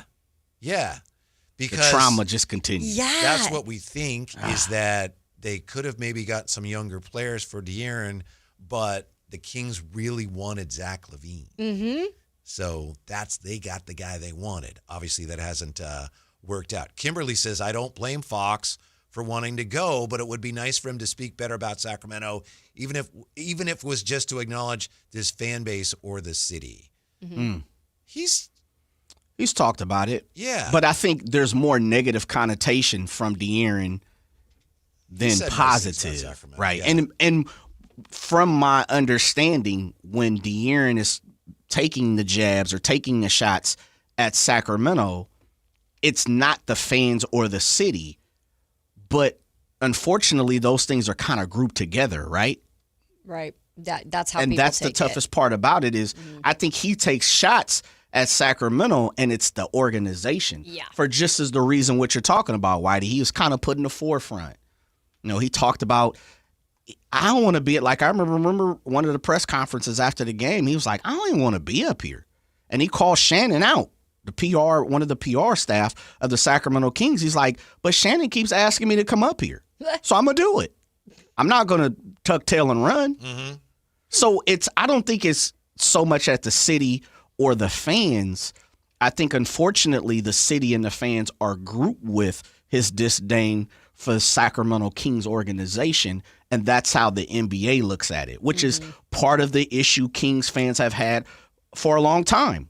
is when they talk about the Kings fans are like, oh, you talking about our city. Yeah. Yeah, that's true. Yep. Right? But then consistently we're called what? One of the best fan bases in sports. So there's a separation, but unfortunately we're all grouped together. Family Schlegel, by the way, says, I know it's late. I was listening on and off in the car. As far as a cup location, how about St. Louis as a cup location? You said that was one that you mentioned. Was it? Yeah. Yeah, you did. St. Louis doesn't have a great pro basketball history. No. No. Las Vegas might be the best place. Yeah, I guess. I mean, but again, if you're getting fans, I think people over here forget how far over there is for fans to come all the way, but that's why I'm like, find something in the middle. But there's just not a lot of places that are like, hey, let's go spend a week or a few days and then go to the Cup. Well, Nashville is seen as kind of a destination. It is. Right? Yeah. Mm-hmm. People go there for. It's not just country music. And I think it gets pegged sometimes for like, oh, I don't really like country music, but there's a lot more there's so much more going on there now, entertainment wise. People want to go. There's great restaurants, great food. People tend to just really like the city. So that's why I said that. It's kind of a middle ground. And they don't have an NBA team. So technically they could host. Where they play at? Where would they play at? So they have the Bridgestone Arena, which was actually Is that where my Preds play? It is where Preds play. It was actually made for an NBA team franchise. Really? It was. The press box is open, and it was not made for an actual. I didn't know that. Yeah, so it's made technically for an NBA team. So it would be. They play all the SEC championships and everything there. So for basketball. I have to double check. Jay says the commissioner didn't say much of anything today. I wonder Not that I saw. We know if he said anything about expansion. I'll have to check. Yeah. I didn't see that. I didn't see that part, or excuse me, hear that part. I was. As far as I know, he didn't say anything. No, I haven't seen anything. It was just yet. the overseas stuff, I think, right? A lot of expansion talk overseas, NBA Europe, and if players can invest in those teams, NBA Africa. Said Mark Spears and someone else asked about that as well. Maybe Monica McNutt. I heard her she question. did. So, but yeah, I hadn't heard Seattle, Las Vegas, St. Louis. I hadn't heard those cities' names. The NBA, and I hope they expand for the sake of all the cities. But, I mean, as a fan, the basketball would probably be better. And from a business standpoint, it would be better if they relocated it, not expanded. Okay. Took Memphis, for example. I was going to ask to who Seattle. You got to move somebody there. New Orleans. New Orleans, Yeah, absolutely. New Orleans got to go. You got to move them. Las Vegas or Nashville or wherever. That's tough, man, because you never root for any city or fan base. I know, man. But does New Orleans even care? From everything that I got from living down there for so long, as an afterthought. Like the Pelicans, because remember, too, it's football mecca down there, especially Louisiana. And it's an afterthought. Like, I never heard them talk about the Pelicans down there. It wasn't a thing. Yeah. They have to be really good for a long time just to start to get people's attention. Right? Just to kind of start getting fan interest. And that's hard to do. Yeah. Memphis is different because Memphis, that's their team. Like, that's their pro team. And so they support, like, Memphis, But New Orleans, it's just, they have so much other stuff down there. And football is king. So if you move New Orleans, that would mean you have to what? Add to geographically? Well, no, I mean not that, because you can move and maneuver some other. But if you move New Orleans, do you leave Memphis? Yeah, Memphis might have to move to the Eastern Conference. Yeah, that's what I was going to say. Yep. Yeah. So you move New Orleans to Seattle. Yes. Or maybe Minnesota or something. I mean, you can find a way. Yeah. Because Minnesota's right there, Milwaukee's right there to, move Indiana, Chicago, Cleveland, all that's right there. Yeah. It's interesting when the fans at the games in Las Vegas on Saturday, when they were singing the national anthem, they did the thing where they say, gave proof through the Knights. Because that's what the hockey fans do there. Thing. They always say the Knights. So there were a lot of people there apparently who were locals because they were doing that. So they knew that they weren't tourists. Yeah, they knew they were. I'll give them credit. They've done a heck of a job with that fan base and the Golden nights, but they also had success right out of the gate, so it wasn't hard to root for a team that. Real fast, Logical Raptors fanatic said, I guess what we're talking about, I said, JJ the man that says you got to hate the other teams based on his thoughts. What? Man, you ain't got to hate nobody.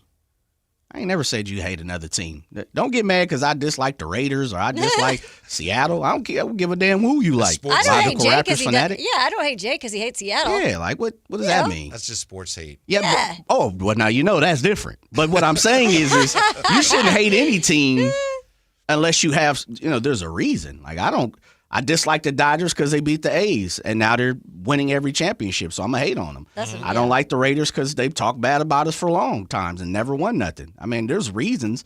I can't stand the Lakers. We know the reason why, right? That's why I don't want them to get Keon. Exactly. I don't want that to happen. Yeah. Is there any team you just dislike to dislike? Like, people dislike the Yankees because they're the Yankees. I've never liked the Boston Red Sox. I'm with you because they beat the A's. I don't like L.A. And they've had players here and there like, I like that guy. That guy's cool. But the Boston Red Sox, nah, don't want any part. Interesting. So the Red Sox is your one team. You're like Celtics too. I don't really like the Celtics. But see, you're a West Coast boy. Yeah. So it's like the '80s, and I hear you. Or Celtics won so many championships. Mm-hmm. Trying to think, is there a team? It's probably the Lakers for me. I just can't stand the Lakers just because of the Lakers. A lot of LA teams for me because it's all fair weather fandom. Dodgers. So. When we come back, we'll look, as I promised, at how the 49ers have been lucky this year and which quarterback has moved from outside the top 10 all the way up to the top 5 this week in the QB stock market. Can you guess? We're back with that on Sactown Sports.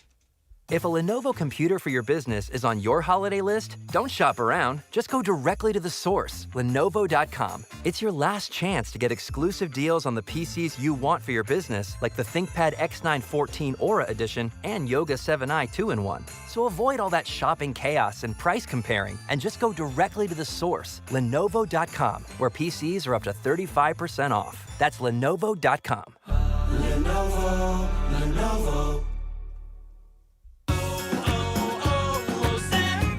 Hi, I'm Chef Franklin Becker. You know the jingle. Now discover the facts about Ozempic, a GLP-1. There's only one FDA-approved Ozempic made by Novo Nordisk. Learn about the real thing. Talk to your healthcare professional today. Call 1-833-OZEMPIC or visit Ozempic.com to view the medication guide and to learn more about Ozempic. Semaglutide injection 0.5, 1, and 2 milligrams.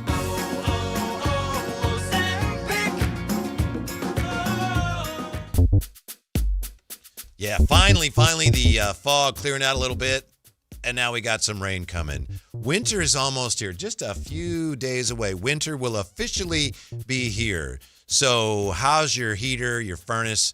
Is it ready to go for the winter? If not, or if you're not sure, then I got some friendly advice for you. Lee's Air Plumbing and Heating will make sure you're ready. Right now at leesair.com, check out this offer. $100 off any AC heating or plumbing repair. It's not just about keeping your home comfy. It's about making sure that your system functions efficiently. As I've told you, we got a new HVAC system from Lee's Air Plumbing and Heating last winter. Our system works great, saves us money. They took care of us last winter, so I know they're going to take care of you. You want a company you can trust, right? Company with 40 years of experience, a company that's going to treat you right. You want Lee's Air Plumbing and Heating. Same day, next day appointments are available. And Lee's Air Plumbing and Heating are your go-to experts for all things related to heating, ventilation, AC, and plumbing. You want to stay warm this winter, right? But you don't want to burn money to do it. So make sure your home is comfy and energy efficient all year long with Lee's Air Plumbing and Heating. License number 635355. So you need last-minute gifts. No judgment. Get an extra 25% off during Kohl's Friends and Family Sale and find great gifts under $20. Like something cozy, something thoughtful, something that says you planned this all along. Yep, you're just one quick trip away from checking off the last gifts on your list. Save now at Kohl's and Kohl's.com. Select styles. Offer ends December 24th. Some exclusions apply. See store or Kohl's.com for details. Have you heard the story that's about a guy who lives in a bank that is really close by? The Capital One Cafe is his home, no doubt, where customers bank and get their cash out. There's no fees or minimums on checking accounts, so your money stays. Most Capital One cafes are open all 7 days. This magical place, as some people might call it, is where the Capital One bank guy says, "What's in your wallet?" Such a lovely tale. Terms apply. See CapitalOne.com/bank for details. Capital One and a member FDIC. When you want a place that does it all, breakfast, lunch, dinner, and an unforgettable brunch, head to Roosters on the River. Don't miss the legendary all-you-can-eat enchiladas, only $21.99 with 12 incredible varieties. Try them all. Break the record in the meals on the house. Roosters is the perfect Riverside hangout, overlooking the water with spacious seating for everyone, including special celebrations booked in advance. Family-owned and proudly Sacramento, with locations in East Sac and on the river on Garden Highway. At Roosters, every day is wonderful. Make the switch to energy that works for you. Over the next few years, your utility bill is going to keep skyrocketing with nobody doing a thing about it. It's up to you to say no more. Continuum delivers solar solutions tailored for your home. They handle everything from design to installation, so you can enjoy lower bills and cleaner energy. Ditch your utility company and take control of your power. Check them out at takebackyourpower.com and have your home's energy powered by Continuum. Who has the largest selection of golf merchandise in Northern California? The Hagen Oaks Golf Super Shop. It's the go-to store for golf bags, apparel, equipment, lessons, club fittings, novelty items, and more. With their low price guarantee, complimentary gift boxes, and gift cards for your golfer, it's the Hagen Oaks Golf Super Shop. Add convenient online shopping and effortless after-Christmas return policy, and you'll see why the Hagen Oaks Golf Super Shop is the #1 choice for golfers everywhere. Fulton Avenue at the Cap City Freeway or online at hagenoaks.com. Now is the time before winter is full on in your kitchen to make sure your heat or your furnace is ready. How do you do that? Lee's Air Plumbing and Heating will get the job done for you like they did for me last winter when our system crashed and burned in the dead of winter. Check them out, leesair.com. Right now, get $100 off any AC heating or plumbing repair. Lee's Air Plumbing and Heating does it all, and they've been doing it at a high level for 40 years. See how they can help you stay warm and cozy all winter at leesair.com. That's Lee's Air Plumbing and Heating, license number 635355.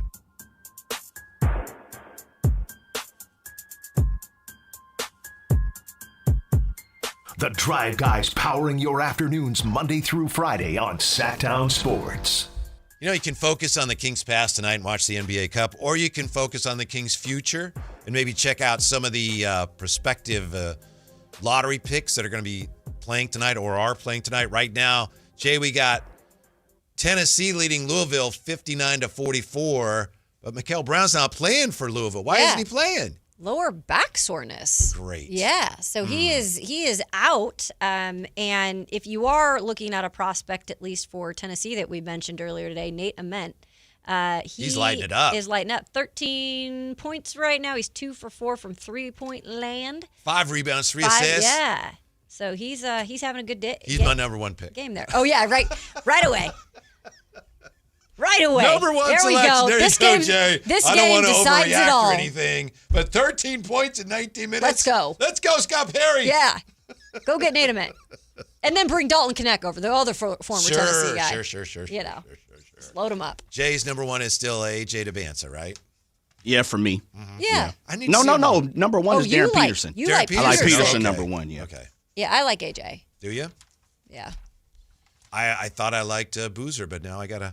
Where you today? Where you at? You can't. Going I on? just told you where I am. That's being real. Every day he'll have a new one. Nate to skate. That's okay, but I'm saying right now at 5:50, who's your #1? Darren Peterson. Okay. Yeah. You're not worried about anything? We'll figure it out. That was not convincing, my friend. Yeah, it is concerning. He's got recurring hamstring issues and cramps.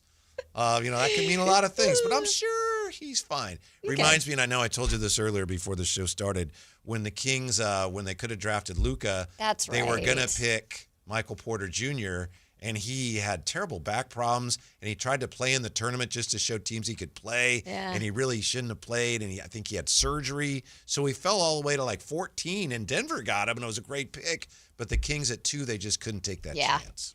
Yeah, no, and that's understandable.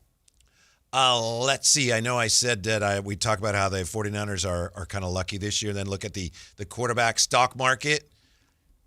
the 49ers, when it comes to injuries, have been very unlucky. But special teams, we talked yesterday about how much better they've been special teams-wise. And some of that is they've done well while their opponents have not. Eddie Pinheiro has yet to miss a field goal this year. He missed one this week, but it didn't count because there was a penalty. So officially, he hasn't missed one. 49ers opponents have missed how many field goals this year, Jay? 49ers opponents.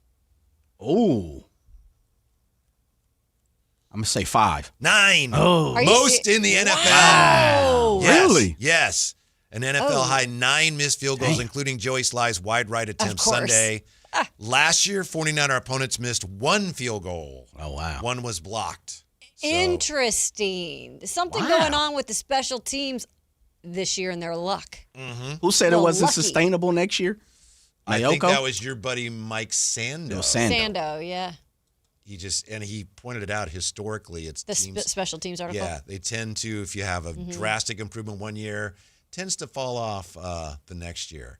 Now, our buddy Jeff Howe has his quarterback stock market. I know we talked to him about that last week, the quarterback stock report. Oh, gosh. Yeah. Who's moving on up? Can y'all guess? I only know because I have it right here. Okay. Who moved from, let's see, he was out of the top 10, and now he's all the way up to number 4. From number 11 to number 4. What? Yes. From number 11 to number 4. Got to be Brock Purdy.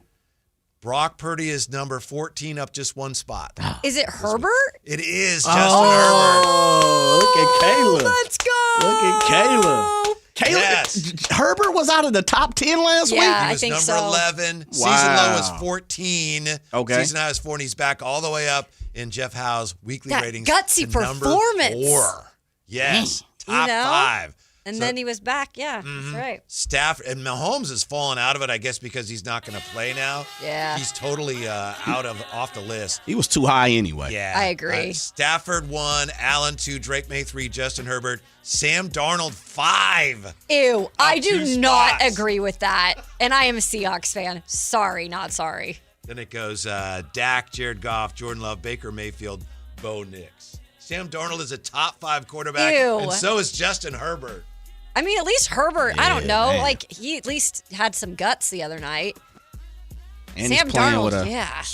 brand new Broken- screws to the finger Right. or hand. Did he get that redone after that first game he played with the... He said the x-rays came out mostly clean, so I don't Whatever know. that means. Another big riser of 4 spots from number 19 to number 15 is Trevor Lawrence. Oh, he had a great game, by the way. Man, he was 19th the week before? Yes. Yeah, he had like yes. 6 touchdowns or something. And I hate to tell you, Jay, but your boy down from number 6 all the way to number 12, Joe Burrow. Yes, sir. Wah, wah. About Still have your wah, wah. realistically. That's what we're talking realistically here. Mm-hmm. So there you go. That's this week's Interesting. quarterback stock market report. Okay, I like it. Mm-hmm. A little weird, but you know. Where's my boy Brock roll at? with it. Brock, 14th? Yeah, he came up 1 spot. Middle of the from pack, real huh? low. Number 15 to number 14. My boy is middle of the pack. Jalen Hurts, 16. Stroud, 17. Bryce Young, 18. Where's Phillip? Where's Phillip? Good question. He's 28. Wait, Who's in front of? Wait, who was he in front of? Cam He's, Ward? He's ahead of number 29, Gardner Minshew. Oh, yeah. 1 pick and he was Number done. 30, down 1 spot, Shedeur Sanders. Ooh. Man. Phillip Rivers ahead of Shedeur Sanders. Brady Cook 31st and Kenny Cam- Pickett. Oh, Kenny down. Oh, that's Kenny right. Pickett, number 30. Kenny. Oof, that was rough. That was rough. So you're back with us tomorrow? Yeah, he's back. Yeah, we'll see if the Kings have done anything by then. Thank you, Jay. Appreciate you. Yeah, is Golf to Go coming up? It's Golf to Go, sir. All right, tee it up. Golf to Go is next on Sactown Sports. This is the story of the one. As a safety manager at a manufacturing plant, he does everything he can to keep his coworkers safe. From finding ways to reduce risks to keeping safety supplies in stock.